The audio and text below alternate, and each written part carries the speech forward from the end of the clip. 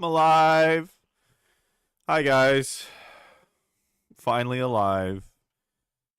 Finally back. I was like, hey, I'm going to not stream tonight, but I'll be back the next night. And then I was gone for 2 more days.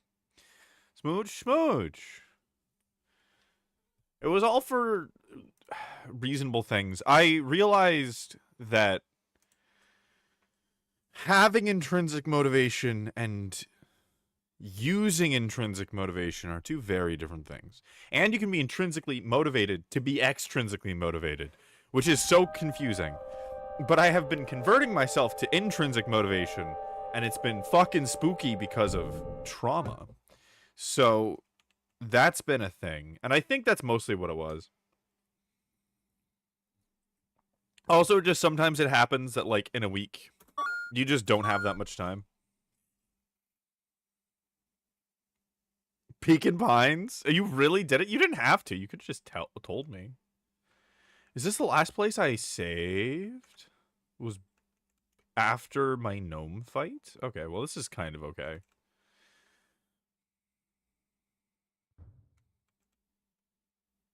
I have to make sure it wasn't before the gnome fight, because that would be weird. Yeah, okay. This is after I talked to Blue. Oh no, before. That's right. It wasn't the one you were thinking of. Oh, okay. Game not show. Oh, right. I was playing Spiritfarer technically last. Thank you. Good thing nothing's been missed yet.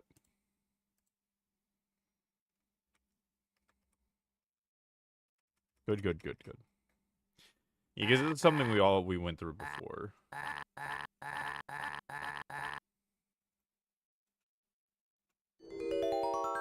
Yeah. Goodbye.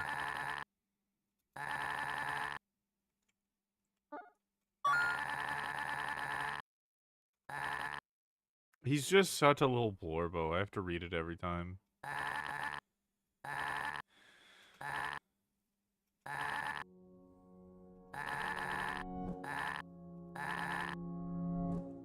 Goodbye, Blue. Goodbye, you sweet Blormbus. I'm gonna miss him. Yes, Rasta Beast. You don't realize it, but we've actually fought so much. Okay.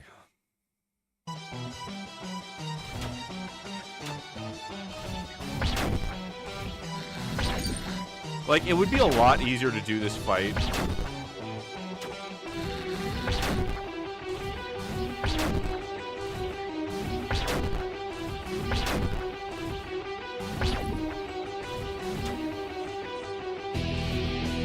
If...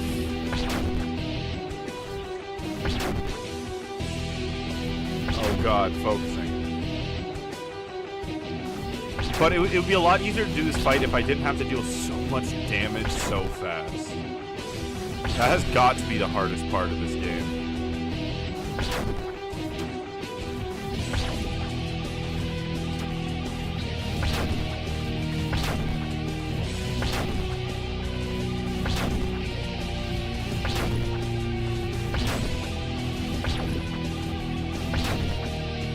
I'm definitely feeling a lot better. I was definitely, like, super tired doing this before. But it's a lot clearer now. But yeah, I just realized that, like, I was essentially relying on extrinsic motivation to ignore my anxiety. And I wanted to stop doing it. Easier said than done, apparently.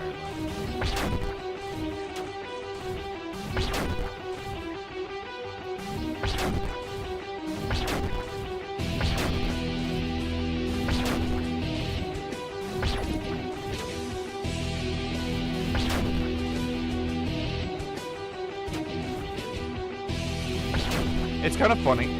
I was watching a video that was like about this project where they get 100 devs and each dev has an hour to make a game.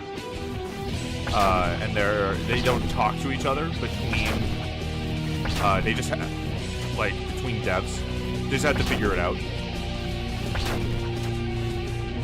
Oh god. What was I gonna say? I completely forgot. Oh, right, the 10 damage thing. That's what I was thinking about. And one of the guys was like, oh, dealing 1 damage, that's kind of boring. And I realized that, like, damage numbers are kind of a language, right? Like, Yu-Gi-Oh! Having thousands of power compared to Magic's 1 through 10 kind of model means something. It carries a connotation to it. It has artistic merit, I suppose. It's not just arbitrary.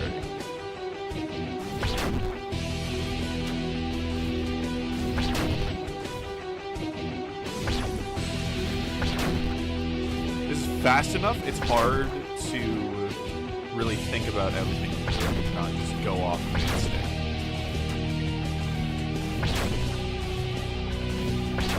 I still don't know if this is the right call for this level.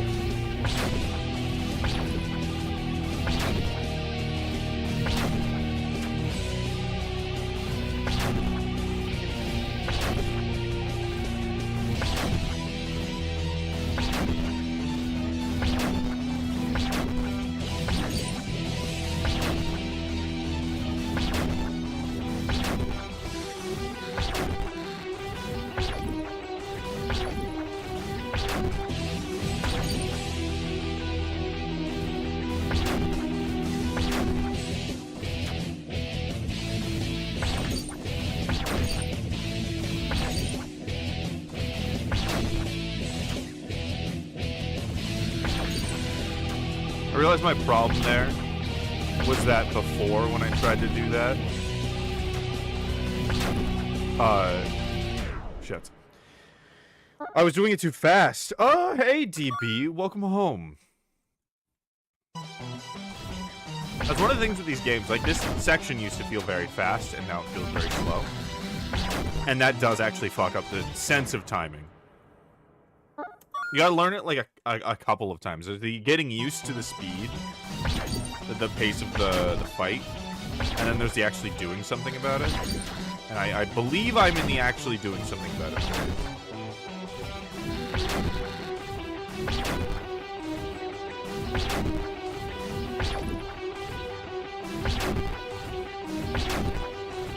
Yeah, because theoretically I should rarely want to jump.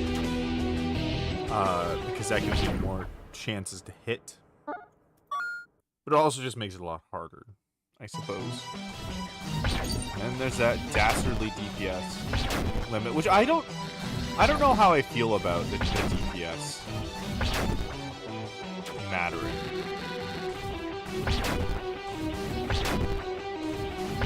It's anticlimactic to survive a fight and not win. But I get it, because that's like the first half of the game. It's just surviving. It's supposed to be different.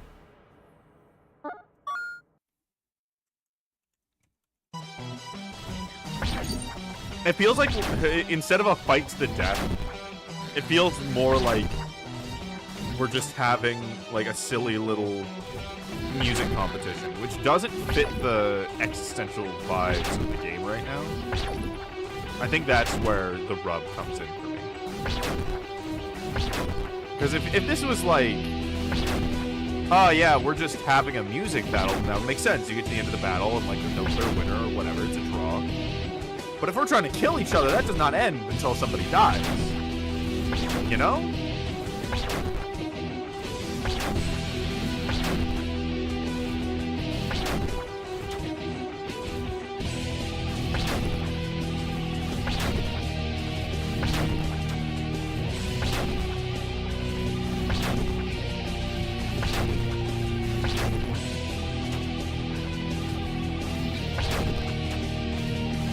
Cat's fucking with something.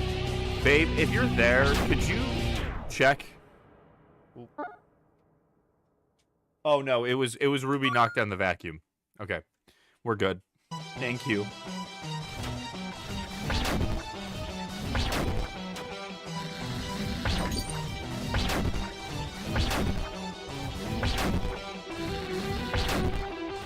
There is a little bit of it, like, feeling like you're inevitable this way. Where it's like, oh yeah, these people cannot escape me no matter how much they try. Red does just kind of feel like, in some ways, like an executioner. Like just a program made to end this virtual environment at some point. Fear. If you want to come out and look, you can. But I'm pretty sure it was just knocking down the vacuum.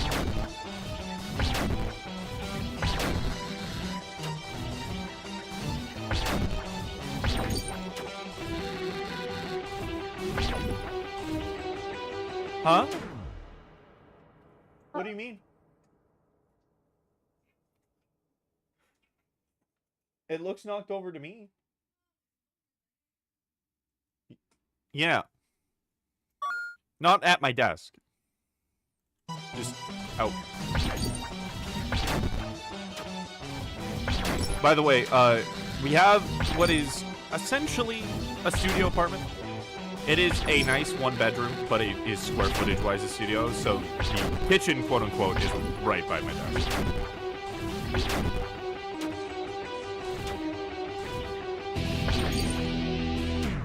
Dim. You can see I'm collecting miles before it actually asks me to, before it actually needs to.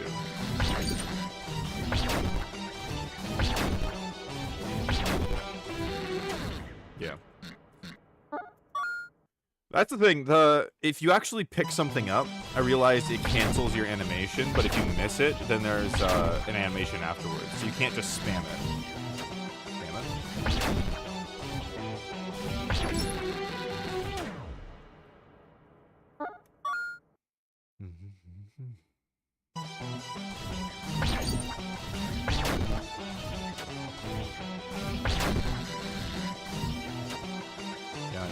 I think I'm gonna finish Spiritfarer next, because that game has been on the list forever.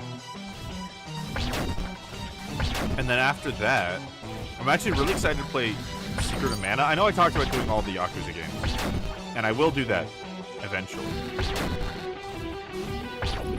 But I have ideas.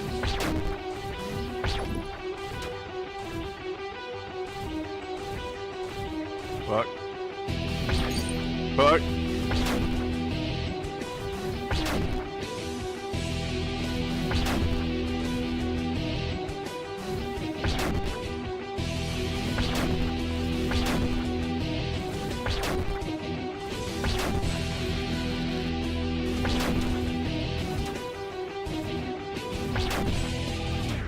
Oh god. I actually picked that up. That was surprising. I twitched to the side by habit.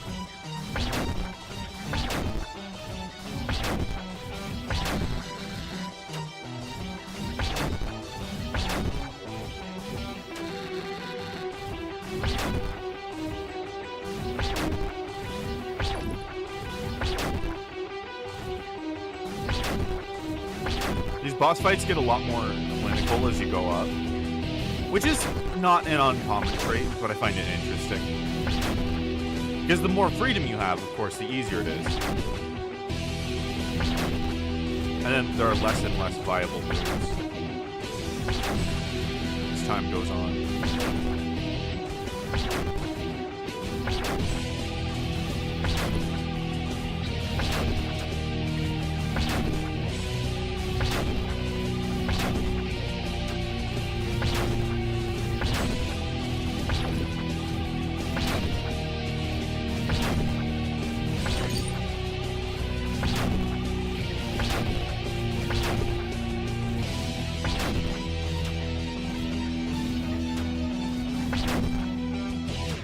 Fuck. There's that speed thing. I think that's one of the reasons why this fight is so hard, is that there are several tempos. And I don't know if this first part is the same tempo as the later part. They probably are. But it doesn't seem to do anything to help my brain actually use that.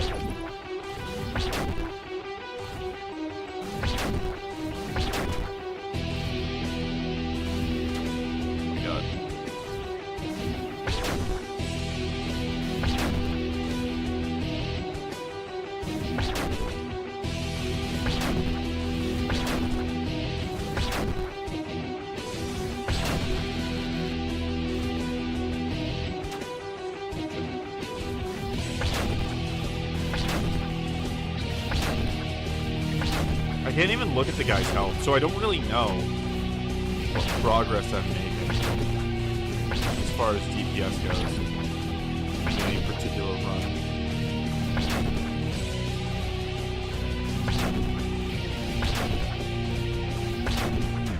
Oh, fuck.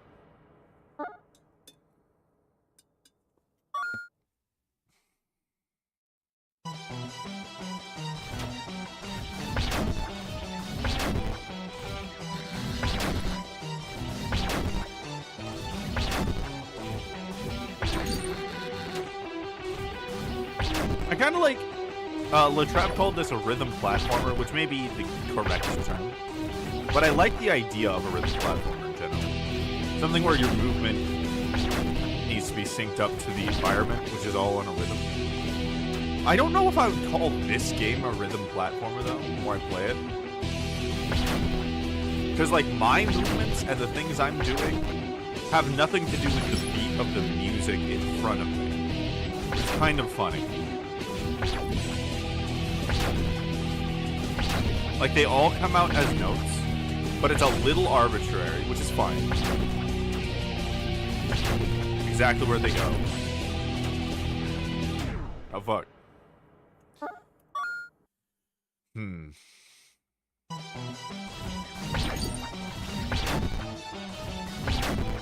I knew I could do that.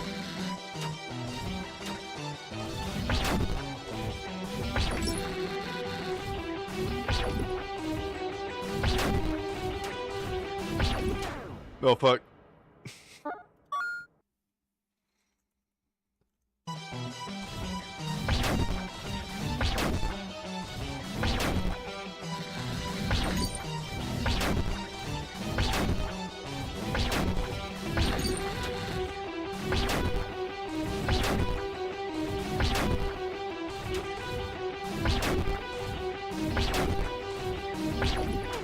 Oh, God. This fight kills my brain. Because, like, even there, I realize, is another tempo change. I suppose in that way, it is a little bit of a rhythm game. I like Beckett's accidental anti-rhythm game. The idea of being outside of the beat. The beat does matter. But it's not about staying on rhythm.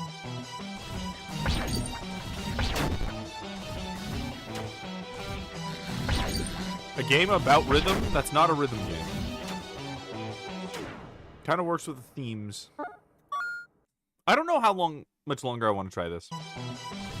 I really love this game. But there's a certain point at which... what is the point of trying to complete this on screen? Because I know myself. I'm not some super gamer. Oh, God. Oh, God. This could take me a really long time, and I'm not sure what the value could be. It would feel really nice. It would complete the story. Which I do want to complete. I do love this game's story. But there has to be a point to call it. Because, like, at least in the gnome fight, it was interesting. But I think I started having doubts when I got to the end of this fight and realized it was a DPS check. Because there's nothing in this fight we haven't seen yet. Right? We've seen this whole fight through and through. I have gotten to the end. I just didn't deal enough damage. And I'm not really the kind of person to make content about being good. I like being good. I like getting good at the game. It's fun.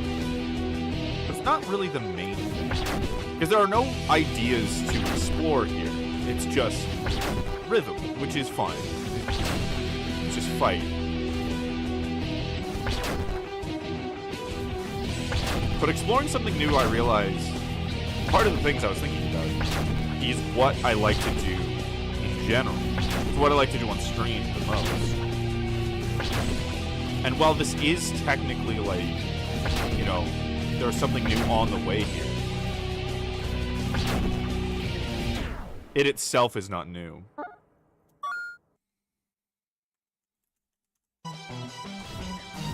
And on top of that, a lot of the other fights are probably going to be the same, though they do seem to be changed up a bit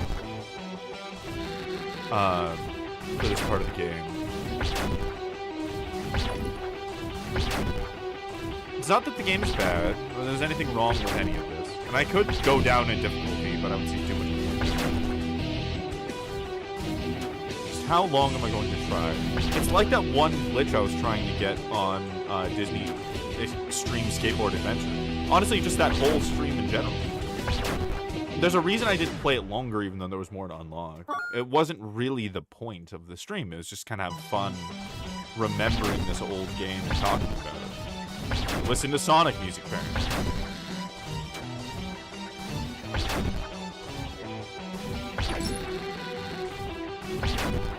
Like, the purpose of the stream has been coming up in my brain a lot more lately. As I've been transitioning into, like, more intrinsic motivation, leaning on that more when making content is what kind of content I want to make. And from the very beginning, the first idea I had, the one that stuck, was exploration. I just wanted to explore shit. It's why I was doing all, like, old games and all that kind of stuff. Is it like exploring the ideas? Why I was fine with Ocarina of Time breaking, like, halfway through. It's because we kind of, like, talked about the things that made it good, and there wasn't too much. I would have loved to play the whole game. But there was other stuff to explore, you know? Let's see if I can get through this section. Nope. My brain was ready to jump. So maybe I try for another 20 minutes. And then we'll call it. Sounds good.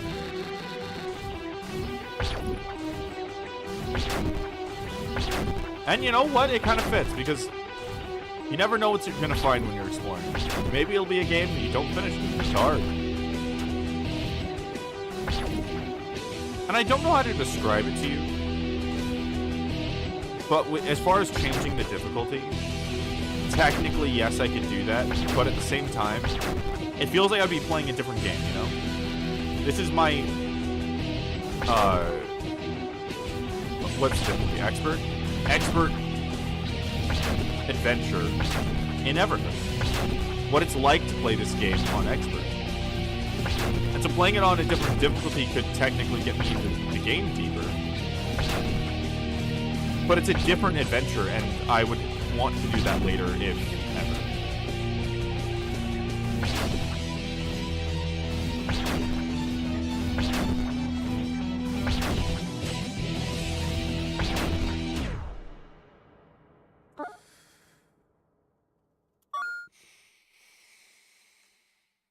And that's why I upped the redeem cost too.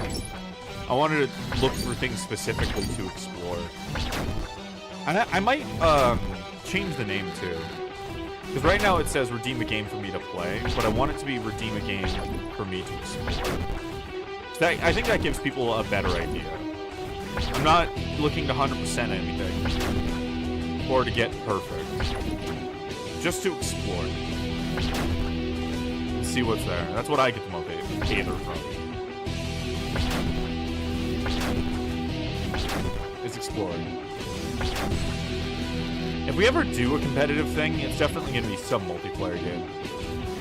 I do always have that jonesing in my bones for some online multiplayer bullshit.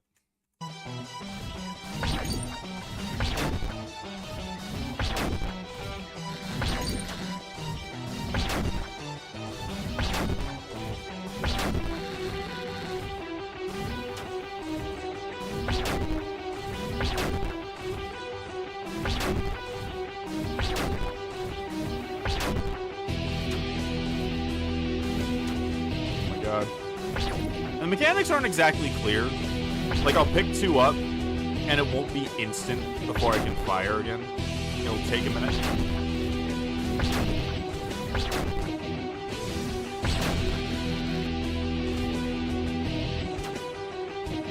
That's a small thing.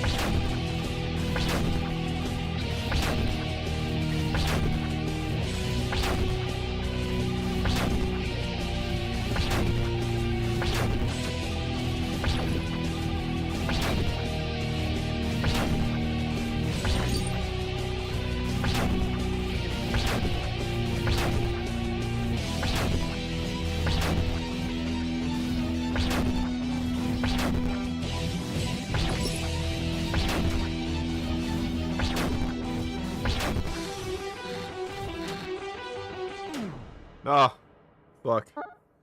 I had it so good. Maybe I will beat him this time. We'll see. Oop, yep. That's been the experience. We'll go on Lutrap.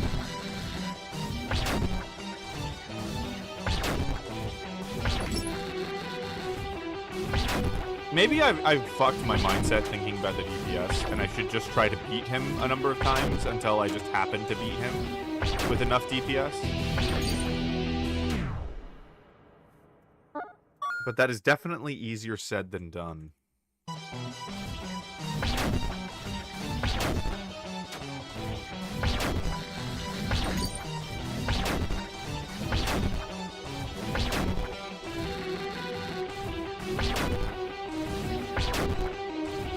I think another thing is that, like, I would be much happier.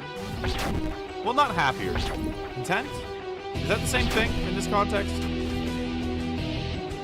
I wouldn't worry about the time it takes to beat a boss if I was doing this full time. If I could do 8-hour streams. That's another thing, is percentage of streams is definitely affected.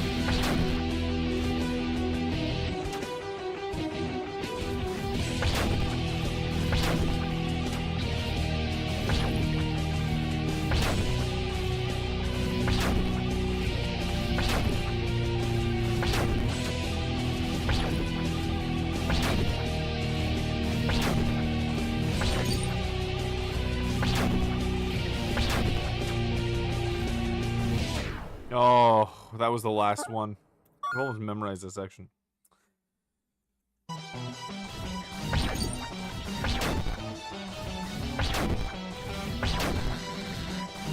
I bet we fight that the knight.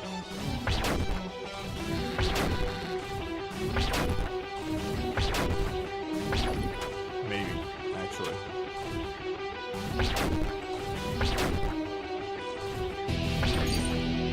He might just be an allegory for giving up.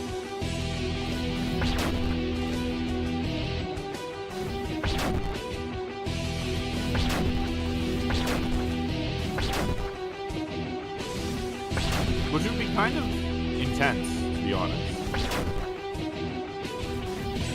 Giving up, never giving yourself a chance to succeed. Oh God.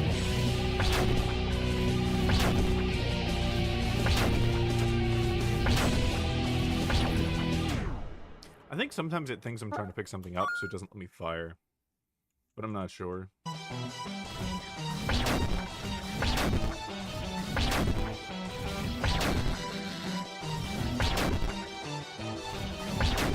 Definitely picking it back up again.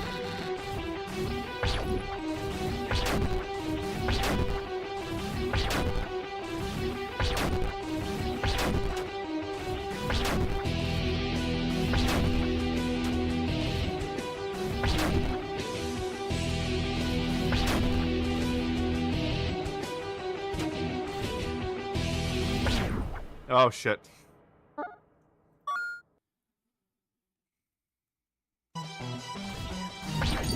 I might make a list of games to go back to once we're doing this, once we're having longer streams. Because not every game, not every stream is going to fit in the same format. Some are better for shorter streams, some are better for longer streams.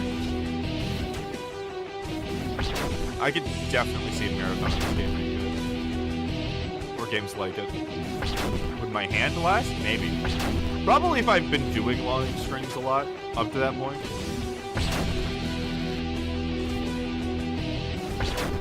We'll have to see.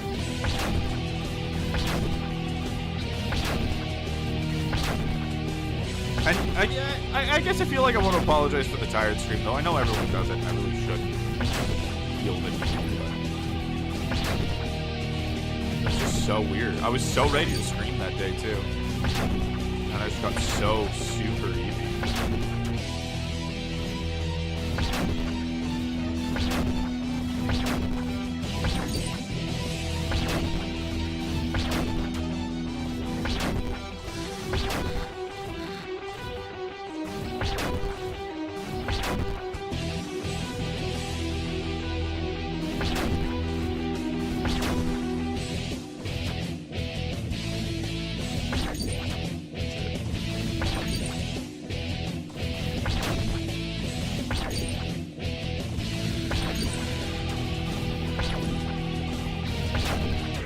Fuck. I didn't even see it. But oh no, we're about halfway through our time. That's pretty okay. I thought it was one. I'm used to looking at 50 and thinking that I have to get off of my break at work, and so I feel like everything happens at 50 or 20. So that's my thing.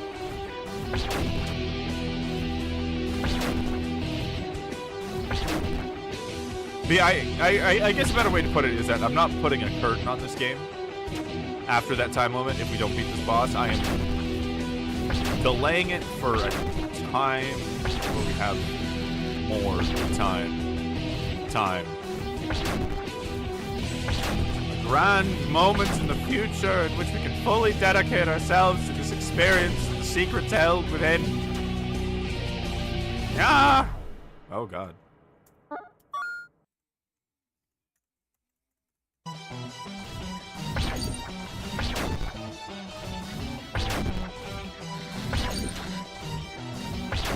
Because I never like giving up on games. Growing up, only having a few games definitely does something to you. It's like, if I want more content, I have to beat this boss level. Like, there's no getting around it. So you just have to do it eventually. I think that's what the, I don't know how to call it, but like,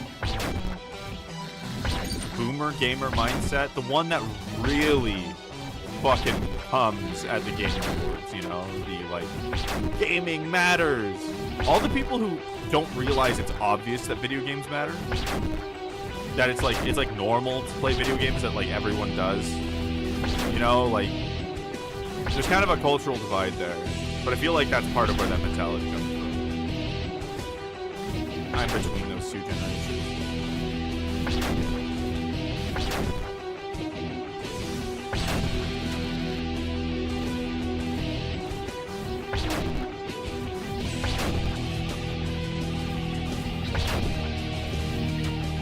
The boomers of gaming, the grognards, which funnily enough, that's a French word. It means grumbler. It's a TTRPG thing to reference wargamers from back in the day.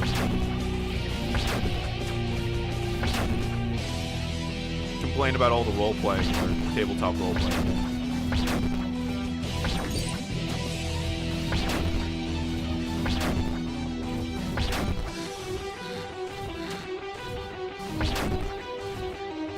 What if I don't want to die? God.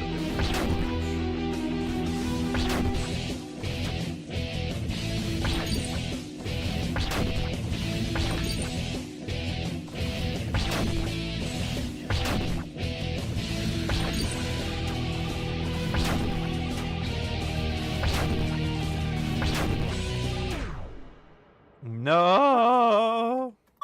So close. But, like, not so close. Like, even then, we didn't have enough DPS to actually kill him.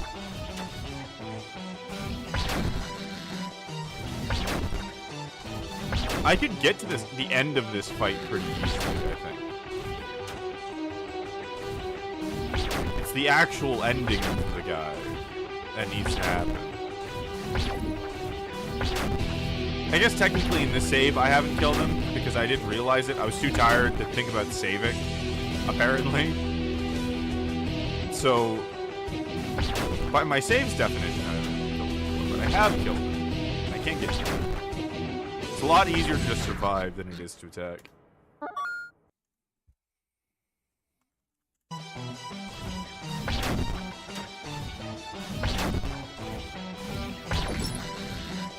Especially, like, because when I was just getting to the end of the fight, you know, I was being as aggressive as I felt I could be. You know, without, like, pushing it. There's just a lot of skills that I need to learn.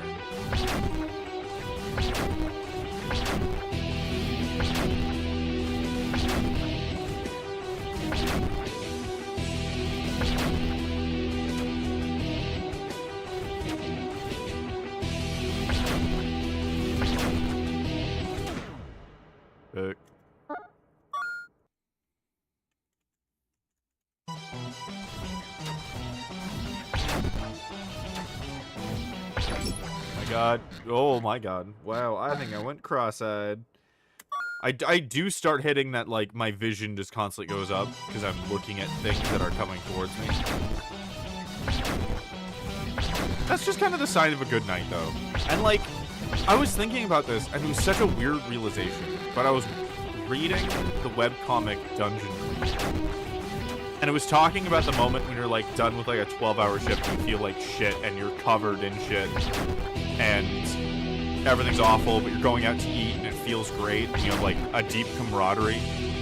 Like, there was a part of me that really missed having days where I felt the strain of what I had done that day on my body. Despite always wanting to get an office job, which I do enjoy and will always take, there is something to, like, kind of getting fucked up by work that is kind of great. Please, everyone, take care of yourselves. But I'm just saying, you know, when it happens, when you work really hard for a day, that I kind of miss. It's why I like playing boss fighting games and stuff. That was the other realization I had, is that, like, what I want to play on stream isn't necessarily exactly just what I like to play in general, right? Not only, like, stream games versus not stream games, which is definitely a thing, but, like, the fact that just because I like a game doesn't mean that I'll want to stream it. Because it's about the content you're making, you know? And what you like to do on stream with your platform.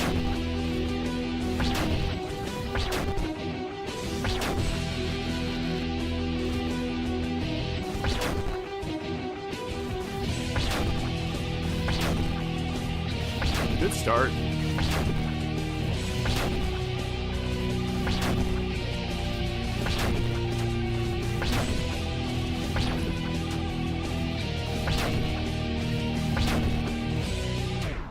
Fuck. Just need to absorb that piece.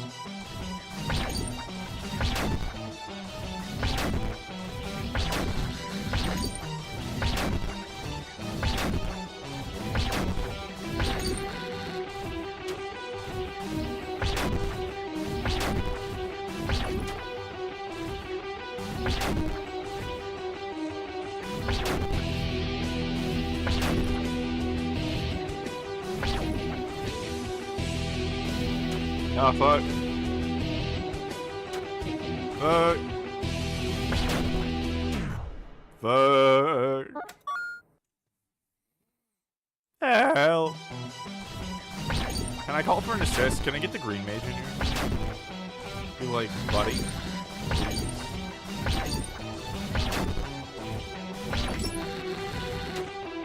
God. I lost 3 attacks. That was demoralizing.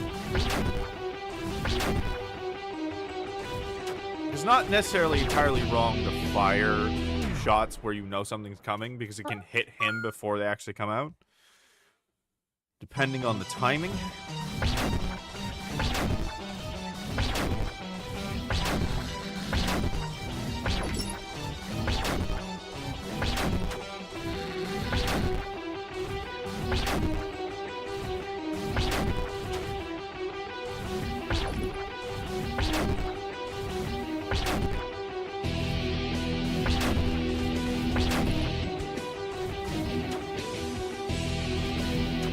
God. I don't know if it's me just not pressing it, but sometimes I feel like the game is just like, nah, you don't get to fire that one. Not for another half a second, which is so long. This is good, though. With the health regen mechanic thing,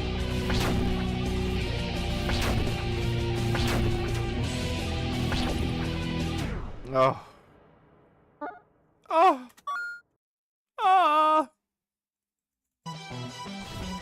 With the health regen mechanic thing, it feels pretty good. It feels like you can definitely make some fuck-ups and you're still okay. Except that is another hard part of the DPS. Oh. We got 2 minutes.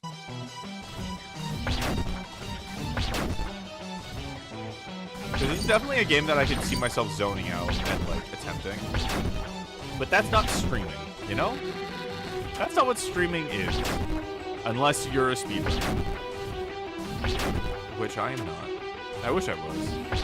I would stop and be a speedrunner in a heartbeat if I felt like I had time to practice that shit. There's a lot of things that I would love to do if I felt like I had time to practice. Last attempt. Oh god.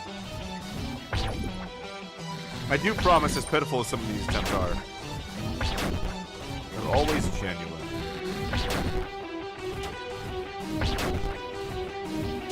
It's about being genuinely that pitiful. Just a little guy.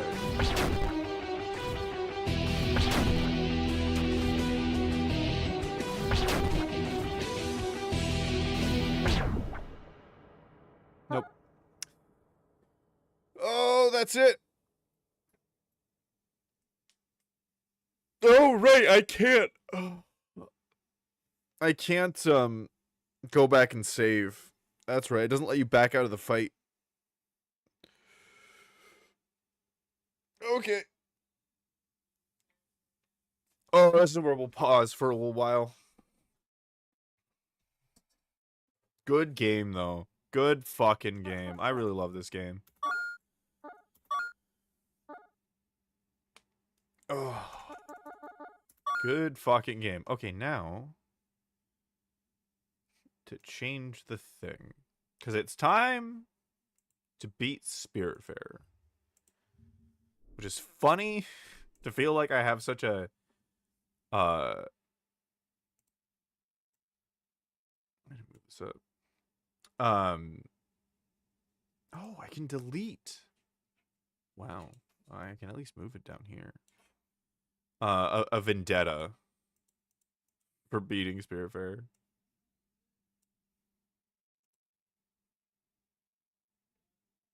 Yeah, that's fine. Hydrate? Thank you for the hydrate.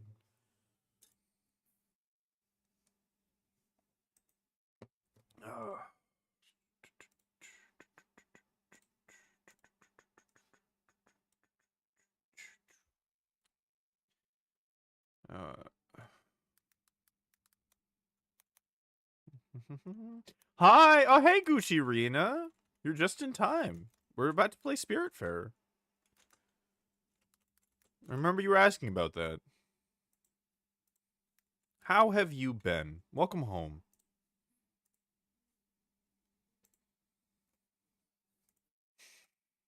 Where is it? There it is. We are. Oh, congrats on the first. You're finally redeeming first again. Yeah, we're finally going back. We're gonna beat Spirit. I've done a little bit since I think you were last on and we were playing.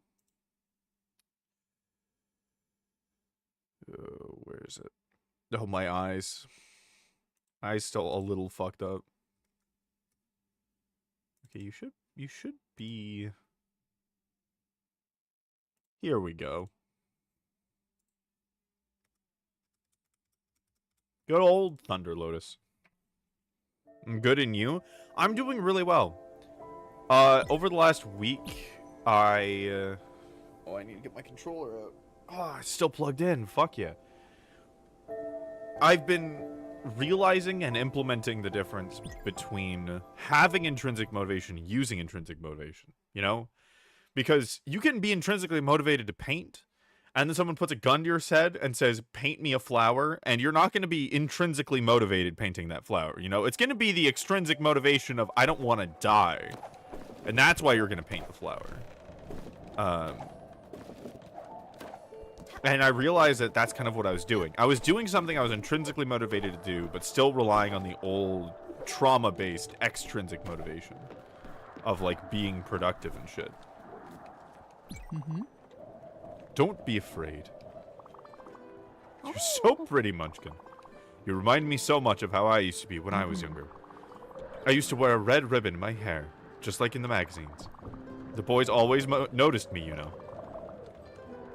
I could have had Tony, the barber's son. He was quite rich and had a red convertible. Or Al, the ski champion. Oh, Al. He had the nicest butt. Damn. Come in here like, damn, he had such a nice ass. But Giovanni, Giovanni. Mm-hmm. Whatever I did, whatever happened, he always made me smile. His eyes like shooting stars, his hair smelled like morning dew. But enough of this. Daydreaming won't get us anywhere. Let's do something productive. Aren't your crops in need of water?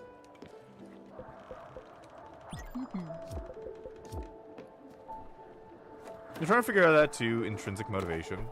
It's hard. And we'll figure it out together. But like, since we're both working on it. Do you need food? No, you're good. I'll give you what I've learned. So, one of the biggest things is to just let yourself do things off intrinsic motivation. It is a habit more than anything. You want to have the least... You want to need the least reason to be intrinsically motivated to do something. Right? Just because you feel like it is hard. But that's what intrinsic motivation is. You know, and you slowly start stripping away other reasons for doing things. Bit by bit. Let's just explore into the unknown. Now that we can. And so, like, painting, right? You're like, I'm gonna do this for money, I'm gonna do this to make my parents proud, and all that kind of stuff. And slowly you want to strip away each individual thing until eventually, all it is because you want to. And that needs to be enough. And it takes learning that that's enough. Oh my god. Thank you. Holy shit. Kujirina. You always comment. You're really becoming the main financial backing behind this channel. Thank you so much. I really do appreciate you. But yeah, like, the hardest thing for me has been knowing that just because I want to is enough. And I'll tell you, you can learn that just as well on something that you find unimportant as something you do find important. For me, the biggest thing, like, the last thing I did was I watched Delicious in Dungeon, which is a show that I love the manga, and I really wanted to watch it, and so I just did. And I'll do that with Ghibli movies, I'll do that with other things, and you can lie to yourself all you need to make it work, to make yourself feel comfortable doing that stuff. But at the end of the day, it's still practice. It's moving the same muscle, you know? It doesn't have to be anything grandiose.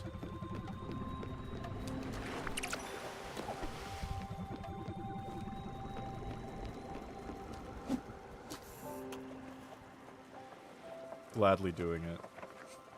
Thank you. We're glad to have you.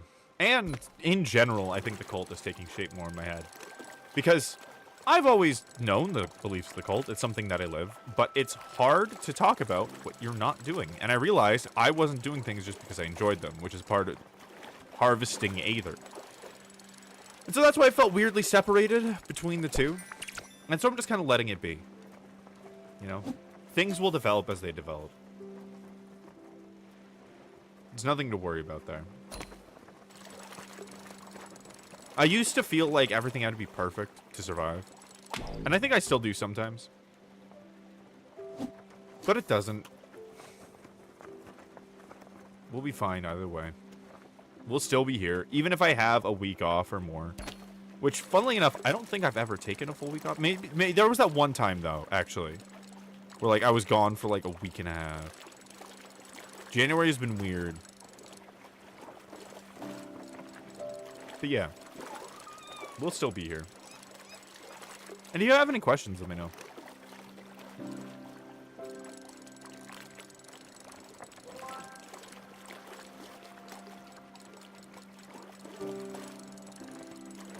It's kind of nice fighting more difficult fish. It feels like it just gives us a little bit more time.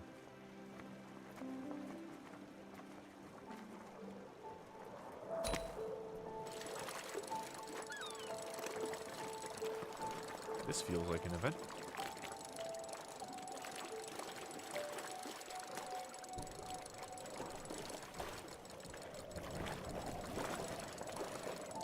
Grab. Oh, no. Loose hand.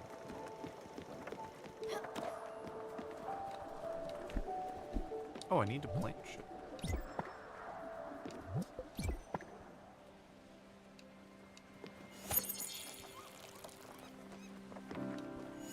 Trying to combat ADHD, so motivation is never enough. I always needed that extra push. I think I have ADHD. Never been properly diagnosed. But I've always had that issue. And I actually have a very specific tool to help you with that. And it's... Oh! I actually found an island. Look at that.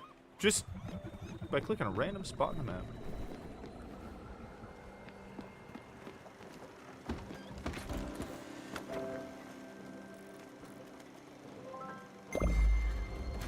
We'll go into it. The key to focus that no one ever told me, because they just kept saying to focus more, and I think the hardest part about focusing with ADHD is you want to use as little focus as possible. You want to minimize the focus you need to do something. That's the key to focus. Not anything else.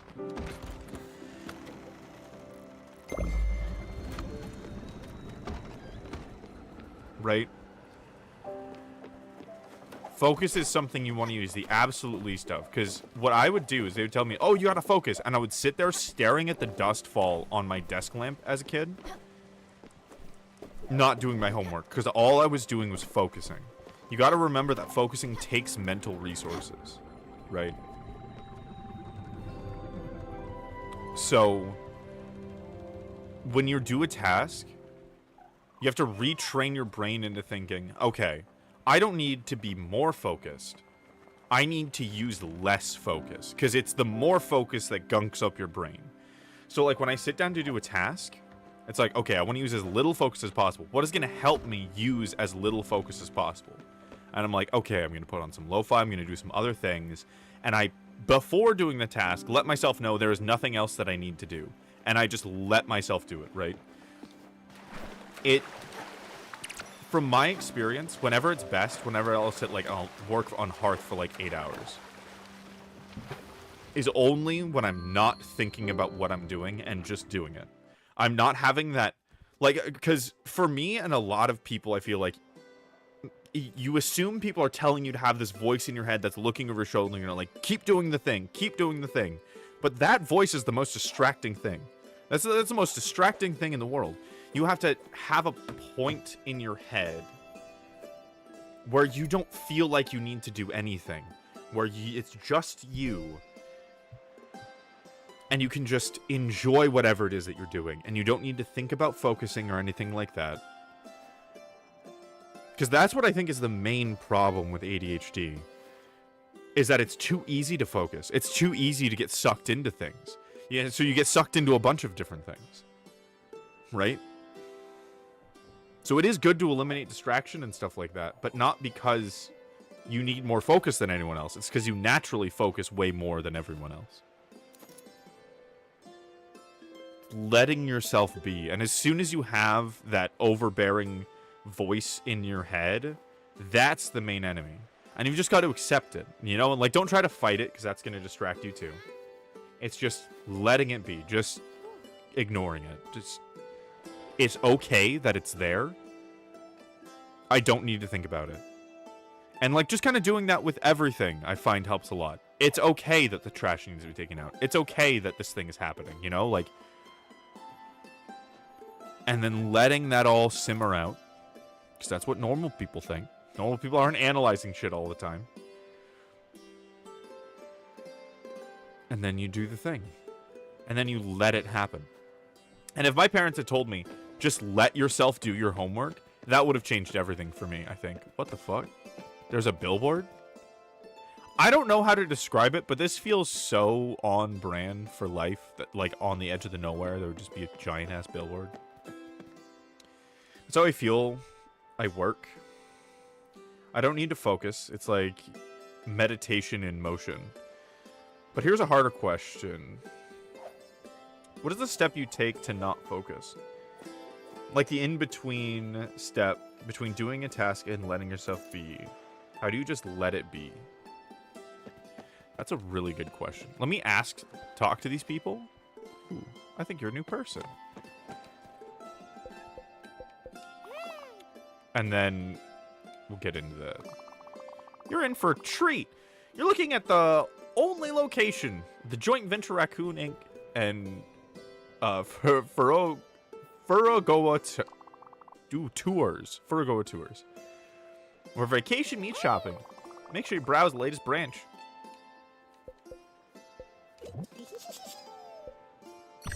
Ooh.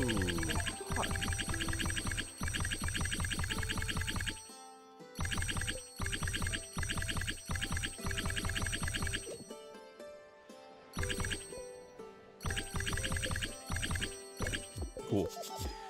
Rare resources. It's such a pretty island, isn't it? This whole game makes everything pretty. I'm waiting for someone. Don't bother me. I assume that is Giovanni. I would have to guess.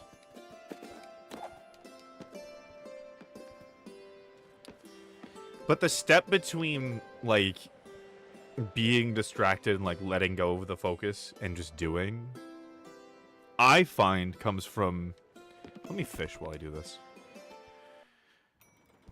Comes from self-acceptance. Oh, shit, the food's... Just before starting the stream, today I have been agonizing over what I wanted to do. And I couldn't figure it out. Just that thought of what do I want to do was paralyzed in my head. That's all that was there. Charon and went up there in the sky. That's all I could think. Right? What do I want to do? But I wasn't really thinking about it. And so I laid down on the couch and let myself think it through. And I think that's the time that has been most clear what I was doing. And it's just relaxing your brain.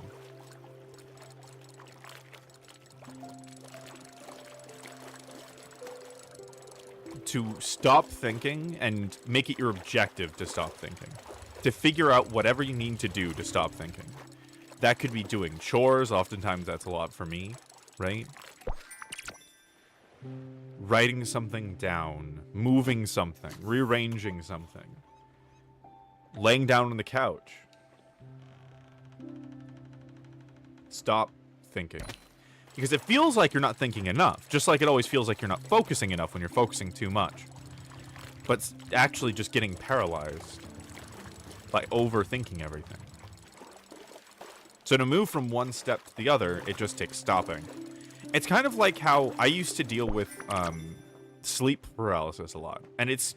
Both of these things are things that I know, but have not nearly mastered implementing.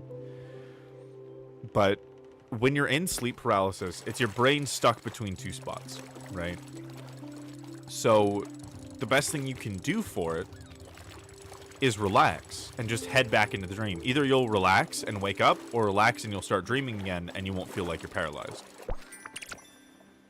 But it's really hard to remember that in the moment. And when your brain is so mad at you and so full of bees, it's really hard to remember.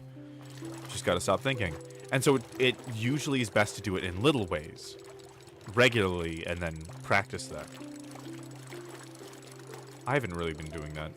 Mostly because, largely, I've just felt undeserving, I suppose. Again, I've been kind of running head first into... Oh, a little seagull. I've never seen that before. I guess it's because we're at an island. But running head first into my own trauma and stuff like that.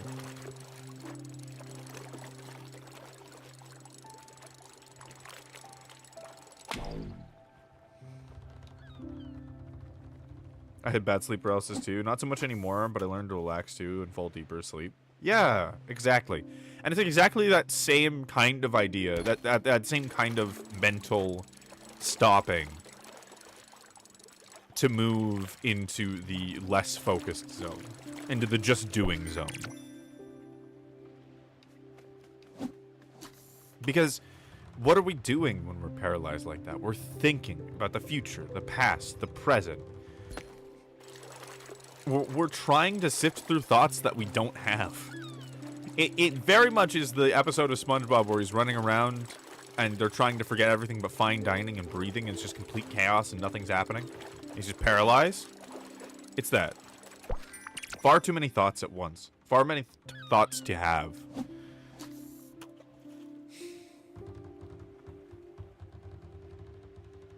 I'm always worried about doing what's right.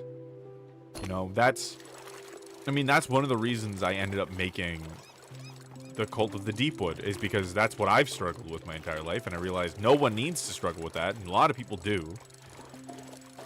But there is no right. And you can just relax. You can just kind of let life happen around you. It'll be okay. And I can say that and be as reassuring as I can. But of course, I'm still working on that every day. But I've got a lot more of it now than I did. And especially after my little think on the couch and this last week of minimal streams, I've come to understand that better. And hopefully it's apparent that I bring more of that to the stream now than I did before. I can feel it, certainly.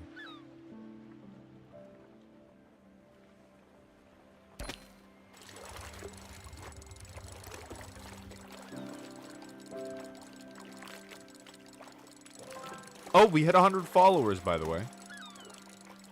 So that's very exciting for anyone who wasn't there for that. I did a Lethal Company collab, and 5 people followed, and then that was that. 6 people went to 101. I did get to see the perfect 100, though. That was pretty sweet.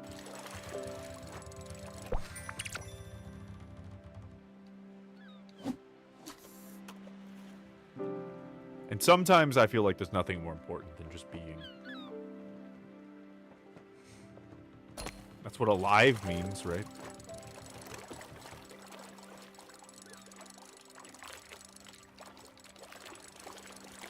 But I can't be sure about that.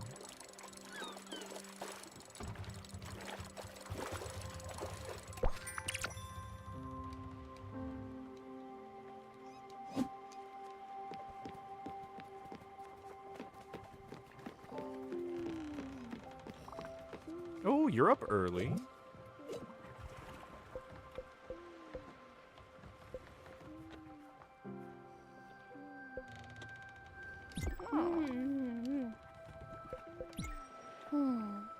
Yeah.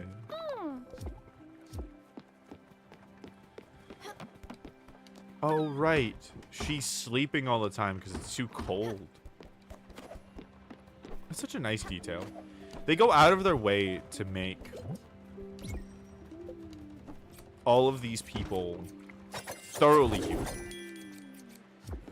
Where they have their different little quirks and needs and habits. Feels so wonderful.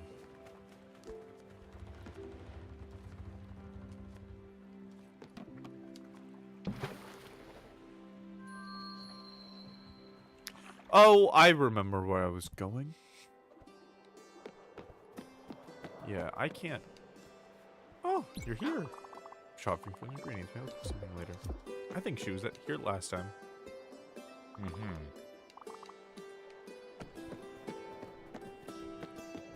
feel like he's either waiting for that person in the house, or he's waiting for... Or that is Giovanni.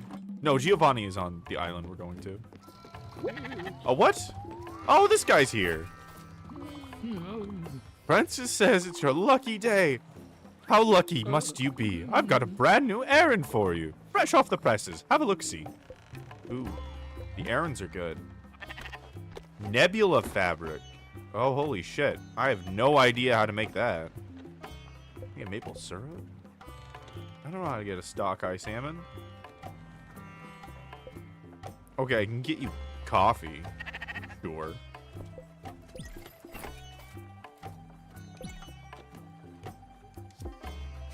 Well, that's that.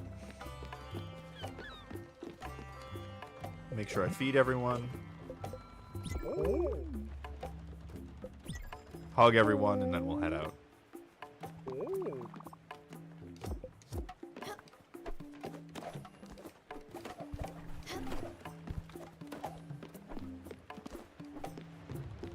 Oh, you're still asleep. Oh.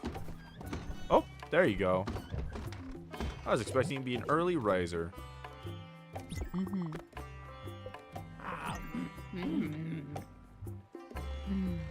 You're such a good job with all these character designs.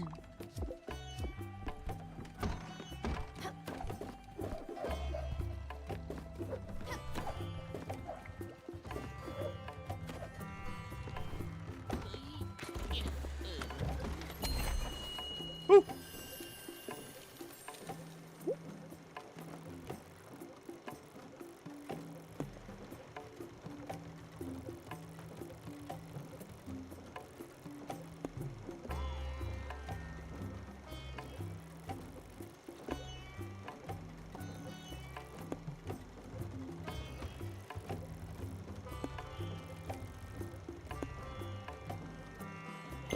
Yes.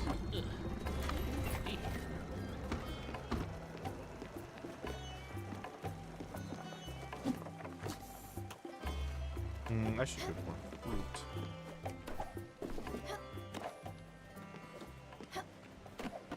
Life's sure a weird thing. We've been doing this for like 10 months now.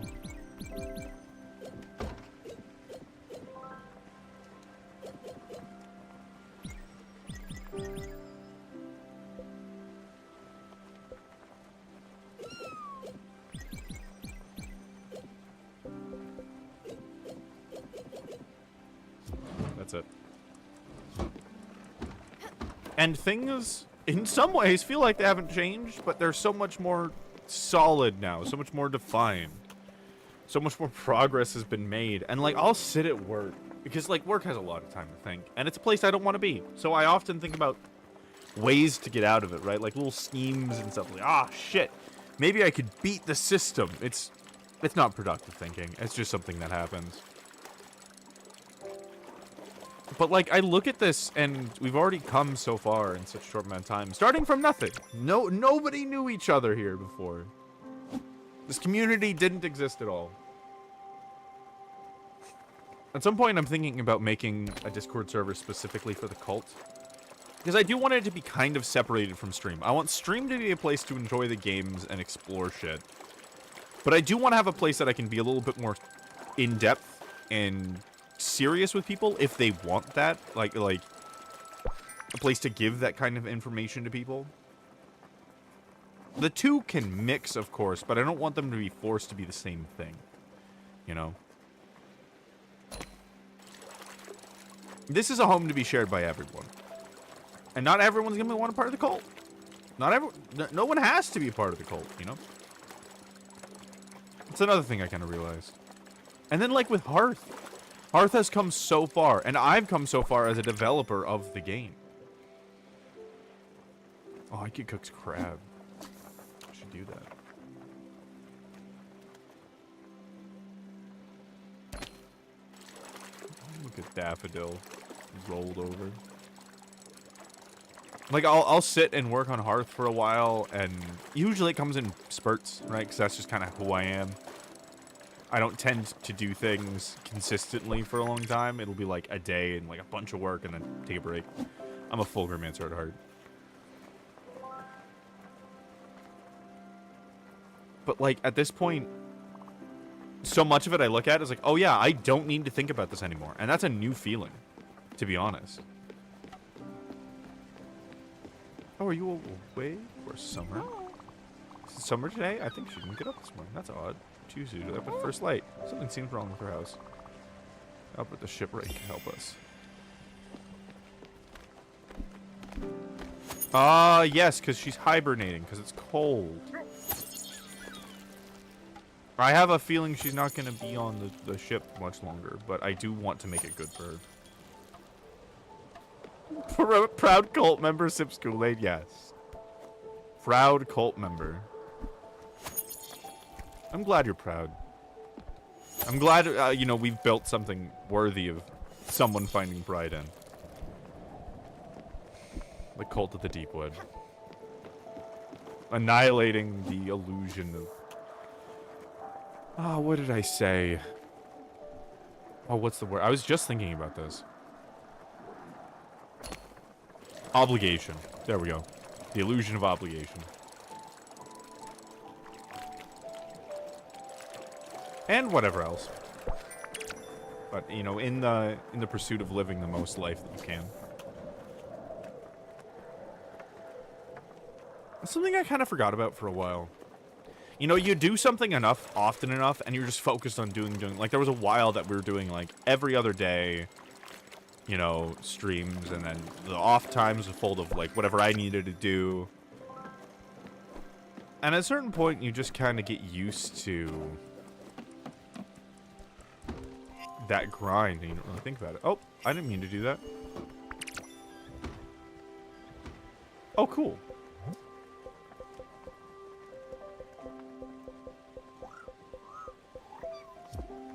Well, I do want to cook, but I guess I still want to cook the fruit.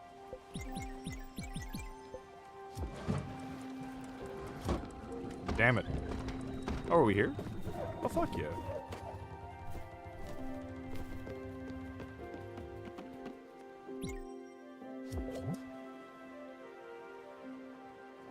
I need a desk. Why the fuck do I get pork chops?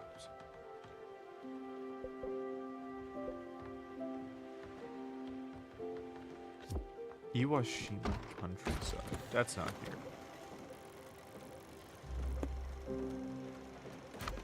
Okay, let's at least check if I can just build a tool at desk. No,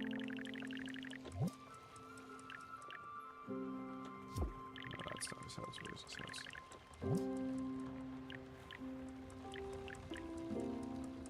Aluminum. That's right. I don't have any aluminum. Oh, and that's why I need to learn to glide. Oh, it's all coming together. Okay, I guess Iwashima first.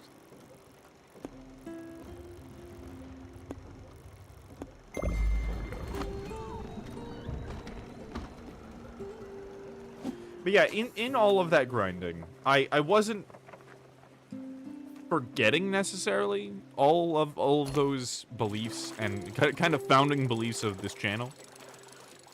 But I wasn't thinking about it. I wasn't trying to implement it. I was just focusing on doing the thing, and I think it was good. It was getting my chops up for streaming, and it was getting my chops up for creating, and ultimately leading to this place where I'm at now of living in true intrinsic motivation. Constant and focused is eventually what I'm going for. That everything I do is just naturally intrinsically motivated. That's what I'm hoping for. Though, I was watching a video with Ven, and they were talking about dropshippers and how they are scamming people for millions of dollars. I'm like, man, I want to be that morally corrupt. I want $1 million, but I'm not willing to do it that way. Give me the money. Let's hope I have this hearth as well. But, like, I'd much rather actually make things that have direct value and learn a craft. My life would be much happier, you know, making games for a living than just drop shipping, which is essentially gambling. Yippee indeed. Your yippies always can be read very sarcastically, and I think that's very fun. Yeah, I want you to know every time I read it, it's like, oh yeah, happy, and then I'm like, that would be funny. It'd be funny if it was sarcastic. We don't cry tears. Yeah, we do give blowjobs with our highs here. Founding beliefs.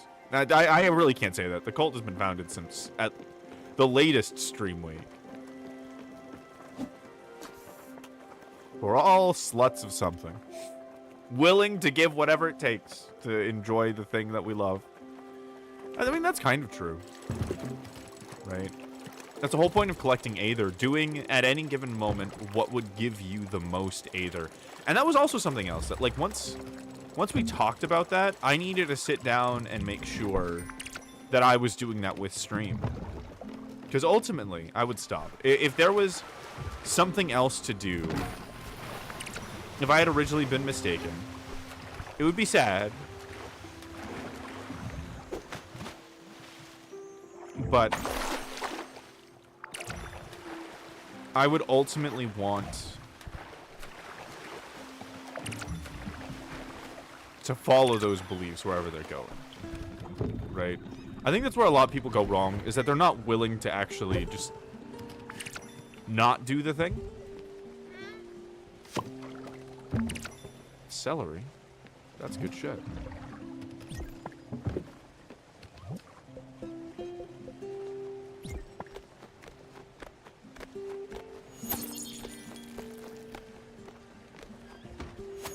They're not willing to actually change their life for the beliefs. They're just like, oh, these are the beliefs, and they line up with my life right now. And then they realize, oh, shit, if I want to keep following this, I have to change. And then they just don't want to change. That's kind of sad. We are all sluts, Regla 2024. Absolutely. I should like, I should just reactivate my Twitter in general. But, like, I should reactivate my Twitter and make that my bio. We're all sluts, 2024.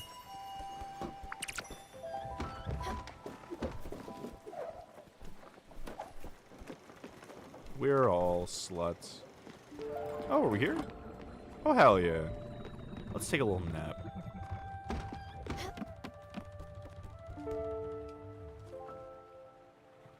Not technically nighttime? Well, let's just fish through it then. Like we normally do. Yep. We're all sluts. I'm proud of that fact. Sluts are something.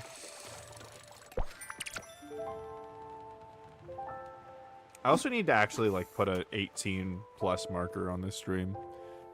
Less so because I have any particular intent, but because I know I'm just going to talk about shit that should have an 18+ marker on it. It's just the thing to do. I'll try to remember after stream. Hopefully remember before the next one. Throw up on social media and stuff, too. It's just important that, like... It's really important to me that I can talk about whatever and not worry about the audience, you know?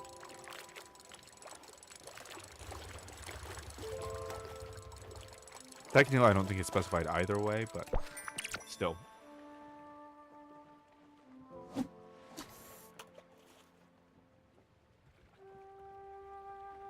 There's this thought in my head of life is too short. But I don't think about it that way. I think about it almost in a snarky way. Just all the people who say it and believe it. And I did for a long time, too. But life is really long. It's just not nearly long enough to waste. It's finite. And everything you could possibly want is in life. Anything there is to want or achieve is in life. So it's not that it's too short, it's just that we get too used to wasting it. It's too easy to waste it, I should say. It's too easy to waste life. Just think about it. Everything wants your attention. Everything wants you to be something else. Everything wants you to do something, to believe in something, to join them in something. But there are very few things that actually give you the most either. If we would to lay out our life, you know, if we laid out everything, because not everything is going to give you the same amount of either in the same context, right? So there's going to be a variety of things, even if you were Deepwood Jesus and were absolutely perfect and never spent a single second of your life thinking about or doing anything that wasn't the maximum either in that moment, it would still be a number of things, but it wouldn't be that many. I always think back to this guy who all he does is fly fishing, and he figured it out when he was like 12, and he just did that and made a little bit of wrestle coaching, and that's all he has ever done, and he adores his life. That is a perfect example of chasing Aether. That's a perfect example of maximizing Aether. That is not giving into marketing schemes. That is not being religious. That is not so many other things that everyone wants you to do, that there's billions, trillions of dollars invested into all the time, that our parents want us to be, our siblings, friends. It's kind of one of the reasons why I consider the Cult of the Deepwood so special, because it's a group of people that have agreed to, as best they can, not do that to each other. To simply encourage each other to find the thing and spend their time on the thing that gives them the most aether. It's like an anti-cult, you know? And I think that's one of the reasons it's important to call it a cult, because cults never call themselves cults. And any that are actually trying to take advantage of people. It's why I really like the tagline, The Last Cult. Because it is antithesis to all of those things. It's about living the life that is best for you, and that no one can tell you what that is, and that no one has power over you. That there's no power to have over somebody else. That there's no possible way that they could take your... Ooh, my cat landed on my keyboard. Sorry, Irene. I'm in the middle of playing video games. She really wants to cuddle. Sorry, honey.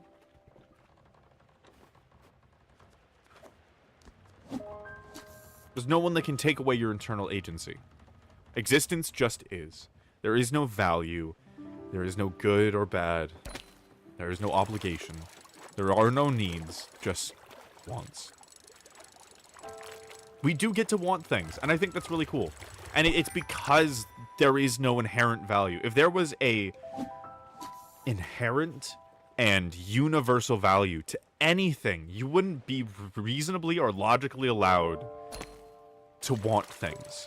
There would be a one set clear thing to want in your context. Maybe it would be hard to figure out, but it would just be one thing.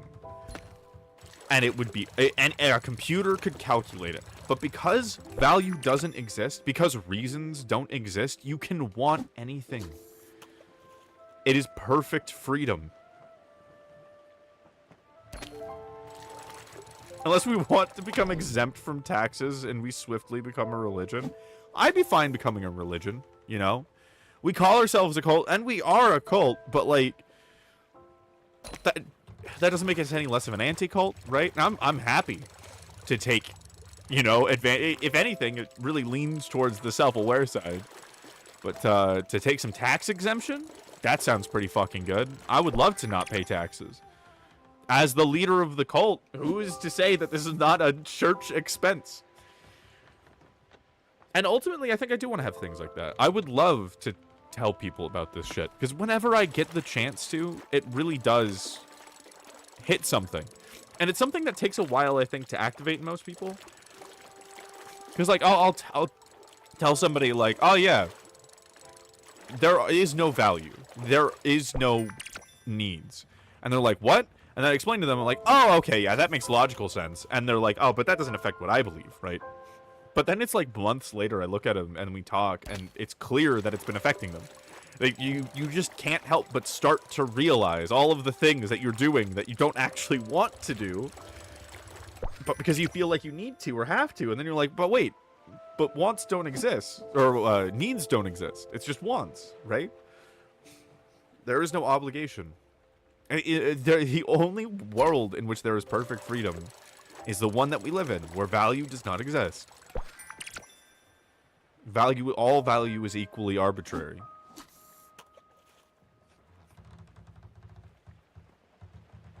Because it can't all exist. It can't all be correct. None of it has to. Well, I mean, at the point in which all of it correct, none of it is correct, and that's where we're at, right? No more contrast or anything like that.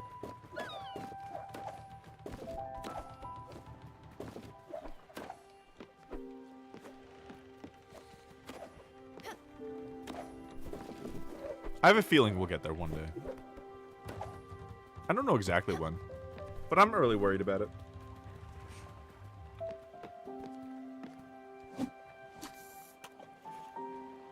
I did realize it's going to be a while.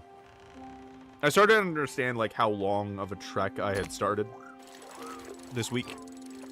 Thinking about finishing Hearth and realizing I'm going to be done with Hearth and probably the next couple of games before this really starts taking off. Because the next couple of games I make are not going to take 7 years. I would be shocked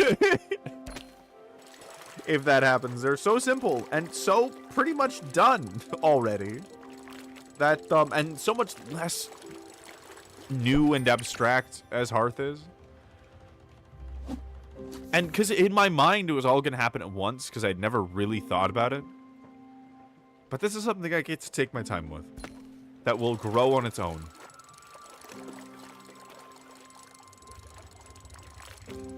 We'll have our little church. And I think that's probably going to be the first videos I make. Is proper videos about the cult of the Deepwood and the beliefs, both the worldview and beliefs and the mission of the cult. What it means to be a part of it. The Oath of Flourishing and all that shit. I'm going to properly, you know, implement the Oath of Flourishing.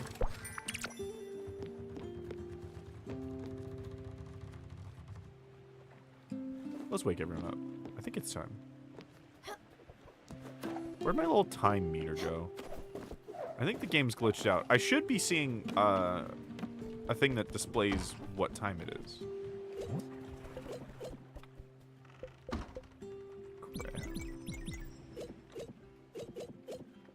Ooh.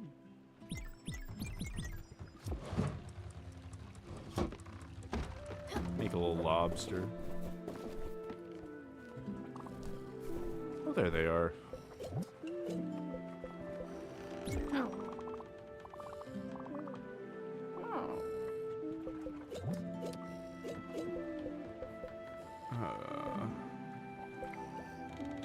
Plane, there we go.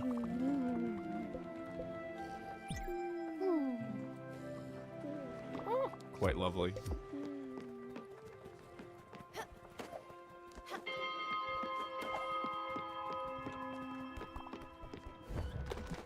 I have something for you here, Stella. I've baked for the crew. Oh, fisherman's pie. Wonderful. Okay, you're hungry.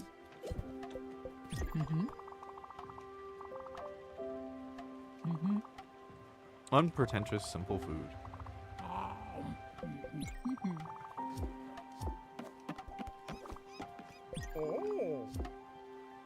Yes, I know you want your pork chops. I can't possibly get to the pork. I just remember giving Gwen nothing but popcorn and coffee, and she was so happy. Man, becoming a proper recognized religion and becoming exempt from taxes doesn't sound that bad. I'm gonna be real. I didn't mean to plant sunflowers. I didn't even realize I had sunflowers. That was an accident.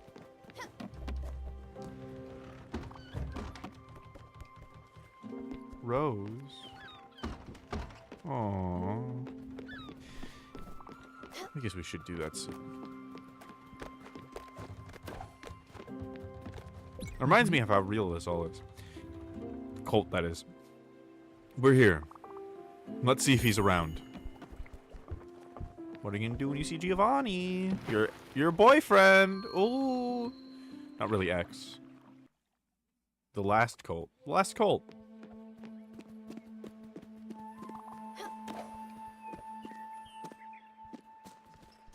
We're gonna talk about... Bring him some wood. Hell yeah.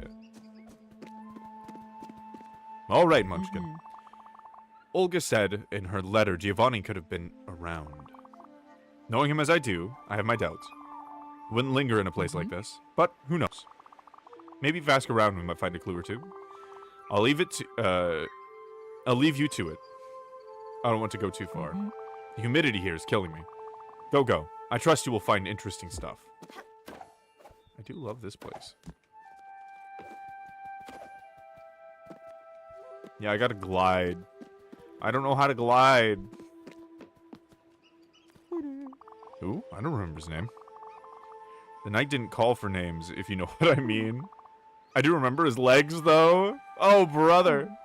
Wait! He has a wife? He didn't say anything about that? He did say he was going to Furugawa. Well, if you ever meet up with him, tell him. Tell him that Lean misses him. Damn, I don't remember his name. I just remember his legs. I could do this all day. Standing on the bridge? Fuck yeah, dude. Same. Are you my gliding teacher? Can you teach me how to glide? I should collect some fucking wood while I'm here. Oh, all kinds of stuff. I don't think I've been this far.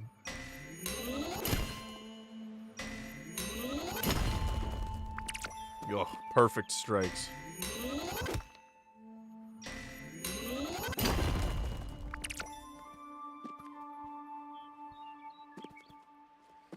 A little distracted.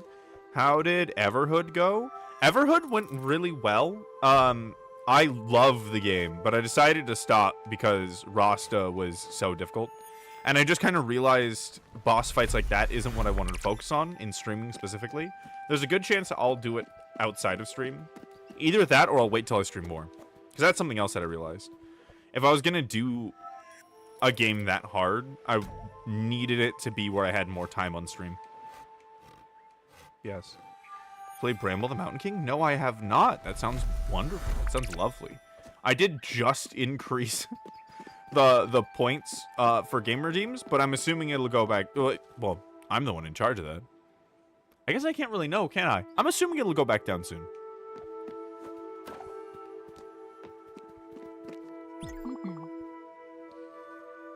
He was here, you say? And he met someone? No. Don't tell me. I don't want to know. Okay, maybe I do. But just a tiny bit. Only where he met. Furugawa, you say? I think I know where that is. I've heard it's a lovely place. Well, at least that's what the brochures say. I've always loved these colorful flyers. They make you travel without leaving your seat. Alright, Munchkin, let's check it out. Sorry, Tool, I'm taking this first. Lower the difficulty. Gives you more HP. I thought about that, and to me, I started that journey on expert, and so it doesn't feel right to lower the difficulty because it would just feel like I'm doing a different game, if that makes sense, like a different challenge. So, like it's a different thing to explore, and I realize like that's what I'm doing on stream is exploring, and that's what I love to do. That's what gives me the most Aether. And just fighting a boss, as much as I adore it and can get lost in it for hours, isn't what I want to stream. You know? If that makes sense? It's not the content I necessarily want to be creating. They have a bit of horror game, some trigger warning stuff, but amazing game nonetheless. It sounds wonderful. That sounds right up our alley, actually. Sounds kind of perfect. Furugawa, I think it's this one. Yes. It was my first guess.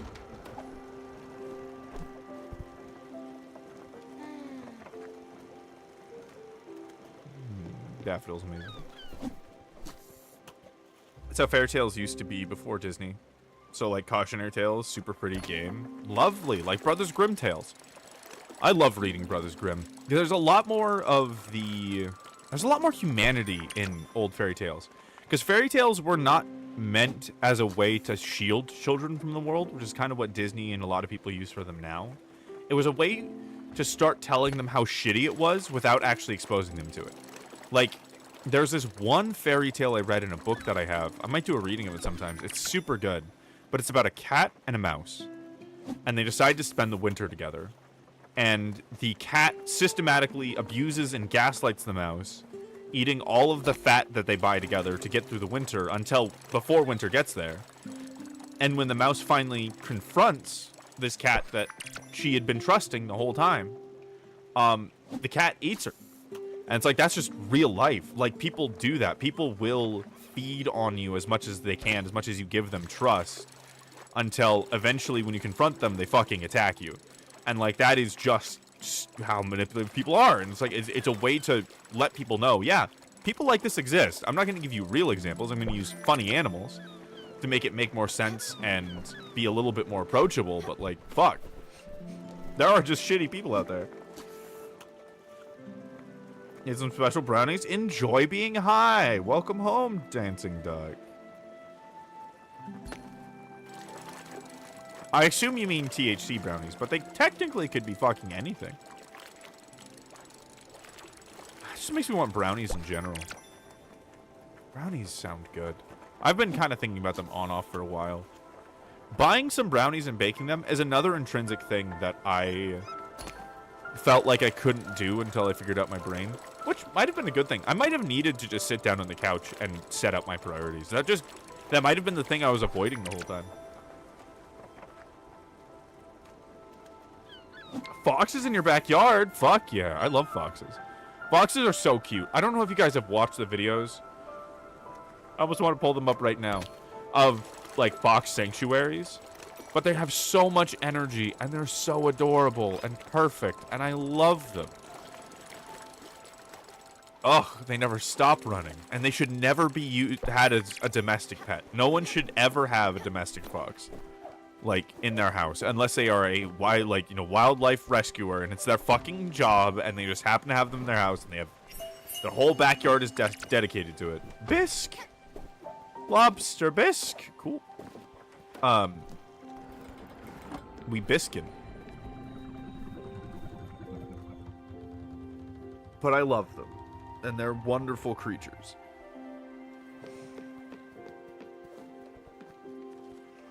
They deserve the world. They deserve to be present. I would elect a fox to be present. Not like a fox furry, though. Those are also fine. Just like an actual fox. You just pull one from the woods and put him in the Oval Office, you know. He's important. Super cute. So cute. Pigeons. We got iguanas. How are iguanas? Because you mentioned you are in, Dutch. Oh, what was it? Caribbean. Yeah. I could see the place on the map, but I was blanking on the word. But are iguanas super common? Because I love iguanas. I've loved lizards forever. Dragon kid all the way. And the idea of having iguanas everywhere is my fucking heaven. Lovely little guys. Just lizards in general. But I'd never want to live in Florida. But in pigeons? We got squirrels, I guess, in pigeons. Yeah, I mean, in New York, that's what you got. A crow or a raven? Okay. Ravens are super cute. I think I would rather have a raven over a crow, specifically because ravens are, you know, a little bit more chill. They don't need as much, like, raven to raven socializing. They usually just mate for life and then they're good. A juvenile raven will hang out with other juvenile ravens, but otherwise they chill out pretty hard. And they're very good companions. Quite a bit. My backyard is next to a forest. That's what my backyard used to be. When I was growing up in the mountains of California, my backyard was a forest. My nearest friends were like 30 minutes away, you know, all that shit. And like, they weren't that far as the crow flies, no pun intended. But it was just those windy mountain roads, which I hate. People's driveways would come out on a blind turn, like in the middle of a blind turn on like a fucking 40-mile-an-hour road. It was, you get used to it when you're there, but it's still shitty design. Especially this place called Alta Sierra. They had driveways so steep that some cars would slide down them, even in perfect weather. So when it snowed and got super icy, it would be fucking impossible. I don't get it. Why make a house on a hill that steep? But it was made in the 70s when it was popular to live there, and then, you know, things chilled out, and then things got really crazy again.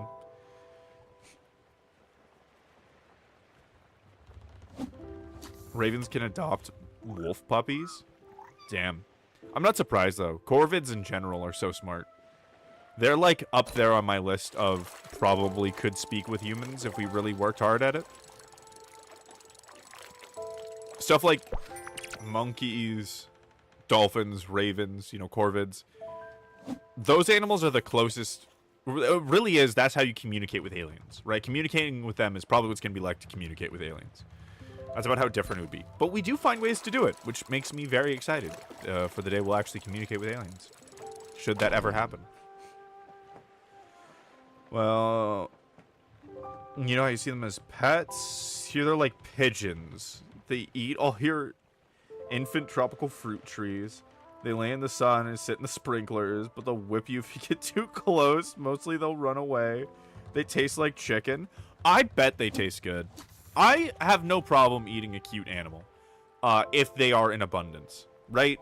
If it's normal and they're in abundance, that's fine. Like, I would eat a pigeon. If we're talking about foxes, there are not enough foxes to eat the foxes, right? That's sad. But yeah. Dutch island in the Caribbean. Okay.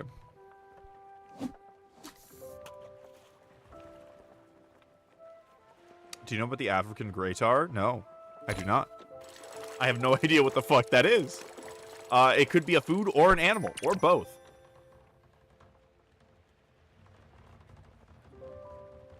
That identify materials? No. Is it like a bug? Is it a lizard?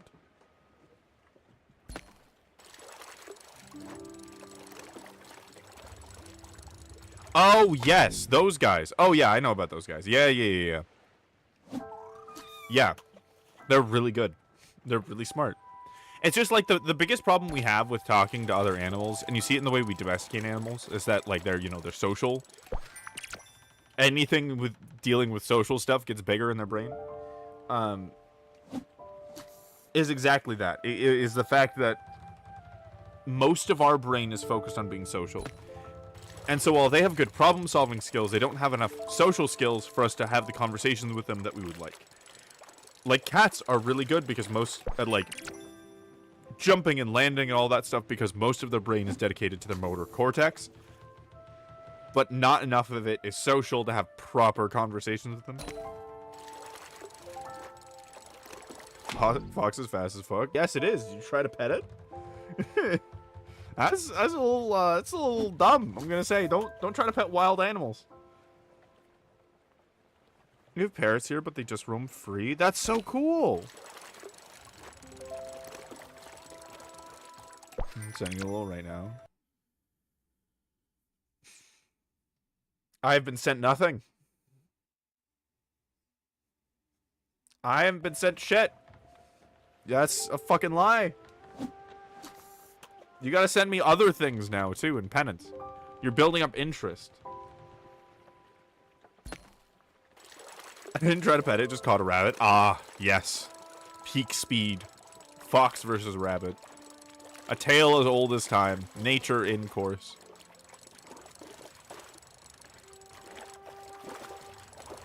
Enrichment.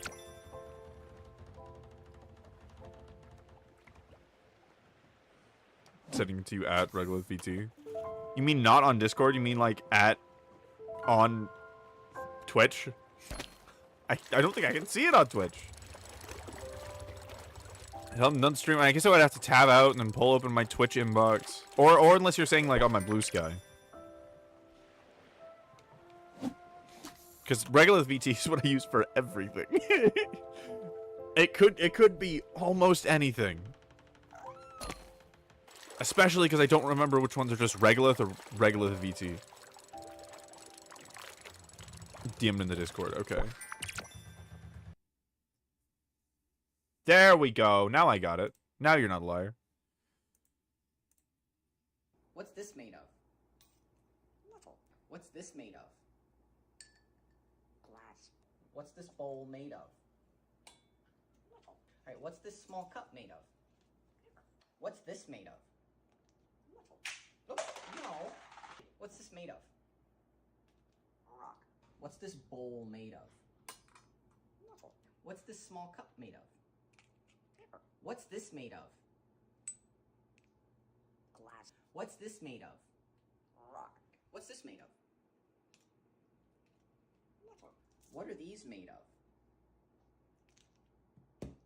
of? Okay, sorry, I went silent watching that. That was so... I completely forgot I was streaming. Latrap just sent me a video that we might watch together of a African gray parrot.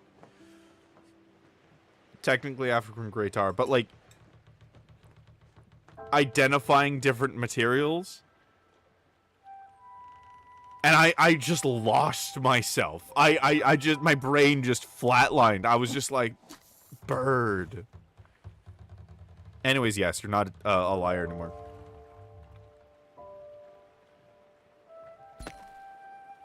Didn't try it yet. I mean, it's fine if you want to. There's just a small chance it'll feel like you are between it and its only exit, and it might bite you, which would be very bad for everyone involved. It doesn't want to do that. Brain rot was insane. Really showing my brain rot, like, big time. Brain rotted. That is kind of the funny thing. Brain rot does seem to feel like the answer to overstimulation, but it's not, actually. It's just getting understimulated.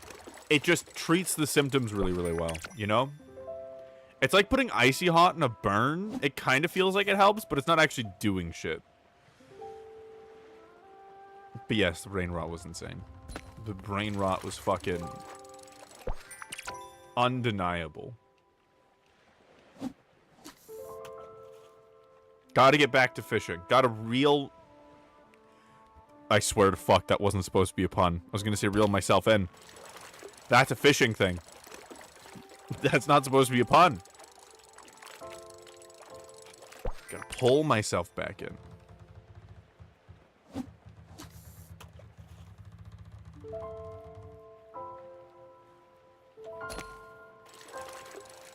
You know what I think is the biggest thing about puns? Is that, like, I would say there are 3 categories of puns, right? There are the worst kinds of puns, which are ones that you memorize and then bring up out of nowhere, completely out of context. Nobody really likes those puns because you're literally just memorizing a pun. That's not the point of it. The point of a pun is to take the context of a situation and come up with something kind of clever to say, right? It is a clever response, and it's not clever if you just memorized it. The second kind of pun is hard to react to and feels kind of awkward, which is another reason why I think people groan, where you make the pun and you set it up to be like a whole joke that people laugh at, but that's not really the point of puns. It's supposed to just be something clever. I think the peak pun, the third kind of pun, is when you make the pun in response to something that's actively happening in a way that is subtle, that no one has to respond to. If nobody gets it, if nobody notices that you made the pun, nothing would change, right? You're not calling attention to it at all. People can laugh if they want to, they can snort, they can do whatever, or most likely they can respond with their own pun, and that's a lot of fun. But I think most people do the first 2 kinds of puns, and then puns get a really bad reputation. I love puns. Puns are good. When puns are good, they're good. I remember I had this girl that sat next to me in anthropology class who would make tons of puns all the time, and it just added something, you know? She was really good at it. She would make puns constantly, and I tried to keep up, but like she always be on top of the pun game, which I can deeply respect.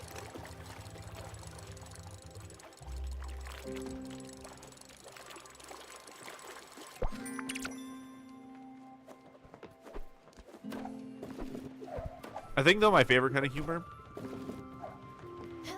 Oh, I need to blow my nose. My favorite kind of humor, unironically, is Venti's humor, where it's just jokes that hurt you. The pink ping pong balls. What's the difference between red and blue? Or red and purple? Those jokes that when you hear them, your brain shrivels a little bit. Like that one. The ones that could be considered weapons, those are my favorite jokes. The ones that attack logic. Ironic humor? Yeah. I think you could call what I was describing ironic humor. I think they're similar enough. Smiles. You know what I'm talking about, baby. Is my description accurate, would you say?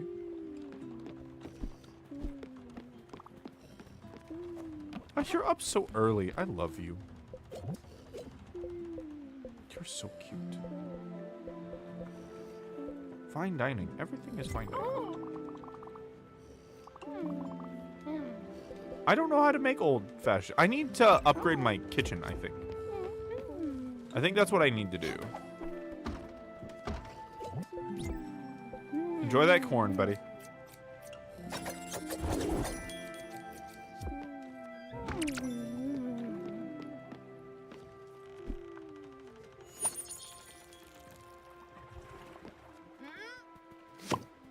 I'm waiting for everyone to wake up.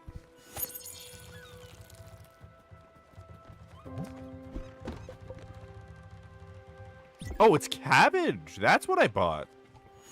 Don't we just love buying mystery things? I unironically love buying mystery things.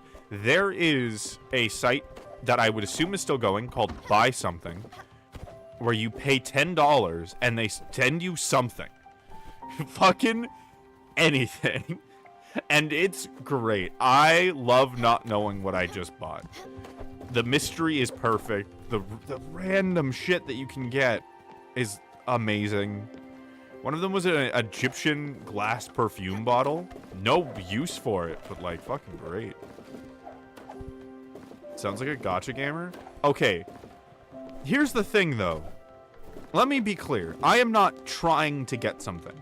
A gacha gamer is going on Buy Something and buying random stuff until they get like a chef's knife. That's a gacha game. Instead of going out to the store and getting a chef's knife, they just buy the random lots until they get the chef's knife in an attempt to save money. That's a gacha gamer. I will just go up and buy the chef knife. When I buy the pack, I'm literally happy with anything that I get. There's a big difference. I want the garbage. When I play gacha games, I don't think I've ever barely felt the pull of gacha games, let alone actually ever fallen deep into gacha games. I want my thing. Whether I want a random thing or I want a specific thing. We're here.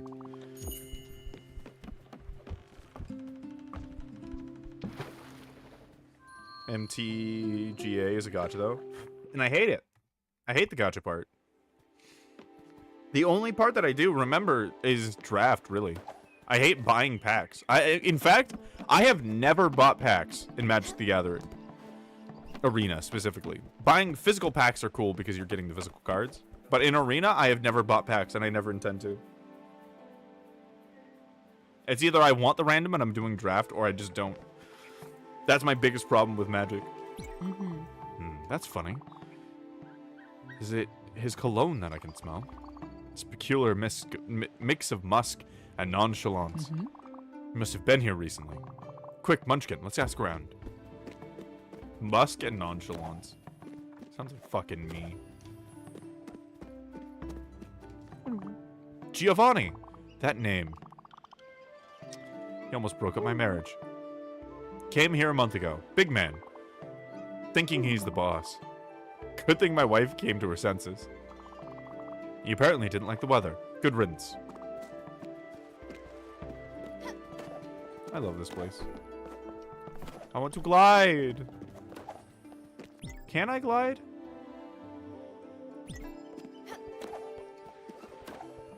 I feel like I got that ability a while ago and I just haven't. Because Stella takes off her hat. Cockatrice Pog. Yeah, absolutely. I just wish there was matchmaking. I'm looking up.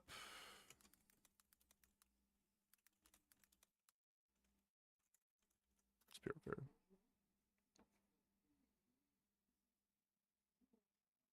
Okay. Okay, so I can't. I can't glide yet. I must have seen somebody glide. No. I love cockatrices. What a bust. Sorry, Stella. Oh, damn it. Enough is enough. I'm done wasting my time. I won't be looking for that hoodlum anymore. I don't need him to be happy.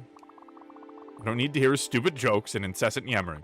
I don't need to be suffocated by his floral cologne.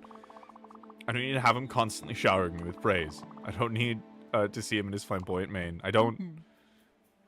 Let's go back to the boat, Munchkin. I think it's that guy on the ice. I'm pretty fucking sure.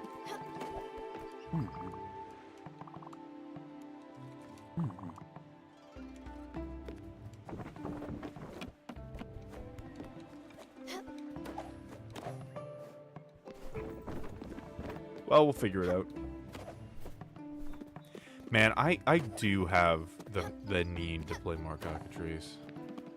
Is there a program like that that actually has... I mean, I guess Cockatrice kind of has matchmaking, but, like, it would have to be matchmaking in our specific format. Maybe I just make a Discord community for that.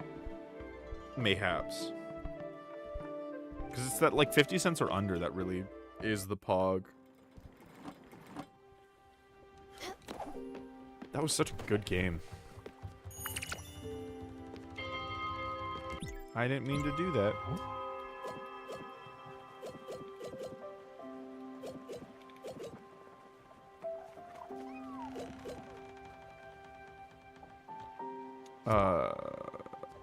Where is... There it is. Astrid, big news. I'm glad to know that my sources have finally panned out. I heard my sister Masha might know something about your husband's whereabouts. You should go drop in on her. Wonderful. Can I talk to you about this?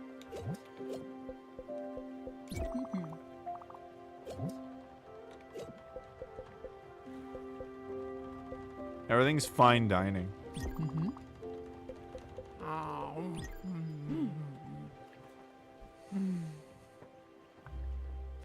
That game? Yeah, the game that lasted an hour and 45 minutes.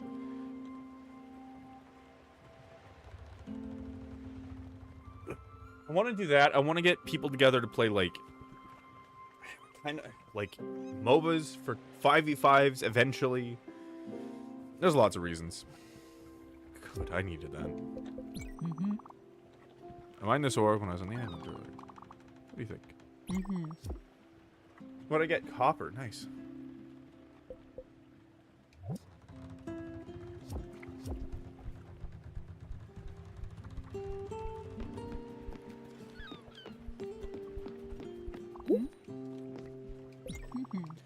Pretty sure love from Oaken. Masha, you say? She's her sister.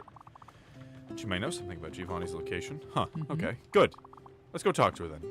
She is, how to put it, special. Me and her, let's say we've never been friends. And Stella, thanks for playing Messenger. You're wonderful. Cute. Okay, where the fuck is Olga?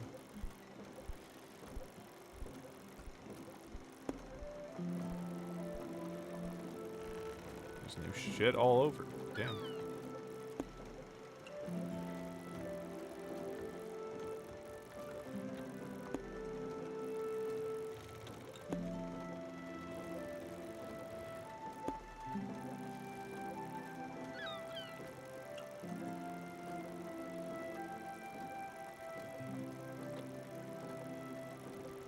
Well, we needed to talk to the shipwright guy to get an upgrade anyways. Ooh, oh, here she is, Masha. There we go. Okay, yeah, so let's go here first. And then we'll hit this shipwright and then head over.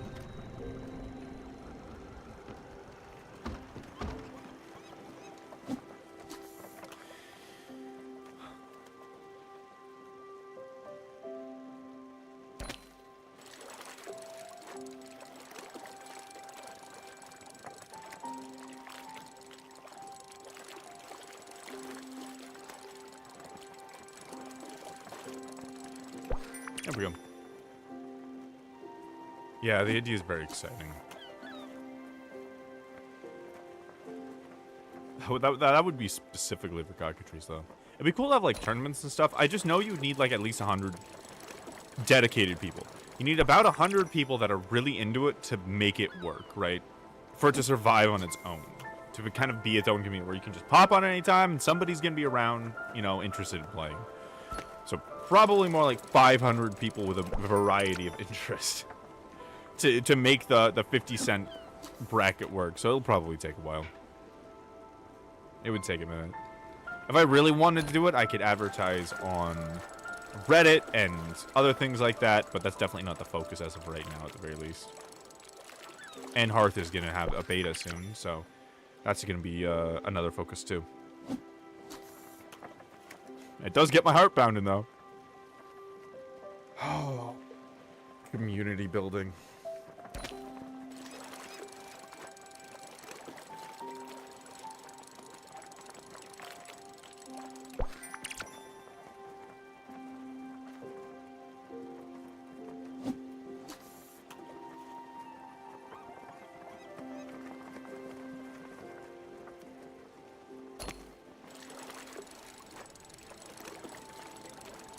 I love these little eclipse areas. I don't know what they're for, but I love them. They're fucking gorgeous.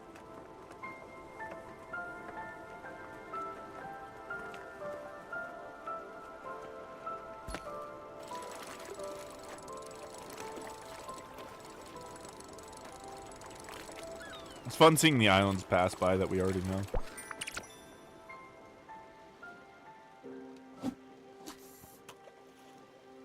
My leg's bouncing now.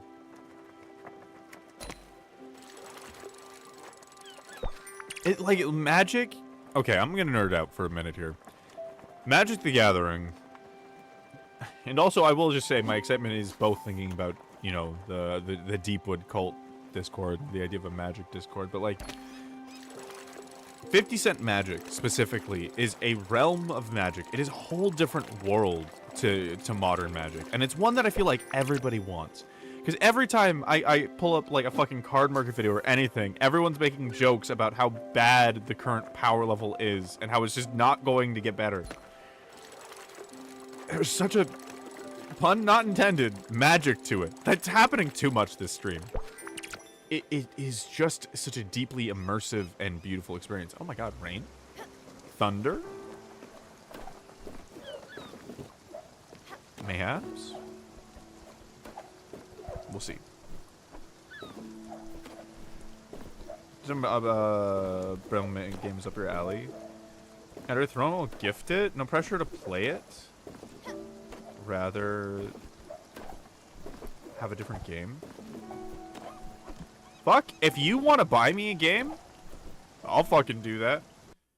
I gotta remember my Throne login.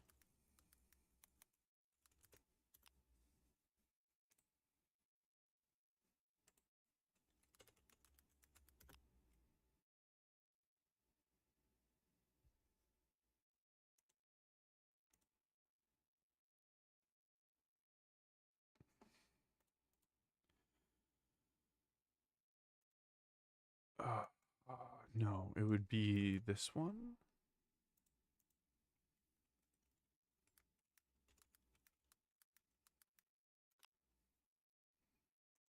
I'll figure that out later. That was set up a long time ago.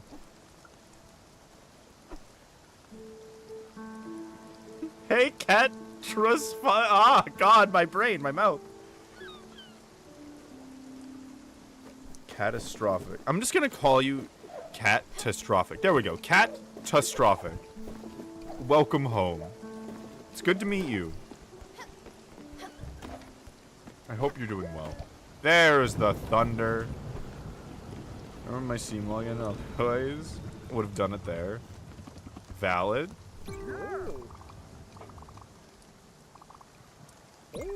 Woo! I also don't think Twitch takes a part of Streamlab donations if you wanted to make a donation on stream. I think that also works.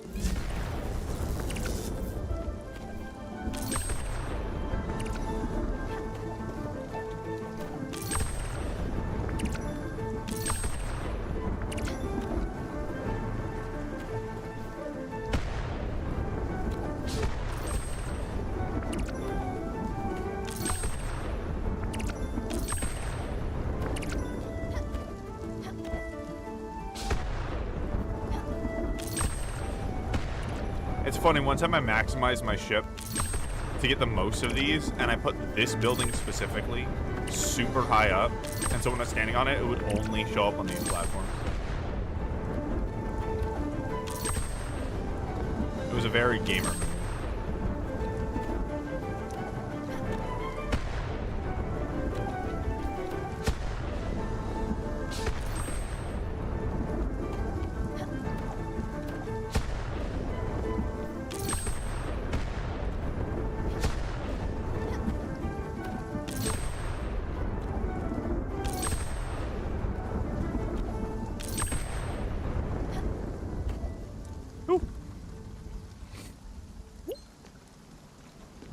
Also, I don't want to pressure you to play something. So just a gift to play when you feel like it. If you want to stream it, it's a bonus. Sure, I can donate through Streamlabs. Yeah, if you donate on stream, it should be set up. There's still lots of things I need to learn. Lots of things I want to learn specifically.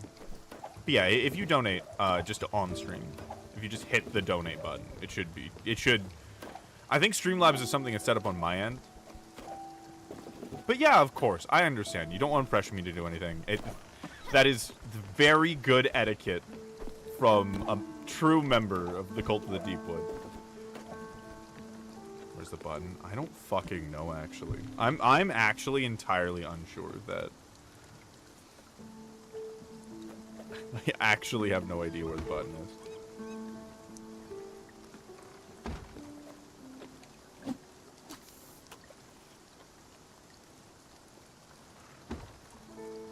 Babe, my dear Venti, my partner, my beloved.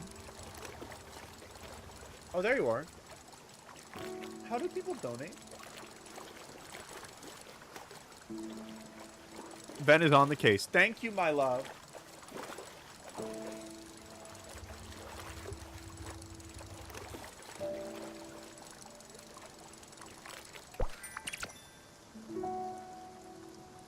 At some point, I should just do a deep dive of all of the different things on Twitch. What's funny is the only reason I haven't is because it scared me so bad. Like, I felt like, again, if everything wasn't perfect, it would just fall apart, and so I just didn't want to see it. It very much was the, yes, just pretend it's not there, which is not anything I was consciously thinking. Just a lot of fear. Fear from old trauma.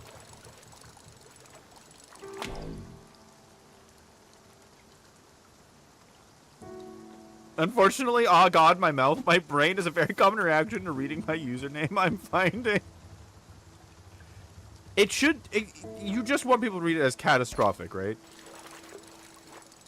I don't know if it's available. Because availability on Twitch is definitely a big thing, and it's awesome that you have it the way that it is. But I would have read it catastrophic without the space. If it was just 2 T's, I would have gotten the catastrophic thing. But the space? Because, like, I get it, right? I've seen that word. I know that pun. Like, the catastrophic. But just trying to read catastrophic on its own is such an alien word. Again, no problems with your username. But if you don't like that reaction, if you wanted to change it, I think that would work.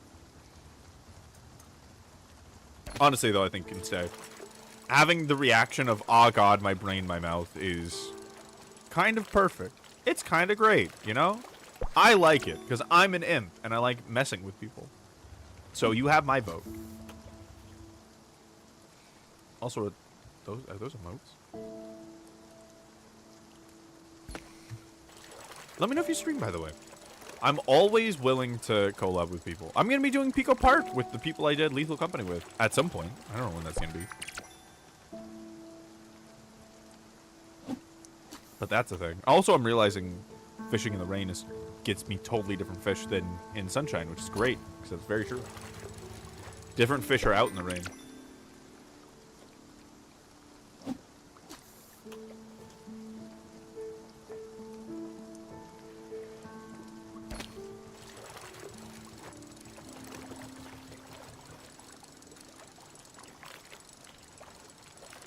People usually just call me Cat to make it easier. Fair. Fair. But I'm always happy to attempt a problem that's going to melt my brain. I don't mind that feeling too much.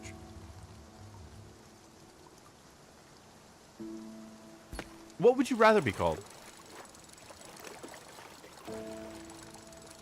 That doesn't have to be even related to your username now that I think about it.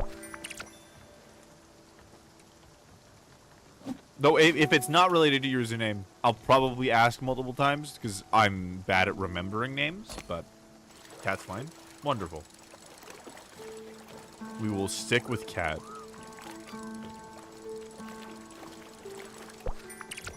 Welcome to the community. Welcome to the last cult. Cult of the Deepwood. If you want to know what that is, and any of those beliefs, let me know. But you don't have to. We just explore random shit here. That's pretty much it. It's funny because, like, I've had different phrases to describe different things as I've figured it out over this last year. But we just explore shit. Explore whatever we can get our grubby little hands on.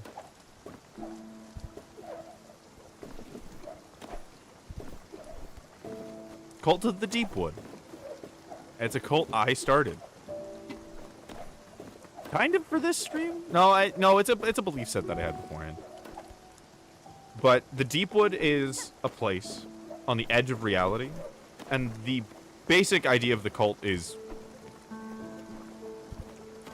well, the goal is to live as much life as you can by meeting reality where it is, right?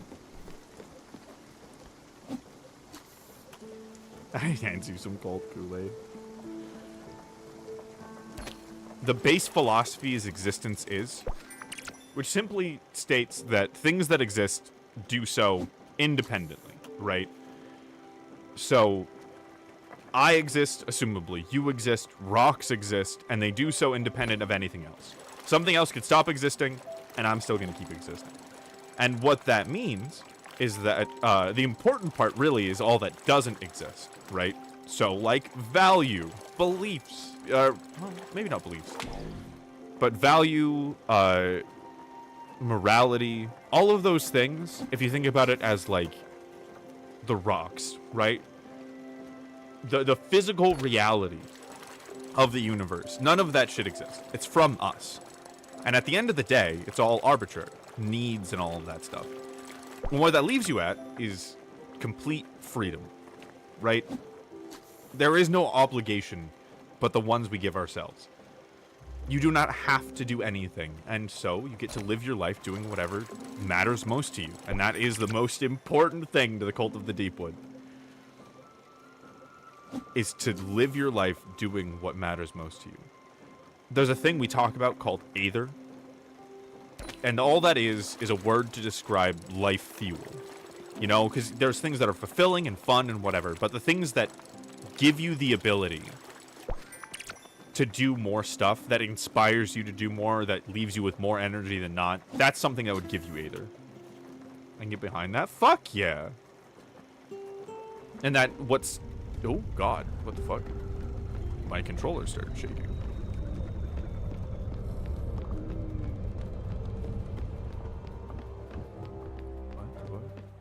Oh, we got to Olga. Oh, wonderful. Hello, dear.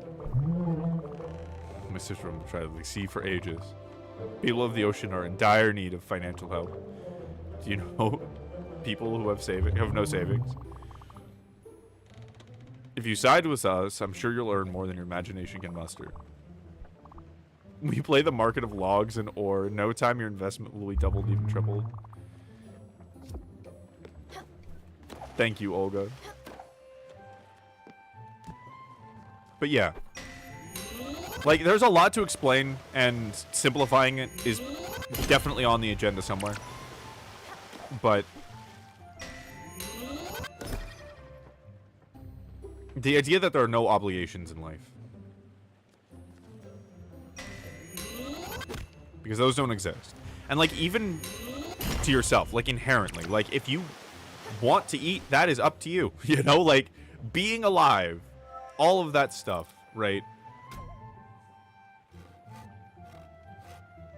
If a being of perfect intelligence, but no instincts, had no inherent desire to do anything, right? Showed up on this planet, it would suffocate. It wouldn't even breathe, right? Oh, yes, aluminum. I have some aluminum. Perfect. Whew.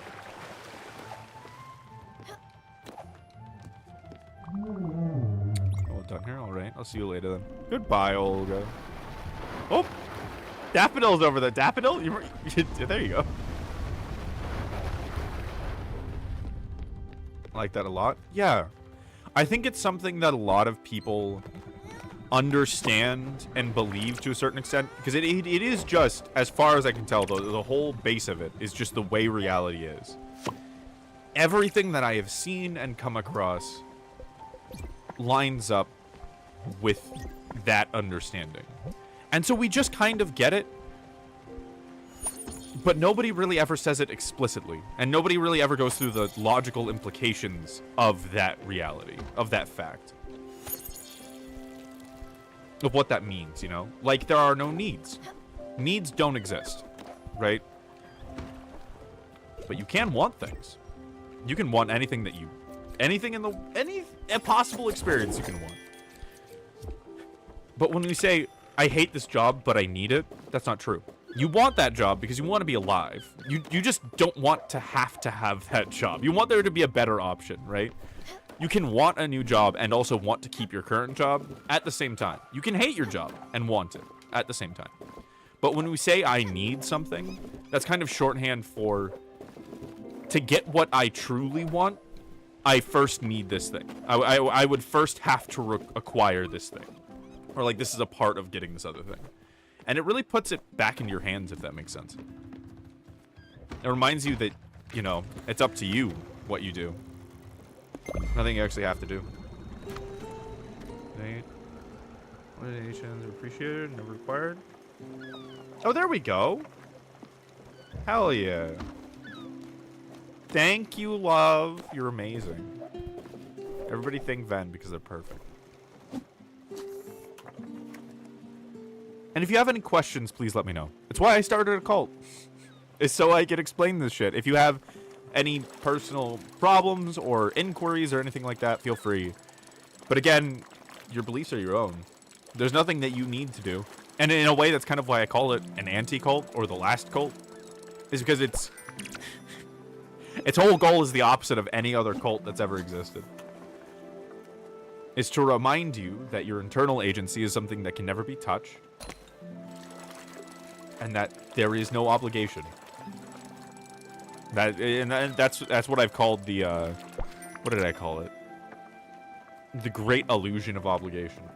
And that's just all it is, an illusion. Because there are no needs, there are no have-tos, there are no shoulds or shouldn'ts in life. And like the biggest thing that I first thought of when I started realizing this is like, oh man, this is terrible, you know? Like, what about like murder and all that stuff? But I realized murderers know this already. That's why they're fucking murderers. If they didn't believe this, they wouldn't murder people. You know? Like, and the only people that are affected by this are the good people who want to be good, who want to follow rules or you know, be good to other people. And then they get stuck because the shitty people who understand that's not how the world works take advantage of them and trick them into thinking that there is a should that benefits them.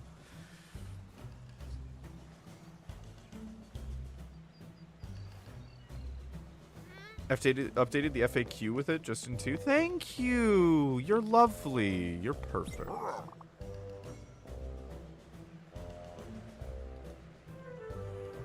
Oh, if I didn't know that face. It's about that house. The green and brown one, right? Have some sort of problem with it, don't you? Yeah, I could see it from a mile away. Listen, I know my job. Me and my boys, we're real professionals. And it's not often we criticize another worker's craftsmanship. But that house, oh wow. It had to be the worst job I've ever seen. So consider this a lesson. Don't just trust any old amateur. Always go to a professional. So tell me, what complaints does your passenger have? What, she's sleeping? Oh, of course. Bald habiter is very sensitive to temperature changes. Imagine how cold she must be. Not mentioning her dry and scaly skin. No, she needs temperature and humidity control. Luckily, that place was so shoddily designed that there's ample cracks for wiring and electronics. Damn. So yeah, there you go. Some plans and schematics for a nice all-in-one HVAC system. Pro quality. Call it a courtesy, after all. Call it a courtesy. After all, how can you repay your debt if a boat falls to pieces? That is true. We do owe this guy.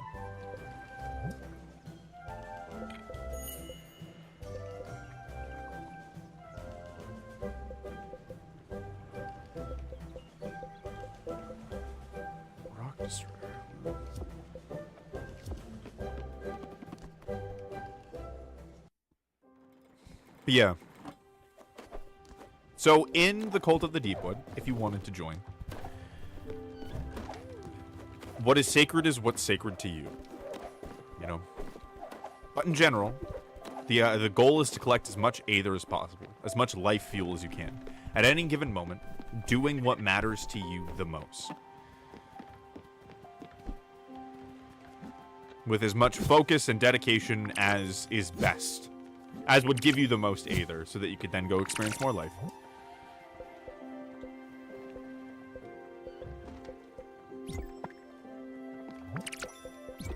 Because this never has to be the case.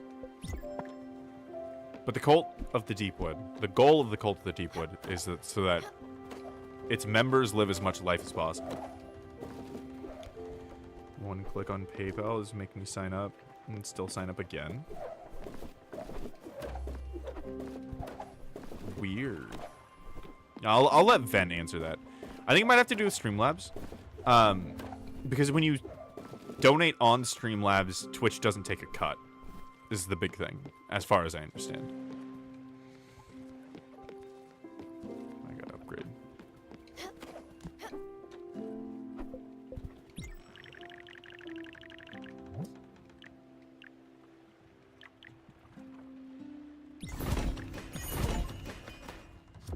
There we go.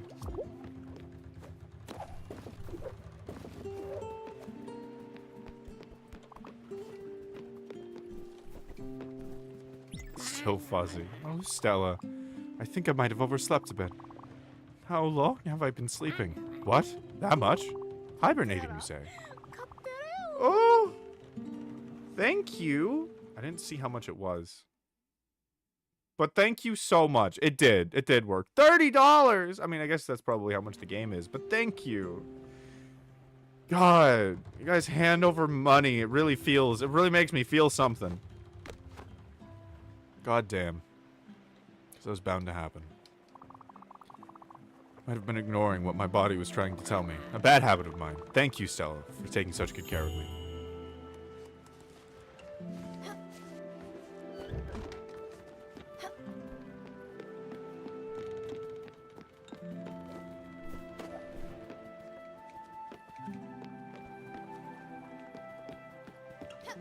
You guys are wonderful.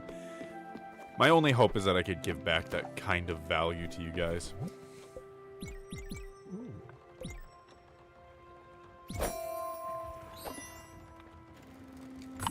Oh, this is hard. This is hard to weave. Oh, there we go. That's fucking difficult.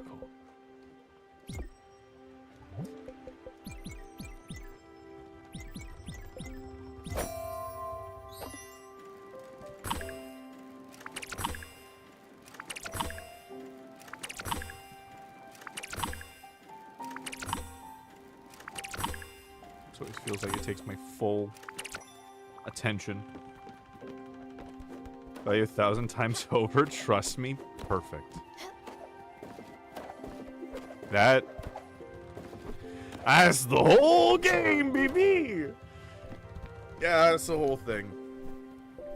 Oh, you need food, big guy. How about some bisque? No one else is going to eat my bisque. They're all too humble. Eat my goddamn lobster bisque. Okay, Summer, let's get you some food.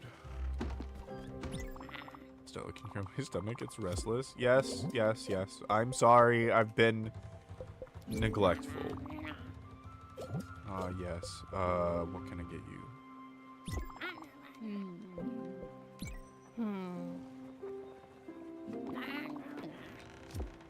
I really do need to add the Oath of Flourishing in so people can take that. Because at first I was like, is that weird? Is that something I should add? But I realize it's nice even just to look at. But the idea is it would be a simple, probably 1-point redeem. And the Oath, all it says is that you commit to, as much as you can, doing whatever gives you the most Aether at any given moment. And that's it. Whatever that means. I could probably do a whole ass talk on sacred moments. Stella, I wanted the dreams, Stella. They're back. So much stronger than I thought they ever could be. These visions, I see now, even as I am awake. The wreaths have turned to wafts of ethyl-scented smoke, and the rotten fruit formed into the eye of the dragon. Vitreous and sickly, the coil of arduous rust. Another dragon has awoken. He scares me, but suffering cannot be allowed. You would agree, I'm certain. Let's go help it, shall we? Metallistic coil. I already got to you. Are you asleep? Oh! Food! Yes, let me feed you before you go to bed. Hug!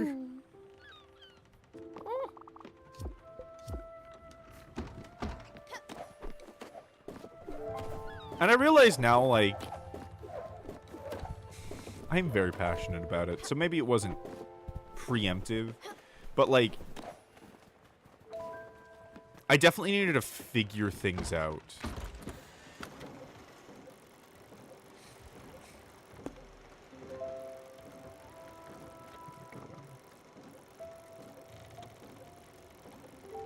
Ooh.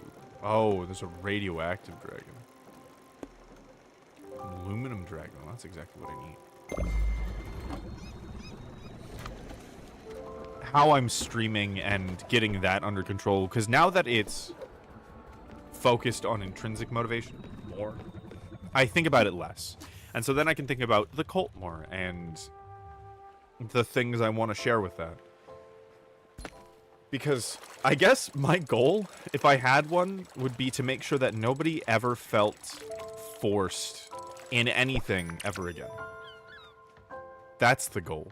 For myself and everybody else. And of course, I am far from completely implementing that. But it's the truth. And I just want people to know that. They can choose to feel obligated if they like, if they enjoy that life. But I want to make sure that it's a choice. Because I spent so much of my life not having that choice. Not realizing it was there. Shoved down different paths and just kind of learning to survive. Getting knocked around by everyone else's winds. Everyone else, at least, that was around me at the time. And I never want anyone to have to live that way, because you can. You can give your life to things if you would like to. Again, there's no obligation. There's no shoulds or shouldn'ts. It's absolutely fine. I just want to make sure that people know it's a choice.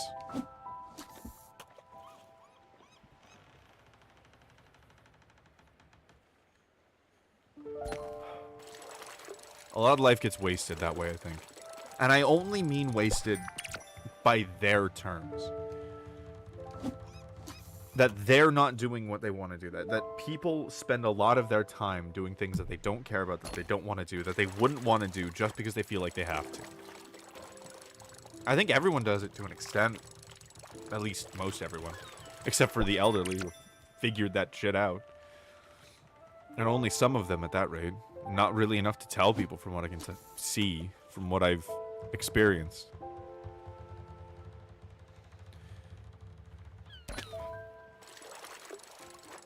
We eat because we want to. We eat because we want to live. And that alone deserves its own entire sermon.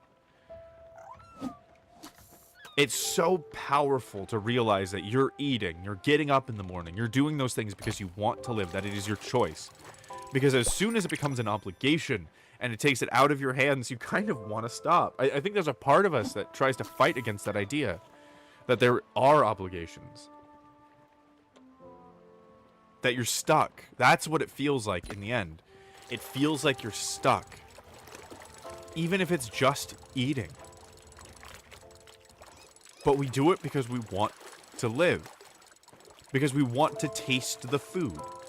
Hell, I don't know, maybe you're really mad at the food, and that's why you want to eat it. That's also fine. I also would never want anyone to feel bad about doing what they want to do. Even if they don't feel obligated, which I think it's obligation on some level, I would guess. But even if they theoretically didn't feel obligated, just feeling bad because you think you're in the wrong contest or doing something wrong, I never want somebody to feel that way ever again. Because you don't have to. Not even in the slightest. Everything is okay. There are no needs. You can stop running. That's the ultimate message. I guess a way to describe it. Because to me, I always felt this need. That stuff had to happen, and it drove me insane. I grew up very religious, for context, and so many things had to happen, had to be done all the time that I had to keep doing. And it just was so much noise. But everything is okay. Nothing needs anything. Nothing should be any way. Nothing shouldn't be a way. It just is. And that's okay. It just is. Even okay doesn't really have a definition, but it's nice to remember. Nothing can be... If nothing can be wrong, then nothing has to be okay. It's just up to what we decide. If we choose that something needs to happen, that's our choice. But we do not need to be the shepherd of everyone else's choices, you know? Like, we often, like... I remember I had a very conscientious friend in college, and she would talk about how, like, she felt torn between all of the different things going wrong with the world that needed to change, and she eventually settled on teaching, and it's like, oh yeah, if I'm teaching, then it's, you know, okay, because I'm helping in all these other ways, because then they'll go on to do what they want to do. And even beyond that, she realized that as long as you're doing something, it's okay. But I'd like to take that a step further and to say, it's just okay.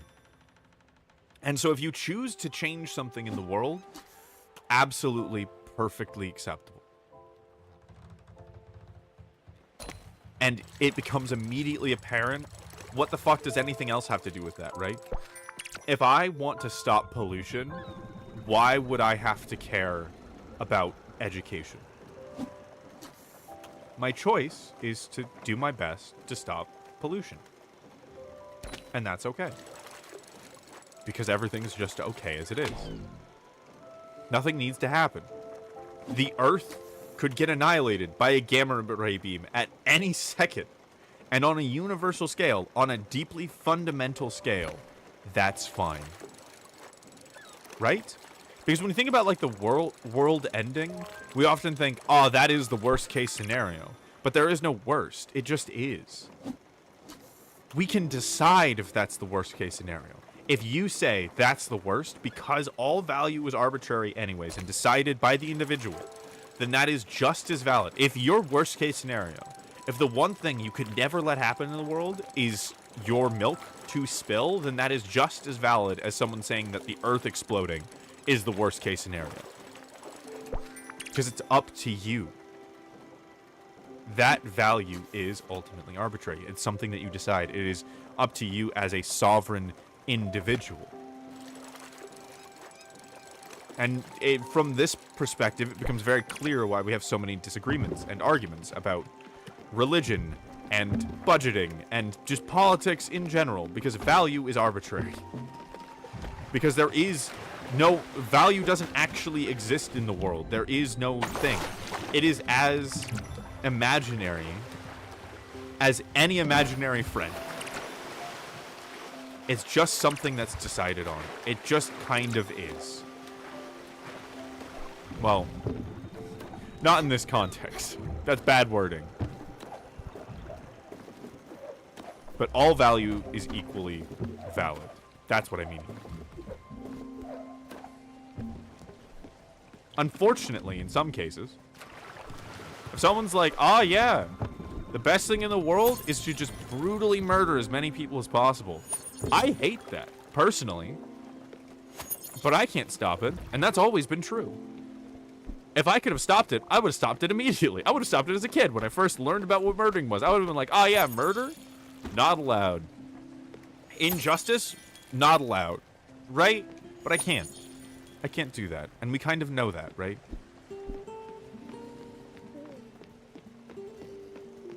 The only people that don't take advantage of this fact are the good people that would actually help the world.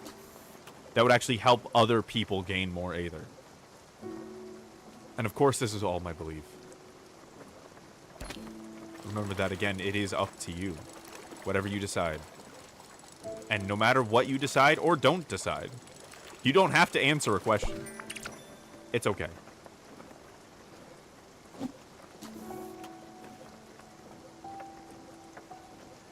That's just what I want the world to know. And it took me a long time to realize how integrated that I wanted that to be with stream. Because what I didn't understand at first is that stream, to me, is a content thing. And it's about me expressing myself, and part of that is the Cult of the Deepwood. But that the Cult of the Deepwood needs to be, fundamentally is, something else. It's separate. It's got its own focus. This is just about exploring life and having a good time, which is how I generate Aether, and also running the cult is how I generate Aether. But they're not the same thing, if that makes sense. And it just took me a minute to figure that out. And what's funny is that now that it's properly organized, I can express my passion a lot more fiercely, because I don't feel like I'm taking over stream with it. The dragon is back, Stella. Man, when I get into that talking, I can't get back into character voices very easily. Absolutely will help it.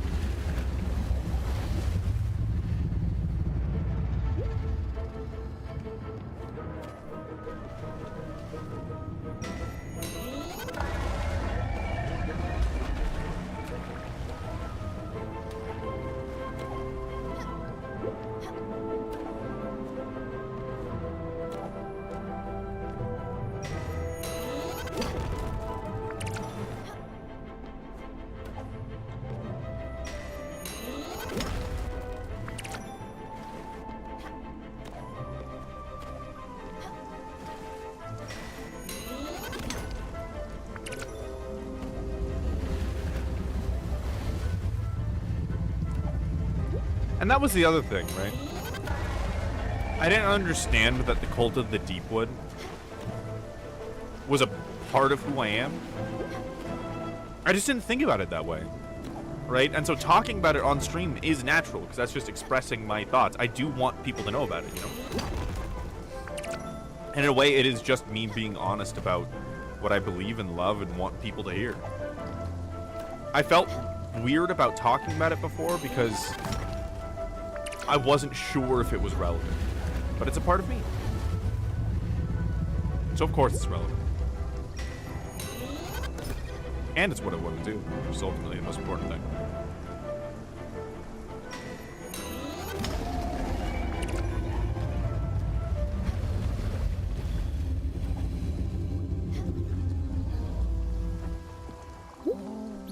You look so much better.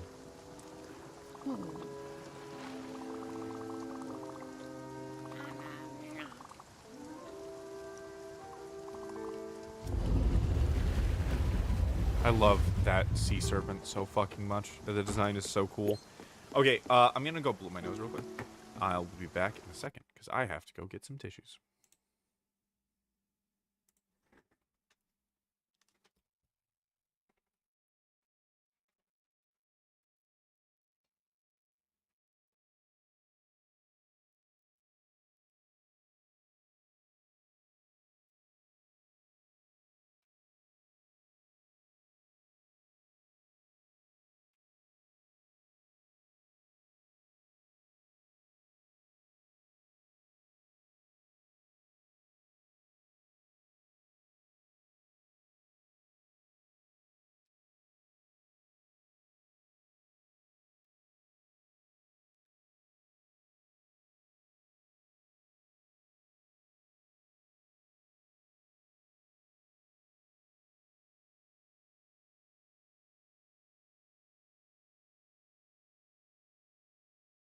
Turn on the shower, clean this cat bomb that.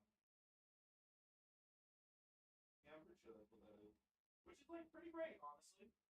I'm proud of whoever it was to actually go and get the bathroom.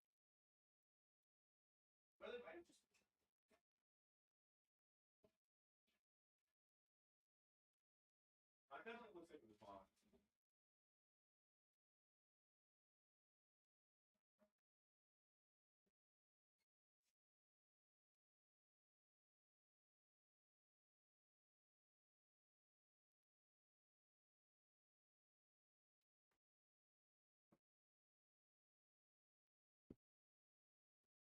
I'm back.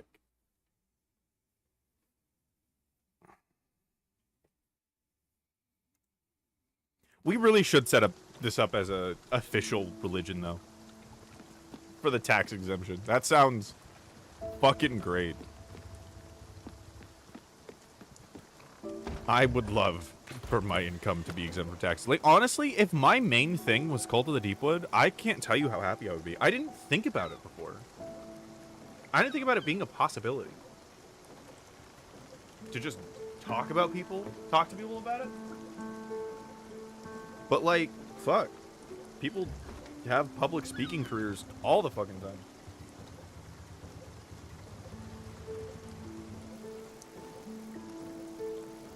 Definitely something to think about.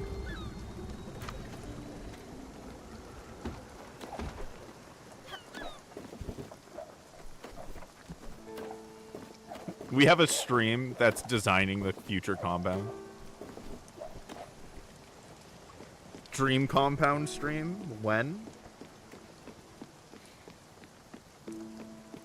I can tell you right now it would not be self-sufficient. That's bullshit. Like, it's so hard. It's so impossible to make your own self-sufficient little spot in the world. It's not worth it. It's not fucking worth it. How about we just have it in a place, you know?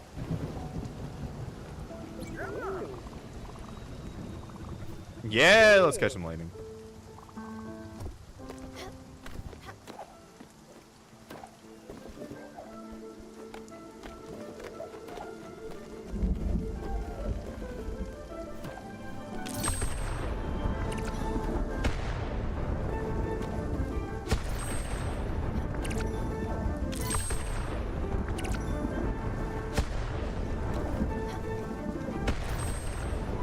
You slowly get better at running in this game.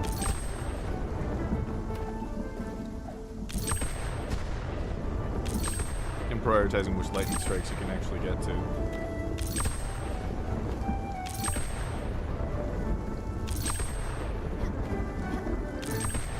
Come to realize over time, this is like my main way to farm money in this game.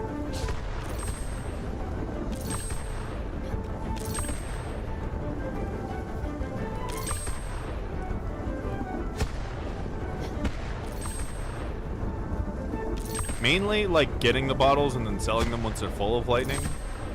But even this makes a fair bit of money.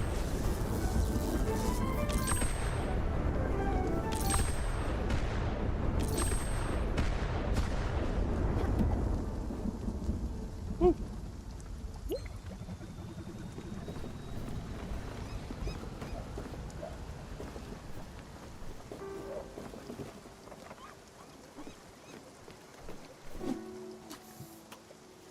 Because, like, in this case, if we ever did make a compound, it's not necessary, right?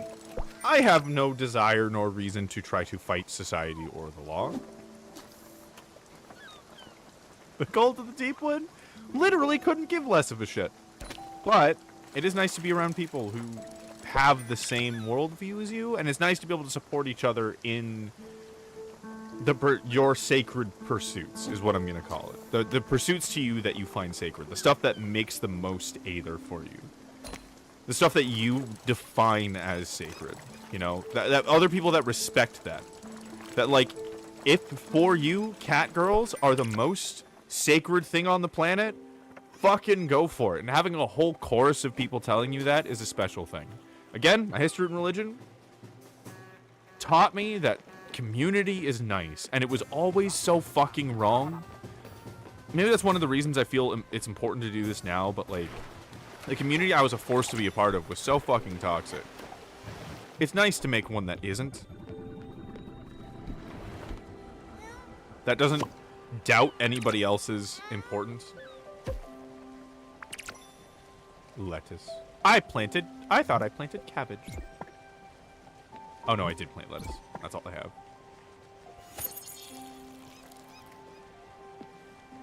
That's a long ways off. Assumably. Assuming, you know, we don't get fucking Ninja in here and Ninja's like, oh, this cult's really cool. Let me donate $2 million. That would definitely speed things up a little bit. But assuming that doesn't happen, Oop. Ah, yes. Ah, it's so cool watching the ice go by. There's a rock breaker one, and I don't understand what that's necessary for. How to even make that. Oh, I have some smelting I need to do, actually.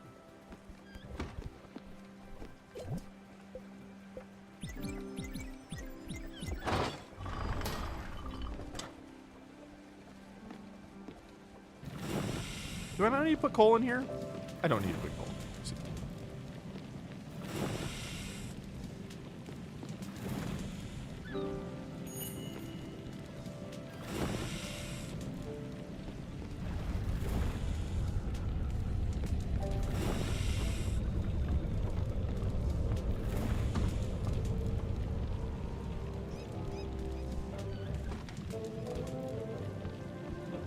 Why is it taking so long for this to be done?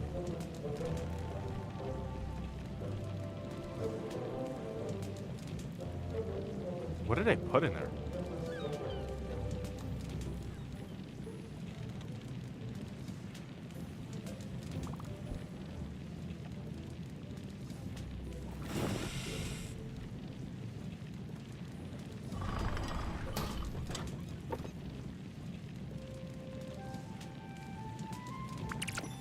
Iron.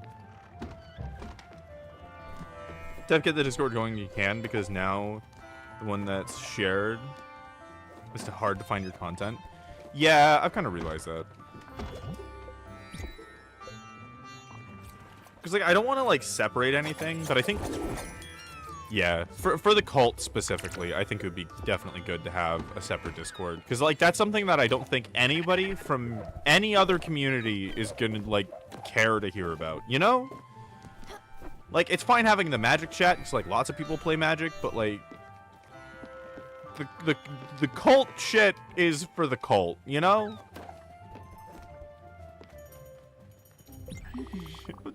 Dingling the bell. I swear she grew up with money. She talks about not liking fancy stuff, but I think it's because she grew up rich. I mean, she just has that posture about her, you know? And as I told you, Masha and I never really got along. She's tried and true blabbermouth. And no, not the funny kind. And yes, much worse than me. I never took pleasure in destroying other people's lives. On the contrary. Alright, I should be able to pull off a little bit of acting here. Let's see if I can fake it. Perfect. Masha, good to see you again, old hag. You've retreated much further than I thought. How are you doing these days? Well, well. If it isn't Astrid. You've never been this nice to me before. Did Olga send you? Should I assume you'd need a favor? If it's a scarf, sorry, honey, but I've just given the last one I knitted to a lovely chap up in the mountains. But I still have some winter socks if you're interested. That's nice of you, but that won't be necessary, no, thank you. Stella here welcomed me on her boat and made a wonderful house for me while we were cruising the oceans. All of my needs are met thanks to this wonderful young lady. Actually, it's information I'm after. Darling, have you heard anything about Giovanni? I know it's silly, but I'm still looking for my lazy husband. He's definitely the dude on that tiny island we just happened upon. Olga said in a letter that you had a lead on him on where to find him. Oh, I did actually. But Astrid, you know I'm not in the business of gossiping. Olga maybe, but I won't even talk about Irina. But me? Oh my, never. Remember when I inadvertently mentioned Sir Brogwood? How his wife had met with his cousin in the lower garden? Or when Miss Fredericks confide in me the secret of her foreign lover? You don't? Exactly. That's because I never told no one. Oh, Masha. Misguided. That's true. What would you make of Sir Langton's spat with his wife? All because someone blabbed about his mistress to Miss Langdon's maid.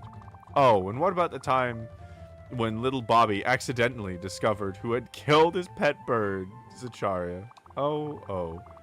What do you think of the ruckus caused by the discreet revelation of Miss Gardner's secret stash of fine liquor. I don't know why the words. Oh my god, my eyes. Oh, I realized I've been staring at the screen too long. I think I was starting to go cross-eyed a little bit. And I could go on and on and on, honey. Aye, but that was different. Where is he, Masha? Oh, well, okay. He's in Loneburg. We hooked up with he hooked up with someone. I don't know the details. Wasn't so hard now, was it? Thank you for helping me out, Masha. Your kindness is as gigantic as your forehead. You did the right thing, and I won't forget it. Who knows? You might even receive a crate or two of freshly threaded wool in a couple of weeks. And Stella might need your services. I'll leave you to it. See you soon, Masha. Damn, I hate her stupid face. I'm out of here. Perfect. I love Masha. But she's definitely said the wrong things.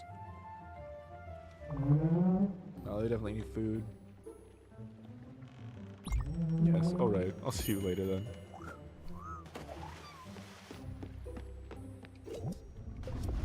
Oh! Oh! Oh! Oh! No! Damn it.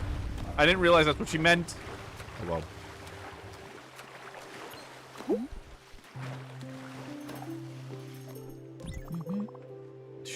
She's never been nice. Running her mouth like that. She's a mean bunch. But enough about her. Thanks for bringing me here, Munchkin. So Giovanni is in Loneburg. Well, he usually hates winter. Let's go find him, Munchkin.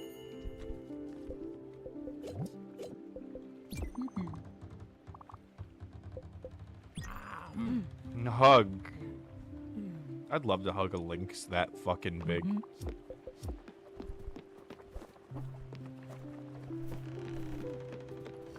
So I'll feed everyone in the morning.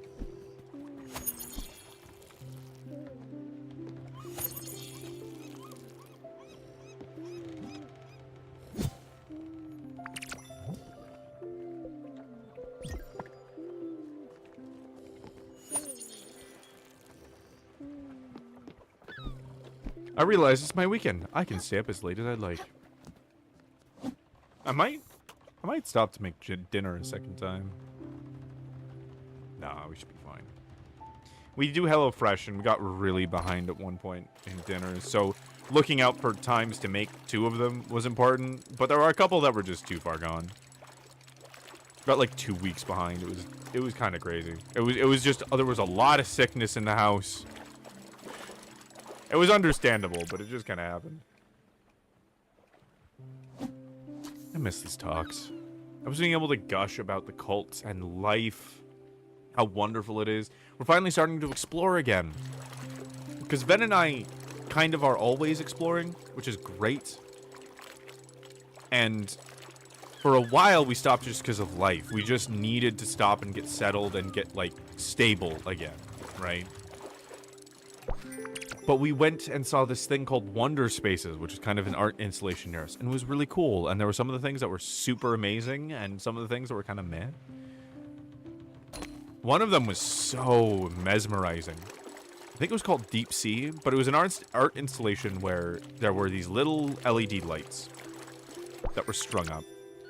They weren't as close as you might expect, but there were tons of them.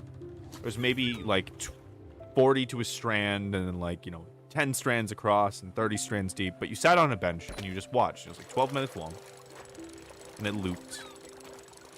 But it was lights and sound, and it did so many things. Like, at one point, you could see creatures swimming through the lights, and shapes and colors. There's one point where this flash of red, this shock wave of red hit you with just the right sound, and I almost felt heat. It was so cool.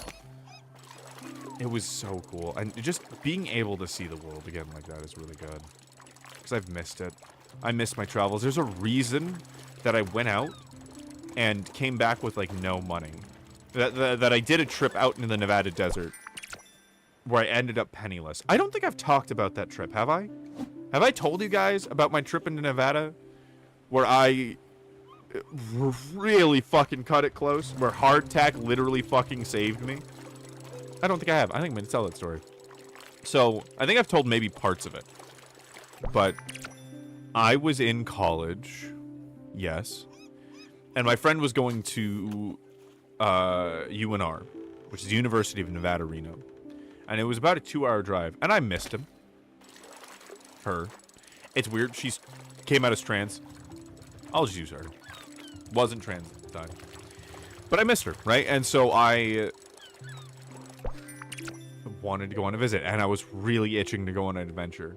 And we had just come off of, you know, a few months before this amazing trip down to the Salton Sea and the Super Bloom. It was just incredible. And so I just, without mentioning anything, drove to Reno for the first time. The pass, by the way, absolutely fucking insane. I was driving a PC Cruiser, which is not meant for speed, by the way. You might, yeah, that might be new information, but it's really not meant to go fucking fast. It's what we call in the business foreshadowing. But I was driving like 80, 90 miles an hour because it was the fucking weekend, I think. No, it was the weekend. I remember we're fitting this between regular weeks. On the pass between semi-trucks. And it felt like my car was really struggling. I felt like I was going to drift sometimes. But I made it, and it was okay. And I was like, hey, you want to go explore the deserts of Nevada?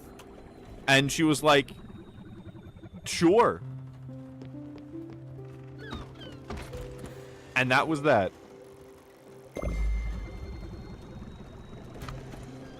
And, oh god, that was just such a good moment. But I made a bunch of hardtack for the trip because I really liked it. And on our last trip, we'd munched on it. It's just flour and water and salt baked. It's terrible stuff. It like will break your teeth, I swear. But it was a nice road snack, right? And it was super cheap. And so we have this massive bag between us that we were sharing. And it ended up saving us like a meal or two a day, actually, just by munching on hardtack. And we just had such an abundance of it and lasted so long. You kind of started to understand why rations in the Civil War and like on ships and stuff was hardtack for so long. It just works really well for travel food. But we start our lovely little adventure. Now, I didn't have much money at the time, so we were just kind of going. And I remember I, like, called my brother. My brother called me to, like, check in, like, kind of, like, as an intermediary for the family to know where I was going. And he was like, oh, yeah, take some pictures of sand dunes for me. And I was like, there are no sand dunes in this desert. It's not that kind of desert. And we made a couple more jokes, and I put the phone away. And literally in the next 5 minutes, we come across Dune Mountain. This one giant-ass sand dune in Nevada. The one. I lost a bet at that moment. I'll let you know the rest soon. Let's see what this dragon has. Oh, this. Something smells different. Don't you think? Oh, as I thought. Just help it, Stella.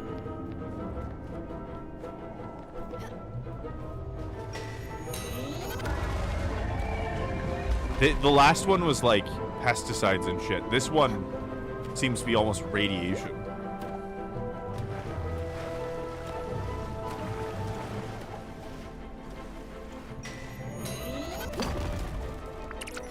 Aluminum. Perfect.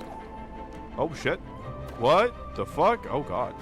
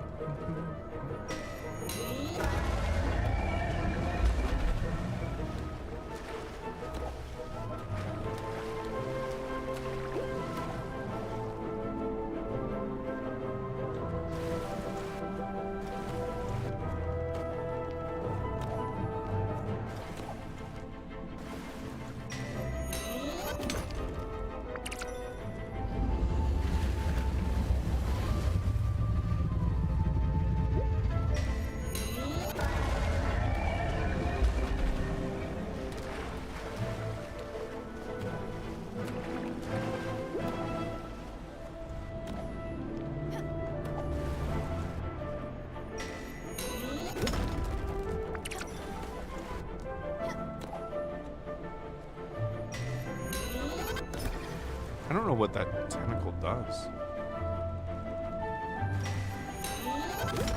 Probably knocks me off.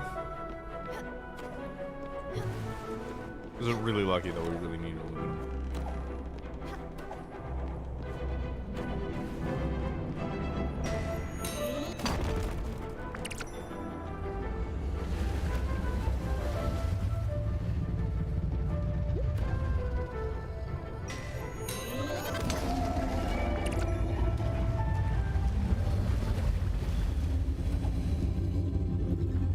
Oh, you're so good. I need some time. You're so colorful.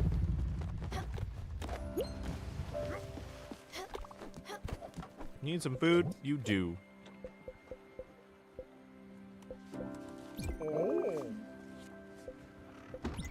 Enjoy the fine dining.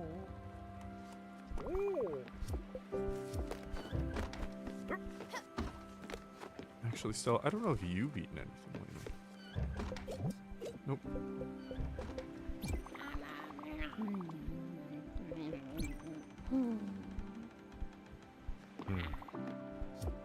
Ah, yes. The trip into Nevada. At the time that I made that phone call and lost that bet, we were going through salt flats. And it was really cool because in the desert, it rains so infrequently that when it does, channels and canyons will be created in a single storm. Ah. Sinuses. And so there was these long, winding tracks that either looked like giant worms or giant snakes had weaved their way across the plains. And it just went on forever. Like, this was my second time out in a massive, like, proper desert. But then began the accordion. Because the way Nevada works is that it was... Essentially, you can think of it as it got stretched out. So imagine if you took a plane and you stretched it out. You'd end up having this accordion effect of a bunch of rows of mountains as you've stretched it out. Right? And so, in Nevada, there are these endless hills and valleys. So you go up over a mountain and you go down. And then you hit this valley that you look your left and your right and you cannot see the end of it. But the other side is just right there. It's, 10 minutes away at most. Especially because you're driving at like 90 miles an hour. We were really pushing the PT Cruiser this whole time. 90 miles an hour on Highway 51. Just go up and down. It was very meditative. And also kind of drives you insane. It's the same thing for a long time.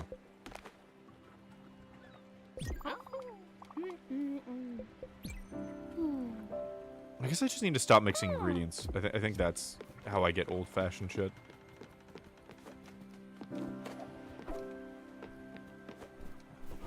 I remember just how quiet it was.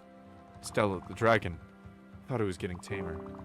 It seemed like we finally learned to coexist. To manage, at least, but... It's really getting stronger, isn't it? Well, you know what it means as well as I do. It's time for me to go. Please, when you can, bring me to the Everdor.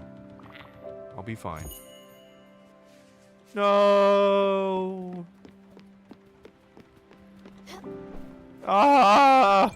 I don't want to lose her. God, this game.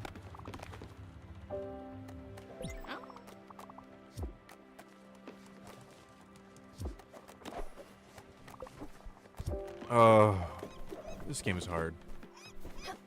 Let's at least get Giovanni on the ship so that they can meet each other, but...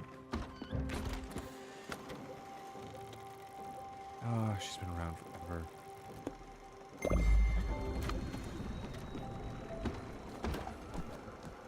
That's another thing. Kind of quickly heading back to the cult before we get back to travel story. It really sucks when you mourn something that other people say doesn't matter. Try to convince you doesn't matter. Because it does. But I remember we stopped at a rest stop just to go out and look at the desert, right? It was something that we did often.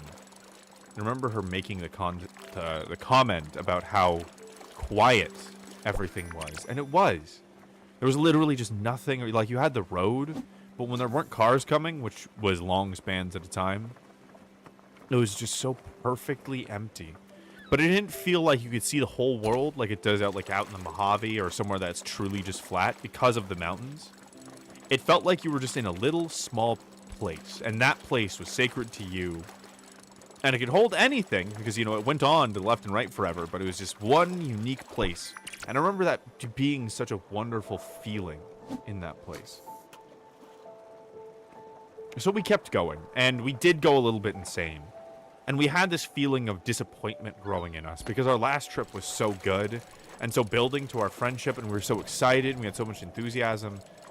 But this place didn't lend itself to that. The trip that we made before was down California through all kinds of crazy places and ending up in the desert. But this was just in the desert.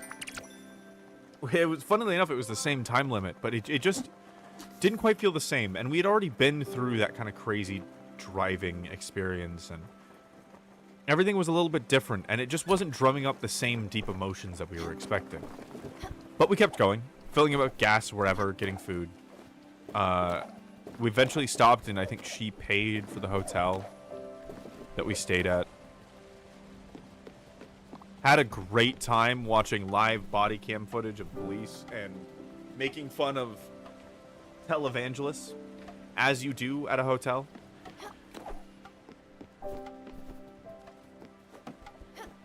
But I remember stressing. That was one of my big things that I didn't even recognize at the time. I was stressing so hard about the fucking money. I knew I had very little, and I purposefully didn't tell my travel companion that at the time, my dear friend, because I knew she would stress the fuck out, and I didn't want her to stress the fuck out, but maybe she should have. Anyways, we kept going. I was like, it'll be fine. I thought I had done math, but it felt like we were running out of money more fast than I expected. Which we were. But that's fine.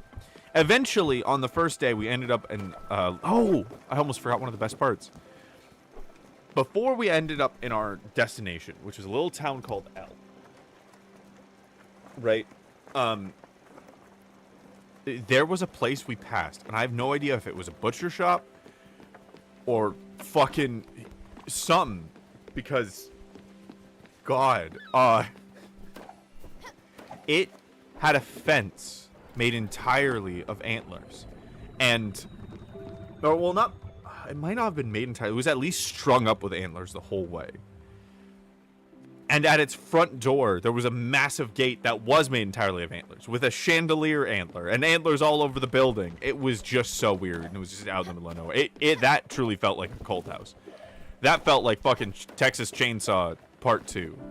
But yeah, L was charming. It was a little silver mining place out in Nevada. And we had a nice Chinese dinner, you know. But then we decided to go see this river, which we were surprised to see a river on Google Maps out in the desert. And then we saw the ducks. I'll get to that after this. We're here. Let's take a look. Oh, the ducks.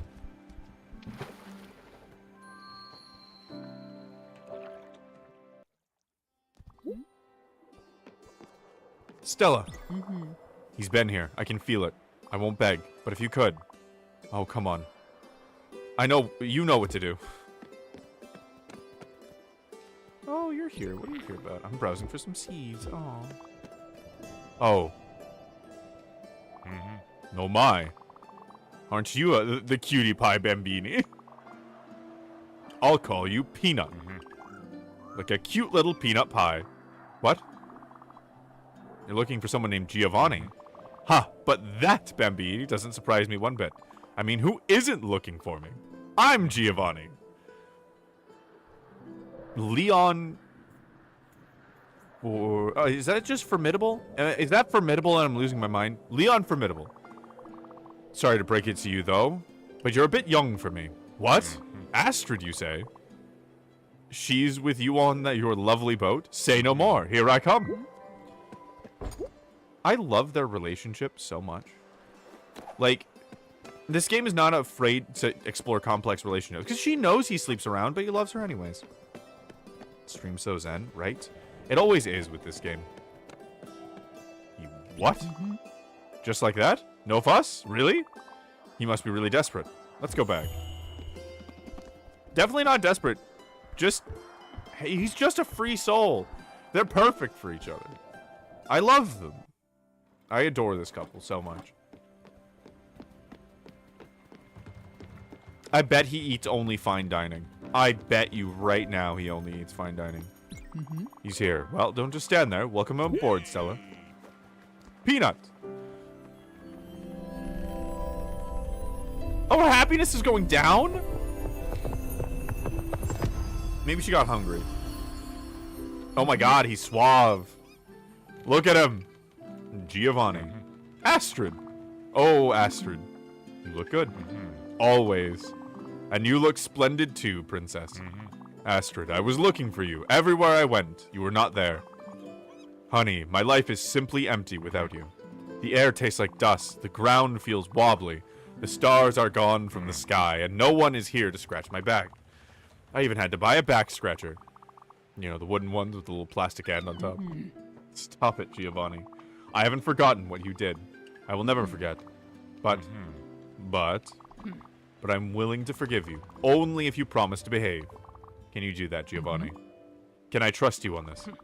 Or should I forget about you right here and right now? Yes. Oh, yes, my princess. Have my back, and I'll show you how trustworthy I can be. I'll shower you with gifts, and never take the slightest peep at another woman ever again. Heavens, I'll even stop looking at other people. You have my word. All right, Giovannikins. Oh, so cute. But you're still on probation, mister. If I ever see you doing something fishy, I'll kill you. You hear me? Now, come here. I have so much to tell you. Oh, very happy. Giovanni and I have a few things to settle. Man, look at that mane. God damn. You don't need to babysit me for a while. I'm sure you got better things to do than watch two ancient lovebirds reconnect. I'll talk to you later. Look at Giovanni's strut. Watch. This dude's gonna love fancy food. Yeesh. Sorry, Bambina. That thing is chock full of carbs. I can't do carbs. Hey, call me vain if you want. I gotta take care of this body. How could my hair sparkle and my guts resist gravity otherwise, eh? Can't eat stuff like this. Go straight to my butt. We don't want that, do we? Certainly, not the person. Aha! Now this is something special. Quite the fine dining experience, Bambina. Yep. Of course Giovanni loves fine dining. Creature of a fine taste and exquisite complexity, and this hits the spot. Delicious.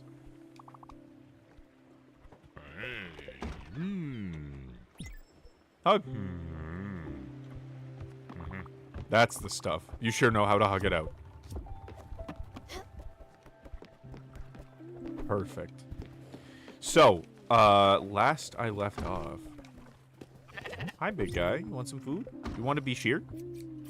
I love this little sheep pen. I wish there were more sheep.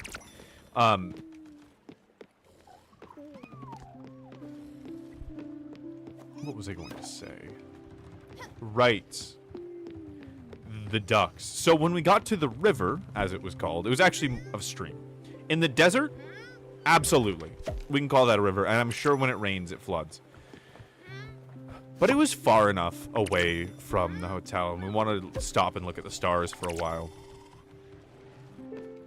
Is that does Giovanni snore? That's so funny to me.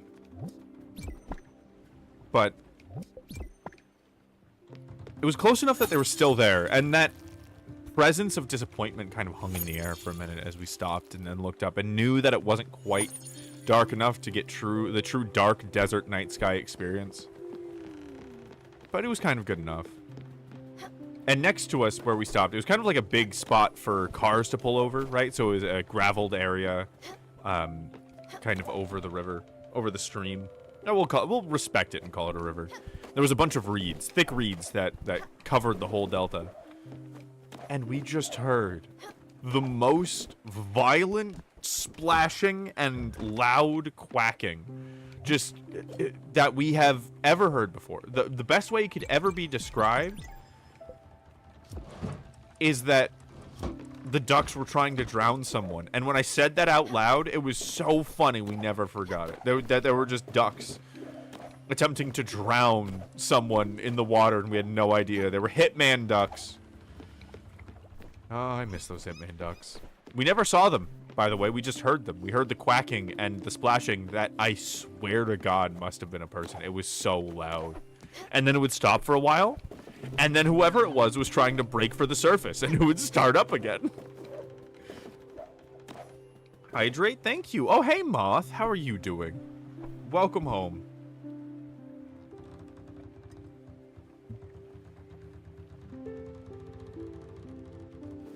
Where are we going? I guess they're doing their thing for a bit. I guess... Oh, it's time to go to the Everdor. It's gonna be sad. I'm doing well, just chilling. Good. This is a very good chilling stream. We put Everwood away in the... We'll stream, you know, in the future when, you know, I got more time to devote to it. Maybe on a weekend stream that, like, I start really early in the morning. Been having good talks. How are you? Very good. Very good. I was, like, doing well before I got on stream, but after getting on stream, talking it out, having a good time with chat. Very, very good. Very, very good. Figured things out with the cult. And, I mean, what's funny is that I say that. Technically, I figured it out before I got on stream, but there's a part of my brain that doesn't finalize anything until I talk to somebody about it. But I just kind of talked about how I figured out, like, how I want the cult to be separate from stream. You know, that this is the content that I make. And, like, not entirely separated. I'll still talk about it because it's important to me. And that I almost feel more free to talk about it now that I have separated it. But I'm going to make a separate Discord server for it. And that felt really good. Yeah. Going over old stories. Money was still dwindling by this point. I paid for the Chinese food. I wasn't really too worried about it. I tend to not worry about things that should be worried about. After the whole ducks, when we got up in the morning, we went to Great Basin National Park. We just kind of wanted to see how far we were going to go. And if you didn't know, Great Basin is at the edge of Nevada and Utah. It's right there. We had a thought to go pop into Utah. But we got to Great Basin, we stopped to look at it. There was the bristle pines, which we were super excited to see, you know, oldest trees in the world. There were the Lehman Caves, which was by far the best thing. The Lehman Caves are amazing. If you ever go to Great Basin, you have to see the Lehman Caves. It was so beautiful and strange. Such an alien world and so much history to it. God, that was amazing. But eventually, after we did that tour, we went up to see the bristle pines, which to us was like the big thing. And there was just that cloud of disappointment that had been over the entire trip. And we started hiking up, and it just became so clear early on that there was no way we were going to have time to get to the top of the mountain before it got dark. And we weren't going to be out there hiking before it got dark. We couldn't spend the night somewhere and come back because we only had 2 days. And so we stopped at this log. And we we finally opened our mouths and talked about the disappointment. And we shared with each other what we were feeling and how we were expecting this to be like the trip before, but it wasn't. But how that's kind of okay. And how we were and we started talking about what we were getting from it. And how it really wasn't that bad. It was just different. It was more meditative. It was more self-reflective. And as we were talking about that, on this log in the forest, which there aren't many forests in Nevada, but on these mountains there are. We were looking out over the valley, and as the sun was going down, it was setting behind the mountains of Great Basin. And you just saw this shadow of the mountain stretch out over the land as it did so. Impossibly long, impossibly massive, stretching for miles and miles and miles out into a horizon as we were halfway up this mountain that you couldn't possibly see from the ground. And it was so important. It just touched us in such a fundamental way. How beautiful things can be no matter what you're expecting or where you are. That's a lot of grilled fish.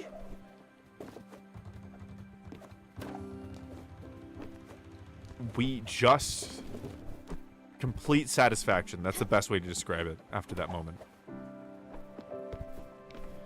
And so we headed home after that. And we're filling up gas. Things were kind of going fine. Except for the fact I didn't really have much money. And so I dropped her off at UNR and started driving home and realized I had literally $0 in my bank account. The last time we filled up gas, that was it. I had to get through the pass and get home. 2 hours of driving on what gas I had left in the tank. Thankfully, it was all almost entirely downhill coming from UNR going into California. And so I coasted. I coasted so hard. I had less than half a tank of gas in a PT Cruiser. Until eventually, I literally coasted into my driveway on a tank that was completely empty. And it died. Right there. I spent literally every cent I had on that trip. If I had not gotten the hardtack at the very beginning that was skipping us meals the whole time, never would have made it. Never would have happened. Okay. That story's been told, and I can't delay any longer. It's time.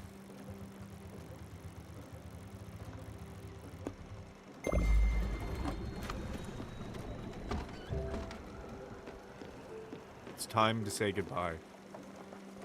I remember seeing this game at E3. Me and my friends were all on the couch. One of whom was the girl I was just talking about that we went adventuring with. We were watching E3. And we saw this game and we all went fucking nuts. We were all so excited for this game in particular. And when it said, learn to let go, I knew I had to play it, but I knew it would be one of the hardest things. Letting go for me was always big. Because I'm always so preoccupied with the future and possibility and potential. And, well, letting go means that none of that is going to happen. And I just feel that weight a lot. And eventually I did get this game well after it released. And I started playing it. And I got to the point where I thought I was about to have to give up Gwen, the first person, and I couldn't. I put it down forever. And it is a perfect analogy of what stream does for my life. That I get to this point now, and I feel so happy to live through these experiences. I don't want them to go, but I'm ready to. And it's all because of stream. It's all because I started playing this on stream. I wouldn't have done it otherwise. This really does something.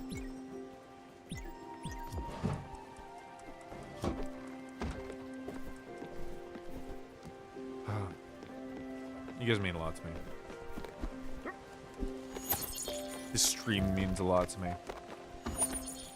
And it does a lot for me, to be honest. Oh shit, I gotta feed Giovanni. I forgot. Oh, he needs a house too, I bet. Oh, he might be staying with her. That makes sense. Hey! Hey! Hey! It's literally doing that. I didn't even realize. I didn't even think you'd be like that.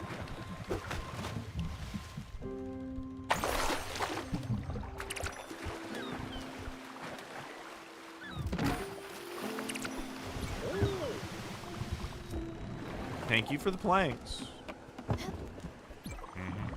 I see you picked a spot on the map.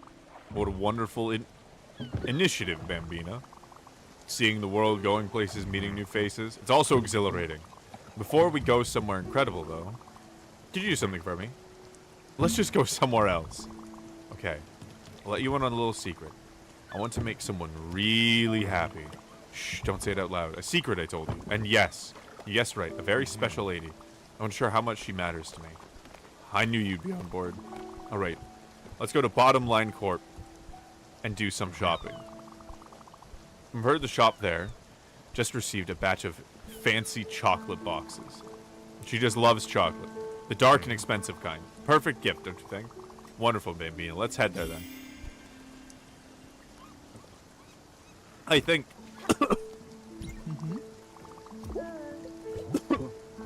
Oh god. I was hydrating. Apple pie. Oh god, that just reminds me of Stella. Not Stella. Fucking, where is she? Summer.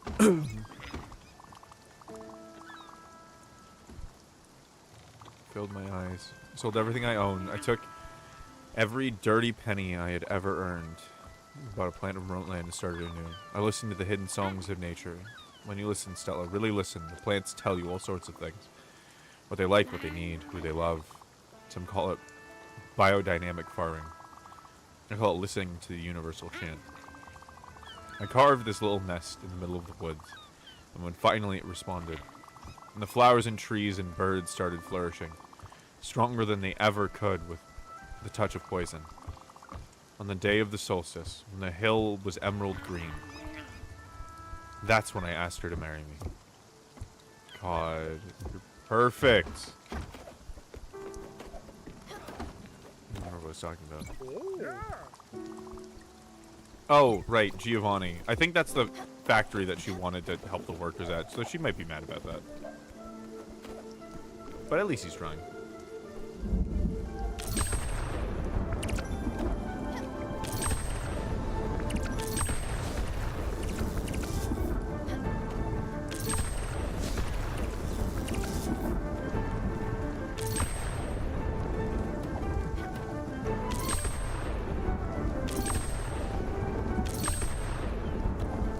Oh, this house is perfect. This house is perfect for lightning bolt gathering.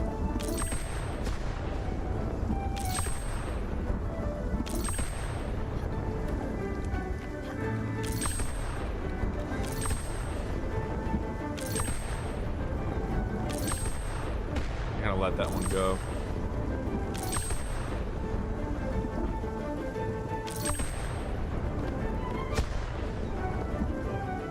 Oh no, I broke the magic. Oh well.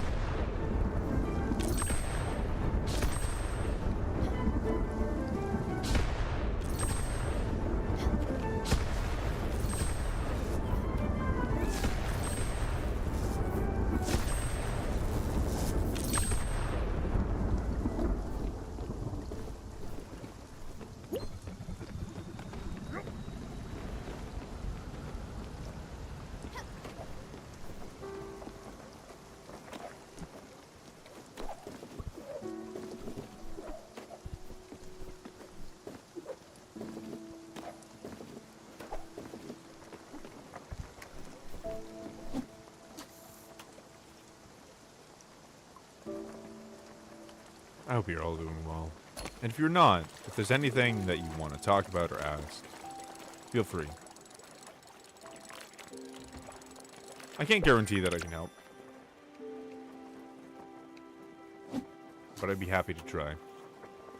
And I can only say this now while the community is small.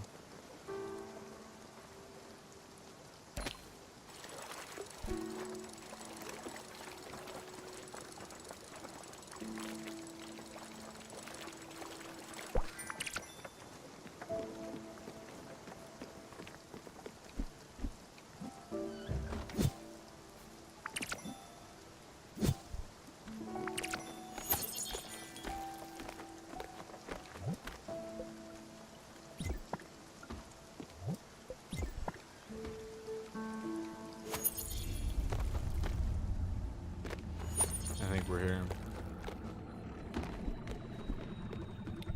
I don't want summer to go, but it's kind of time. Oh, we ran into the dragon again. Damn, I did not expect that.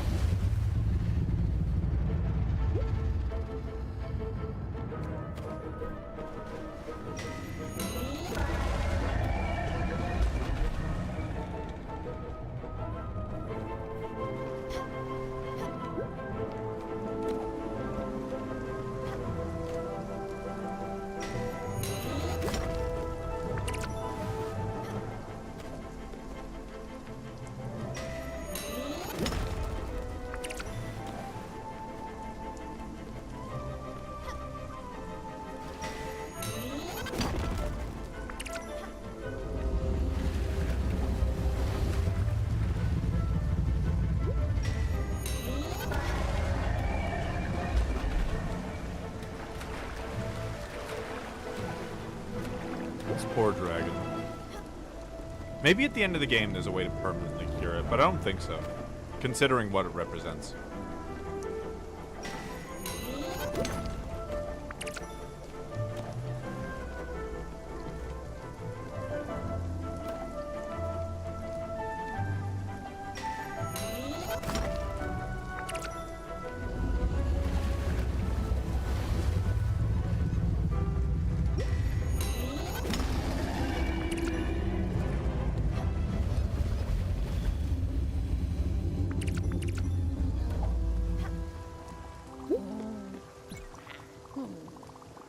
I didn't expect to hit the dragon one more time on the way back, but it's very poetic that we did.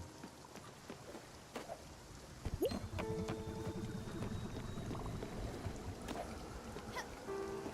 know, I often find, too, that, like, when we believe...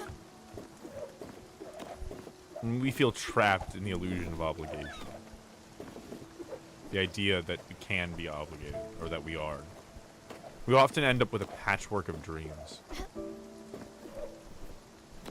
We end up throwing a bunch of things together to try to emulate what we really want, what our real dream is, even if we don't know it yet. Instead of just simply following the things that we love the most.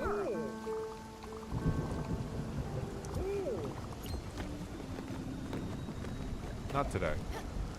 Not right now. Not when we have summer heading through the Everdor.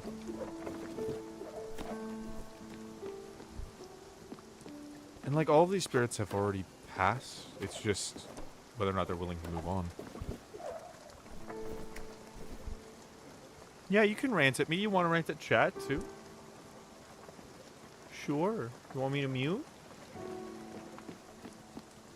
Okay. Hold on. BRB, guys. No, it's okay. Yeah, let me just grab this. Pause the navigation for a minute so they get the nice rain sounds.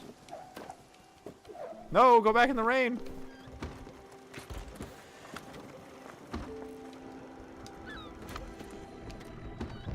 Well, at least you get the seagull sounds. Okay, BRB real quick. Okay.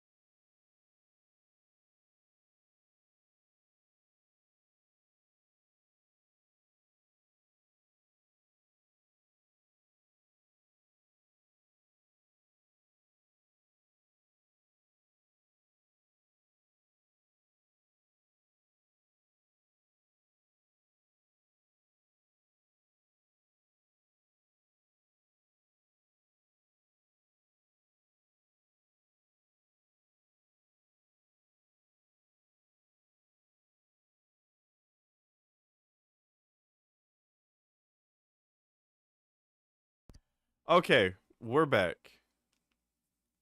Ven just had a really... Tea is being spilled? Absolutely. Ven just had a really shitty time in WoW. And just needed time. It was very understandable. And we are back now. Oh, time to go to the Everdor.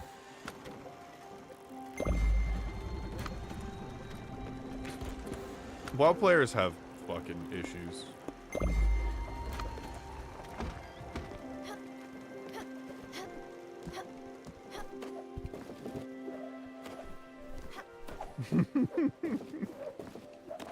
Look at all that support, babe. You are loved at least here.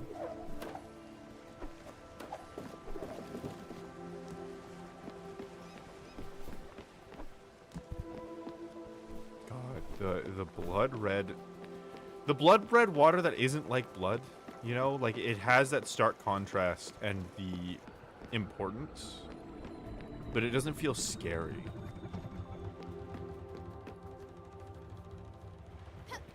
My people, do you play World of Warcraft? But no, I'm sure Ven does not hate you.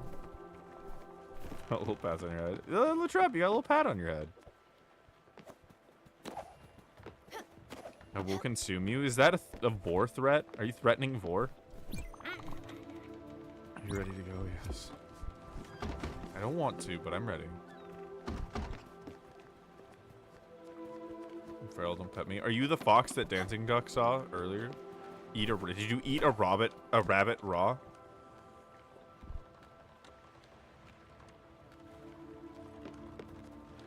I promise I won't play the game.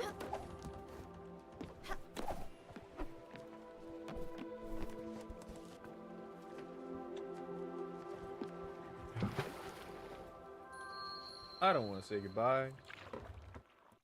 But I do want to. I want her to be able to move on.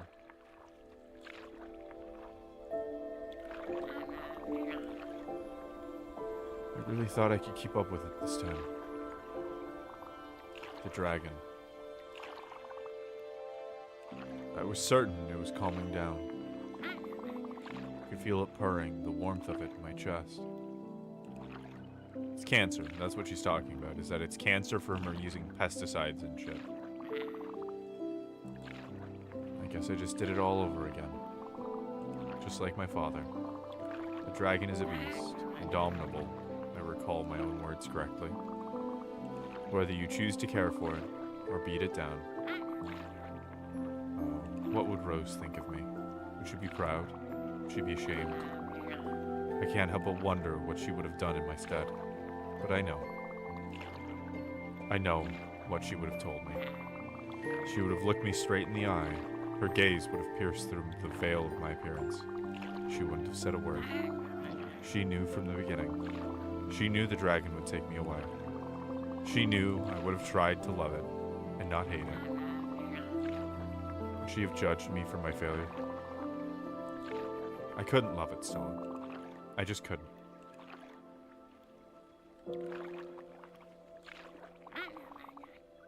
As much as I hate it, it is a part of me now. It will be forever. If I want to leave gracefully, I must accept it for what it is now. I was looking forward to so many more lessons with you. You've been such a gifted student, Stella. I'm so proud of you. So proud of your heart. So proud of your blossoming soul. I'm sorry to leave you. You'll have to learn by yourself. I have no doubt that you'll pull through. The only lesson I have left is to show you what we're made of ephemeral starlight. We're but a few particles of thought on the vast stream of consciousness. This is the last thing I can teach you, Stella. That all things change. That all things end.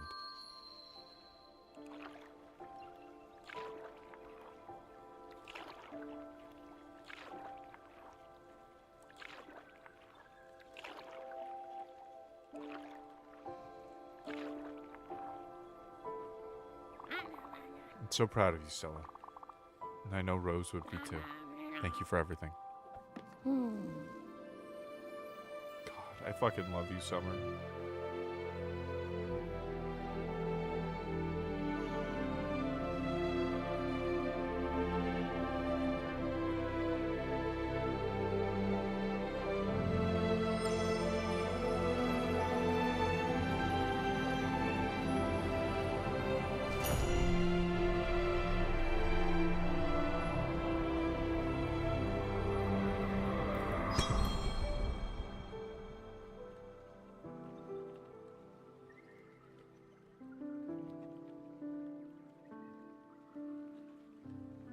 Goodbye, summer.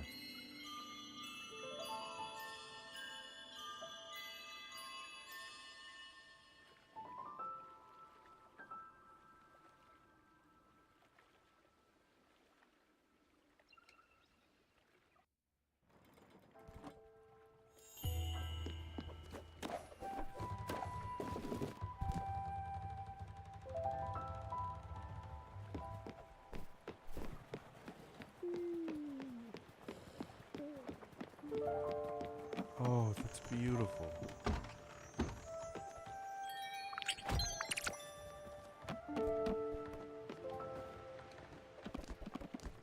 I'm so glad that the rooms don't go away.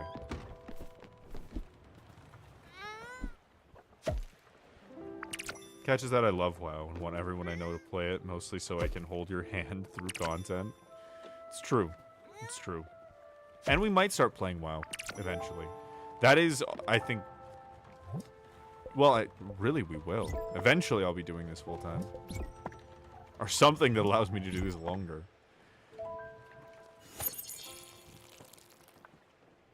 And then we'll be doing WoW. It will be a long... It already is, but it will be a long time coming.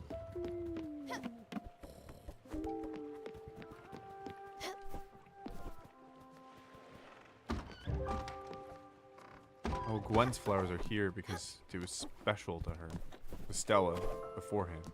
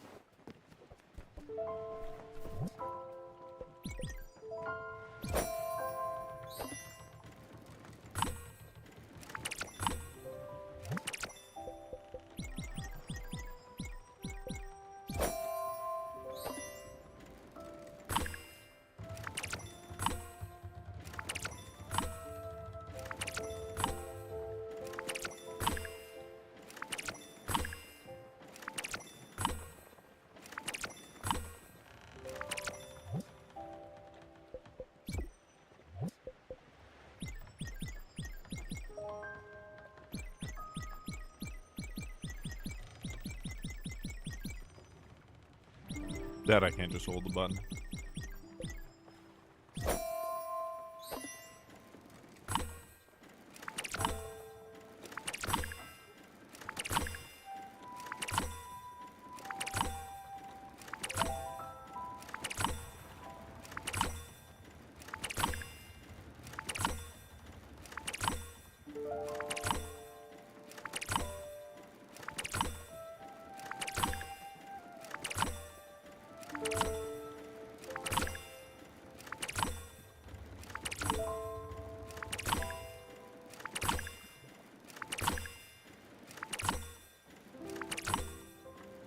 I remember when I was cleaning. I think I had some pipe dreams about streaming. About doing stuff from home. Game design, certainly. But none of it ever felt real. It just felt like a way that I could escape, maybe. But more than anything, I really had no idea what I could do. Oh my god.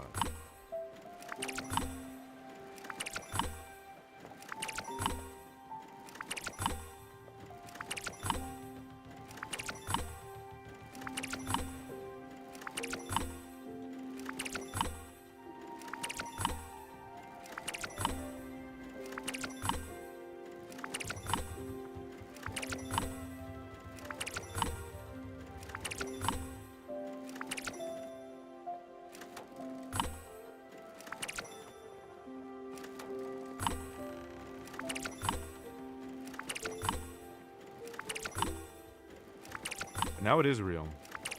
And things have changed so much. A lot of it just from the natural flow of life. I just end up being so excited to see where it'll go. And honestly, none of it would have happened if I was afraid to change. Both me as a person and my situation, too.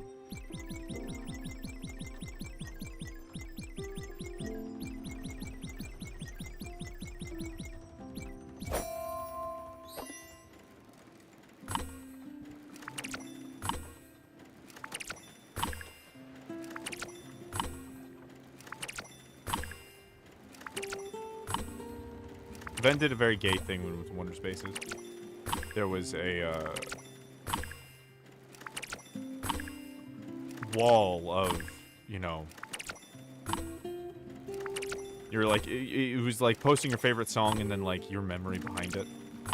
And they did Sweet Hibiscus Tea, which was the thing that let us know, like listening to that song we related to so much and realized how unhappy we were.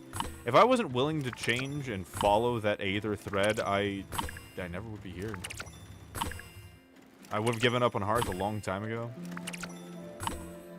I can't imagine what life would be like. I don't even think I would know Ven. Depending on how far back we go.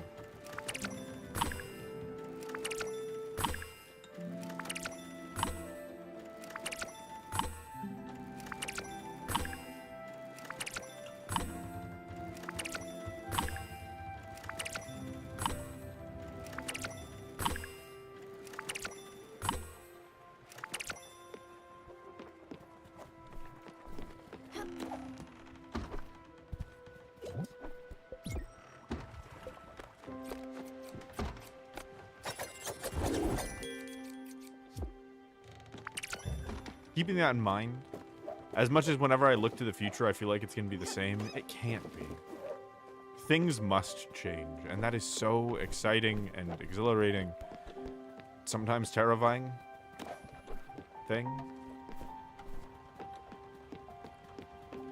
But it is great to remember. That reminds me, I need to go see the Turtle Sisters.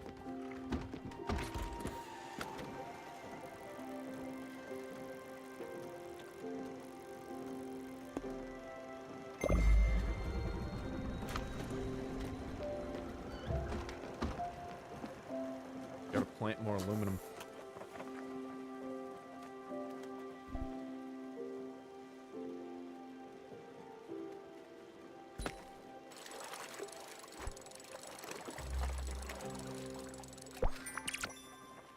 Next is gonna be Forgotten Realms Demon Stone, I think. It's the last one on the redeem list. Oh wait, no. That's the other one. I'm so EP. If you want to eep, then eep. Eep with my blessing. I could tell some bedtime stories. Enjoy your eep. Feel free to leave stream open if you want to lurk like that, or just listen to my voice. It is not the first, and I doubt it'll be the last time people fall asleep. But I am, again, it just makes me happy. You? Too bad. I don't even remember exactly what you're saying. You too. You're so hungry. Can I give you a hug in the middle of a lightning storm when you should be playing your flute?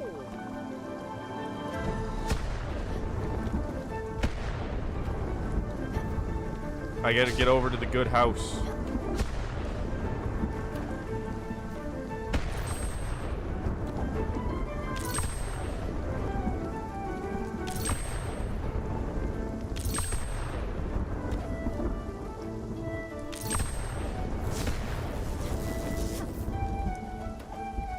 I gotta make this house separated. I gotta make it into a lightning factory.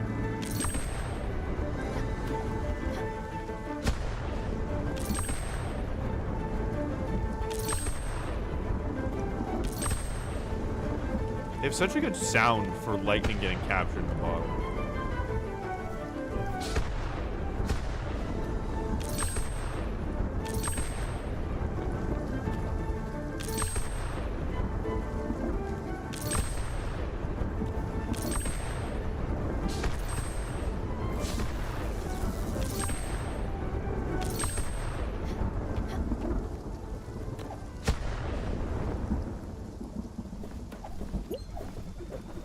Productive enough.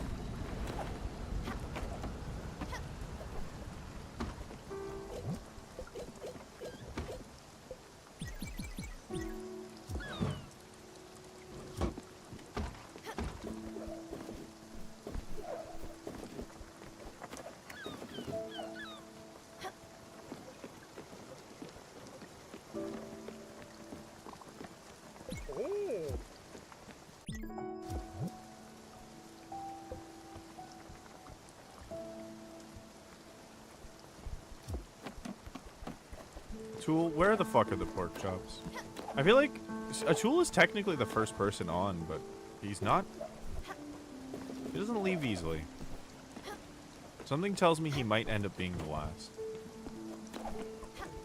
He might be asking for something he knows is unfillable because he just misses his family.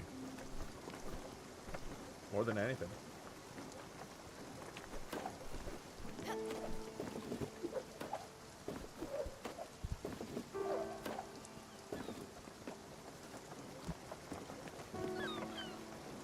I'm glad it's never made clear whether or not Stella is dead.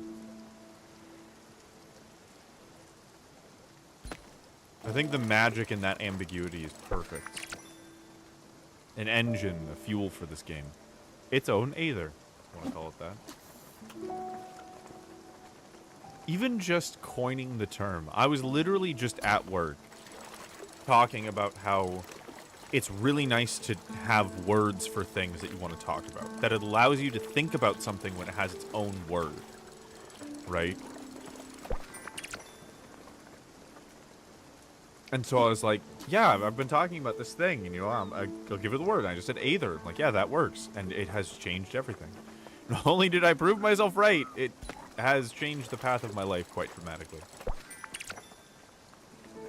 So thinking will always be worth it.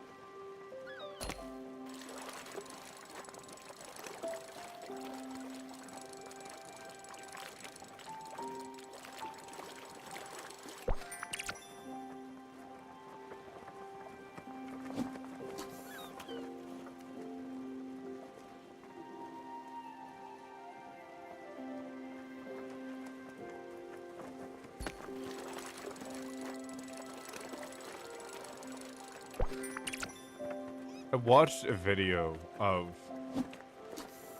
dudes sliding around a ship on the North Sea. It's hard to describe how fulfilling a life like that is. Always sounds like the ship is breaking apart when that happens. Man, it freaks me the fuck out. Speaking of the North Sea. But like, working a job that's that hard, that pushes you beyond what you think you can do every single day. There is something else to that, man. I love it a lot.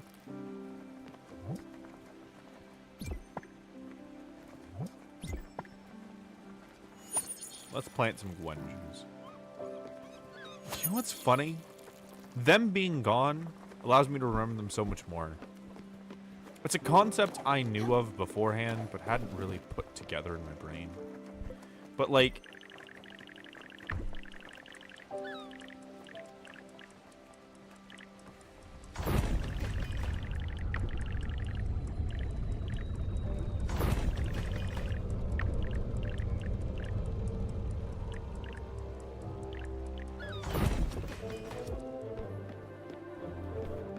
What does that sound? Ah, it's Masha's music.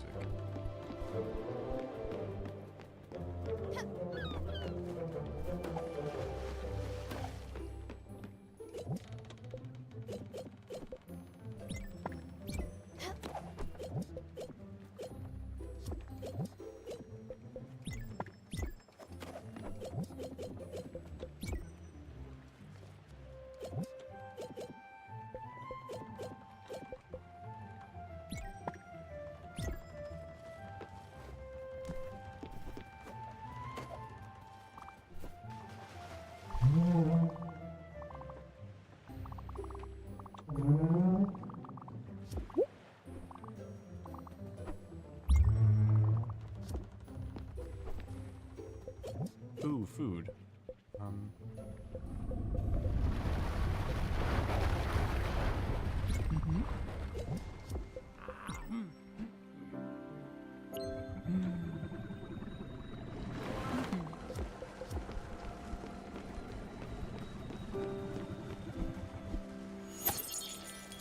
And there will come a time where there's no one else to take care of in this game. We're actually fast approaching it. No, what was I talking about before that? Right. So when something is over, you can understand how is it defined. Right? That's why I really like Stream Week. It is something we can properly look back on.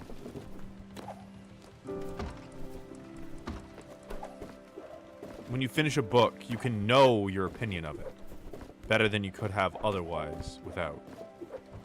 Because if it's not finished, you could always say, oh, well, I didn't really like it that much, but maybe it could have gotten better. Oh, that's so cute. He uses this upstairs space.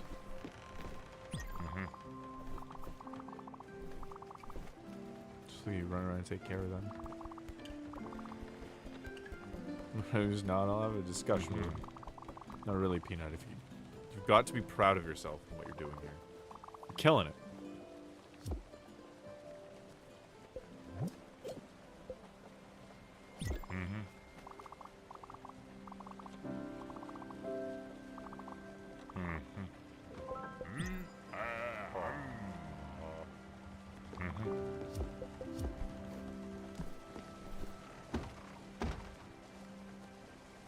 Oh, there's no Summer to feed. That's what I was looking for.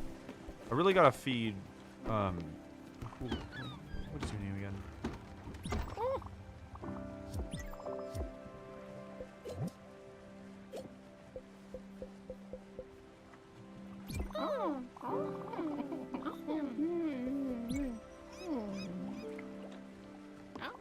Alice, I think her name is. Tool, do you need food? Yeah.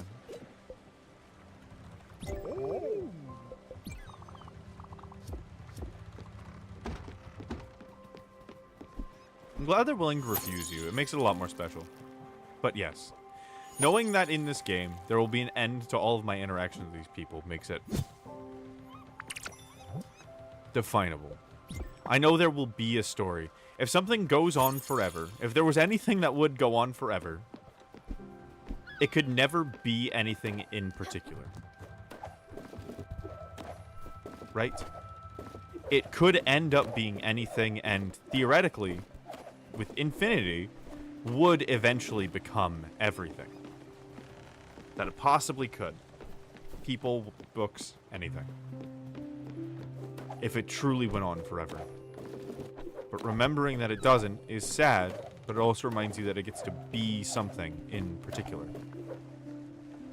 Gwen, Charon, Summer, they all get to have definitions because, well, they didn't last forever. This game won't last forever. I won't, and, well, this cult will be the last cult. It won't last forever.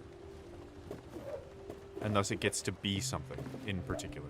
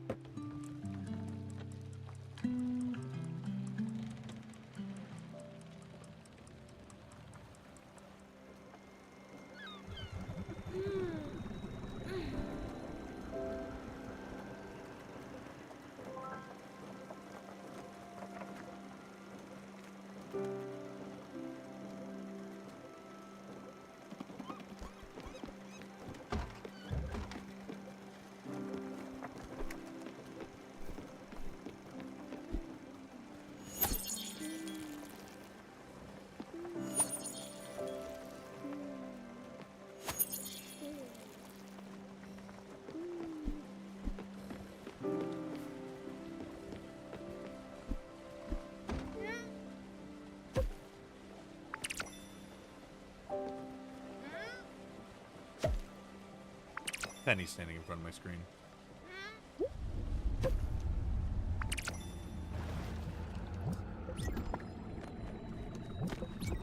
Despite not being here, Summer gets to live on. Both in helping the dragon, taking care of the plants. Ooh, on our way to Olga, we should play the song.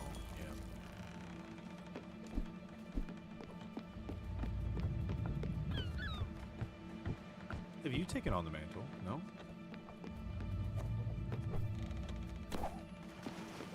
Oh, we go into our house. That's right.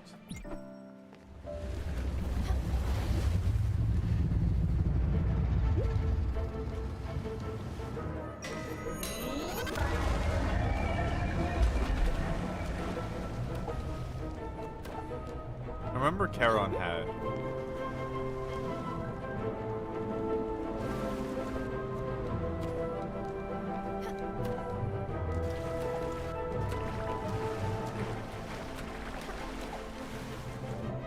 It's a very particular house. Whew. Or a boat, sorry. It was just empty. It was just a raft. And I thought it was because he got old and tired over time. And maybe that is. I'm starting to realize he didn't fear moving on. Because he had done it so many times.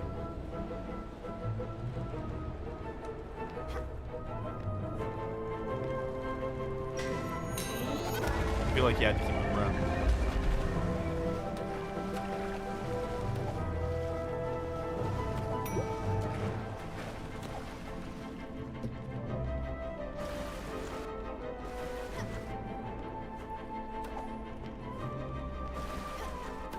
Ooh, that was close.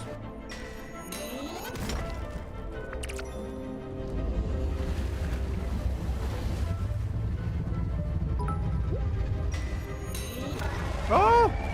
Hey, Shep, surprise bits! Thank you for the bits. I don't know if that's the first bits. That might be the first bits donation I've ever actually gotten. But thank you. Thank you for the bits. No, I know I've gotten bits before. But it is rare. Thank you. Good to see you. Welcome home.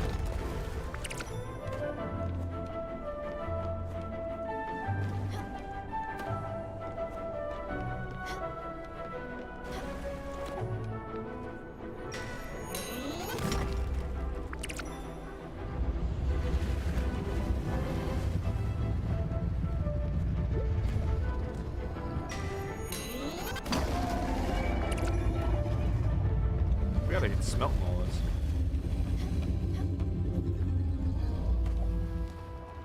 Goodbye, dragon.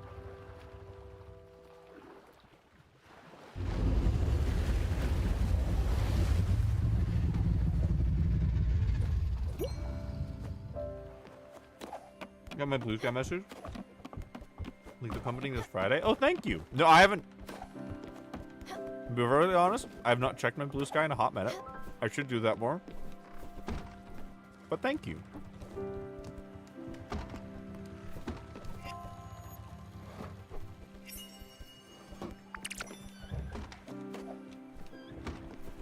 We'll see what happens. I knew I had to put coal in this at some point. I just didn't realize I had so much coal in it.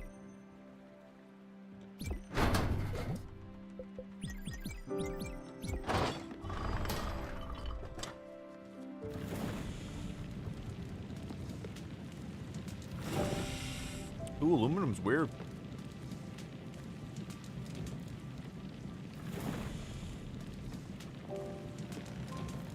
Very easy to burn.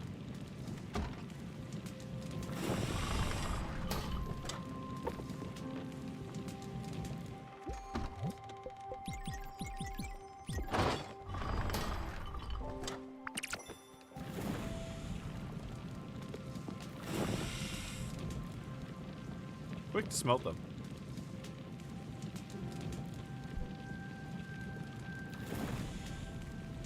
I just want stuff in this game, so I just wanted to drop by and leave some love. Take care, you too. Thank you. I really do appreciate it. It means a lot.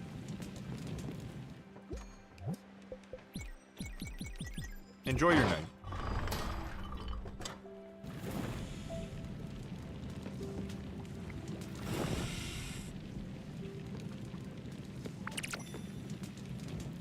Being very industrious with this. Very efficient.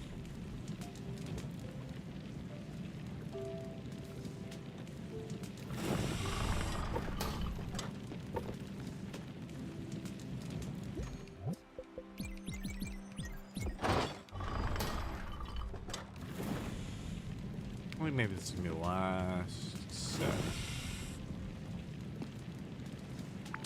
Realize I only need a little bit. For 2. Oh, and I need to get the boat moving somewhere, actually.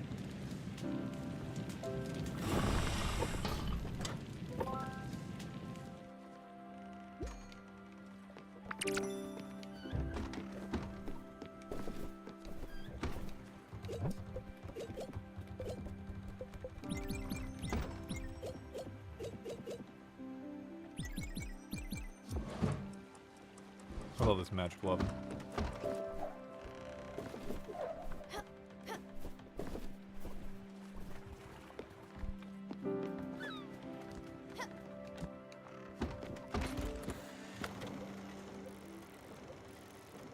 Already ready?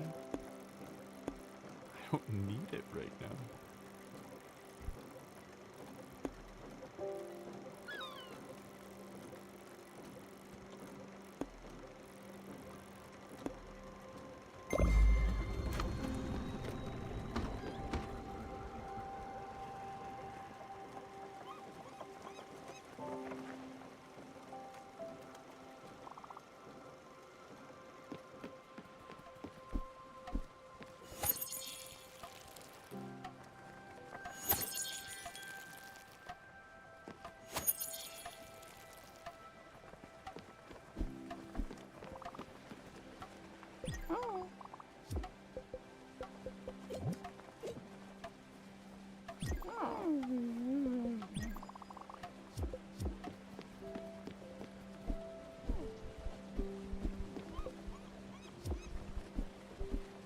No, they're well fed.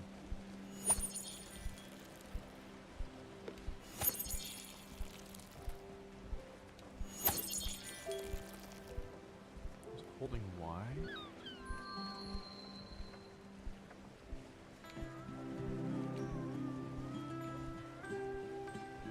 I will never not love this song.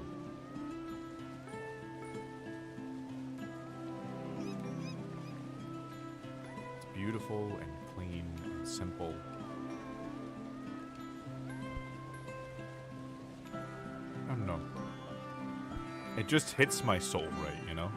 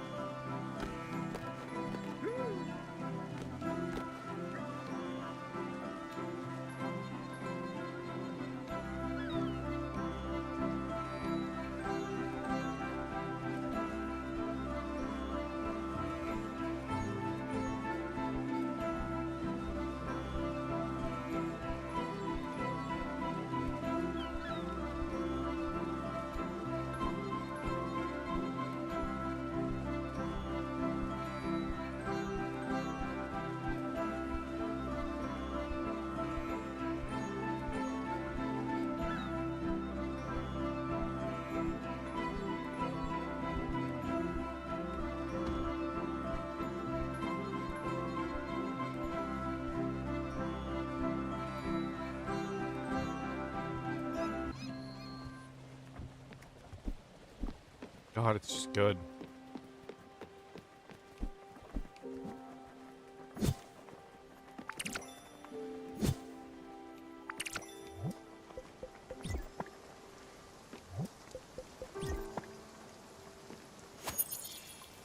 I get to try out my new lightning platform. I'm actually kind of excited. Ooh, this guy is ready to be fed.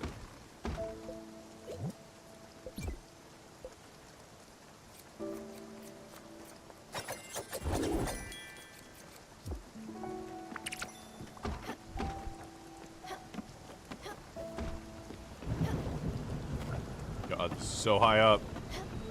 I hope they like heights.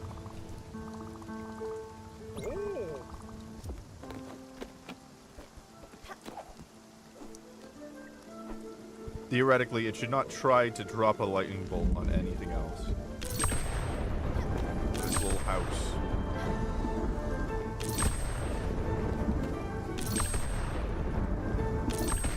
It does very few.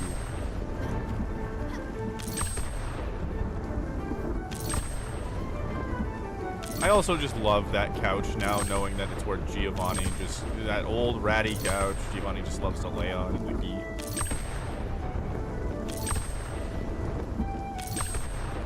Oh, and it's got his mark on the door.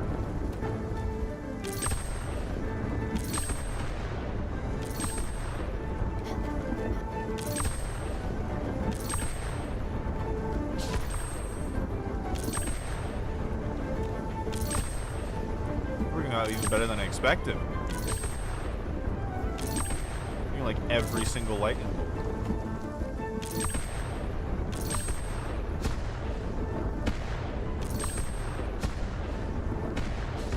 In the last phase.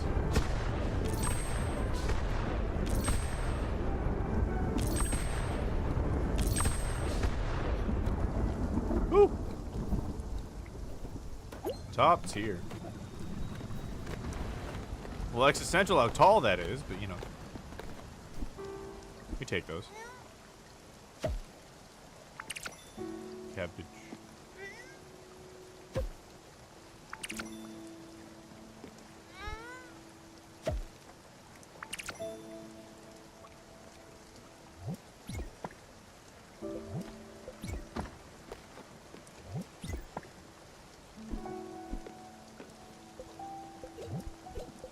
Yeah, you want fancy shit.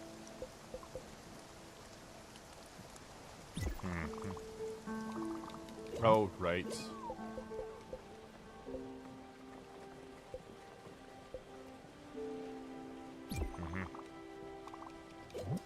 Oh, you can't do anything with fucking rice.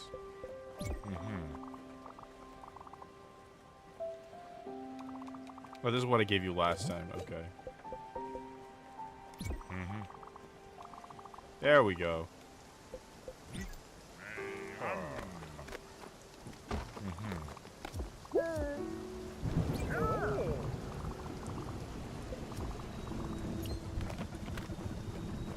Sorry, Uncle Atul, we just did that. Fucking, oh, I can bridge his house. That's what I can do. You need food though? You do.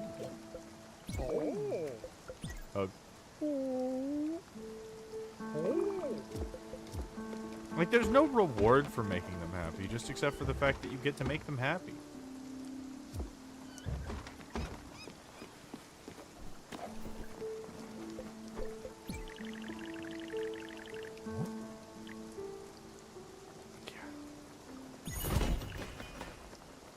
Comet powder. I think I'm anywhere close to having.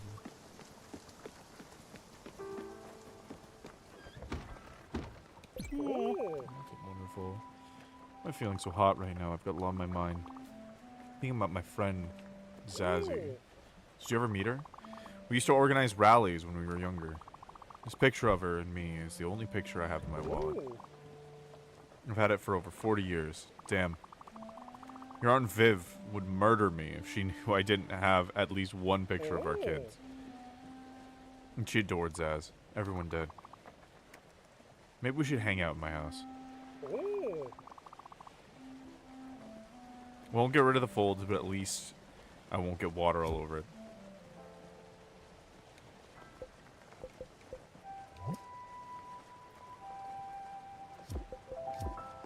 Yeah. You do that at all.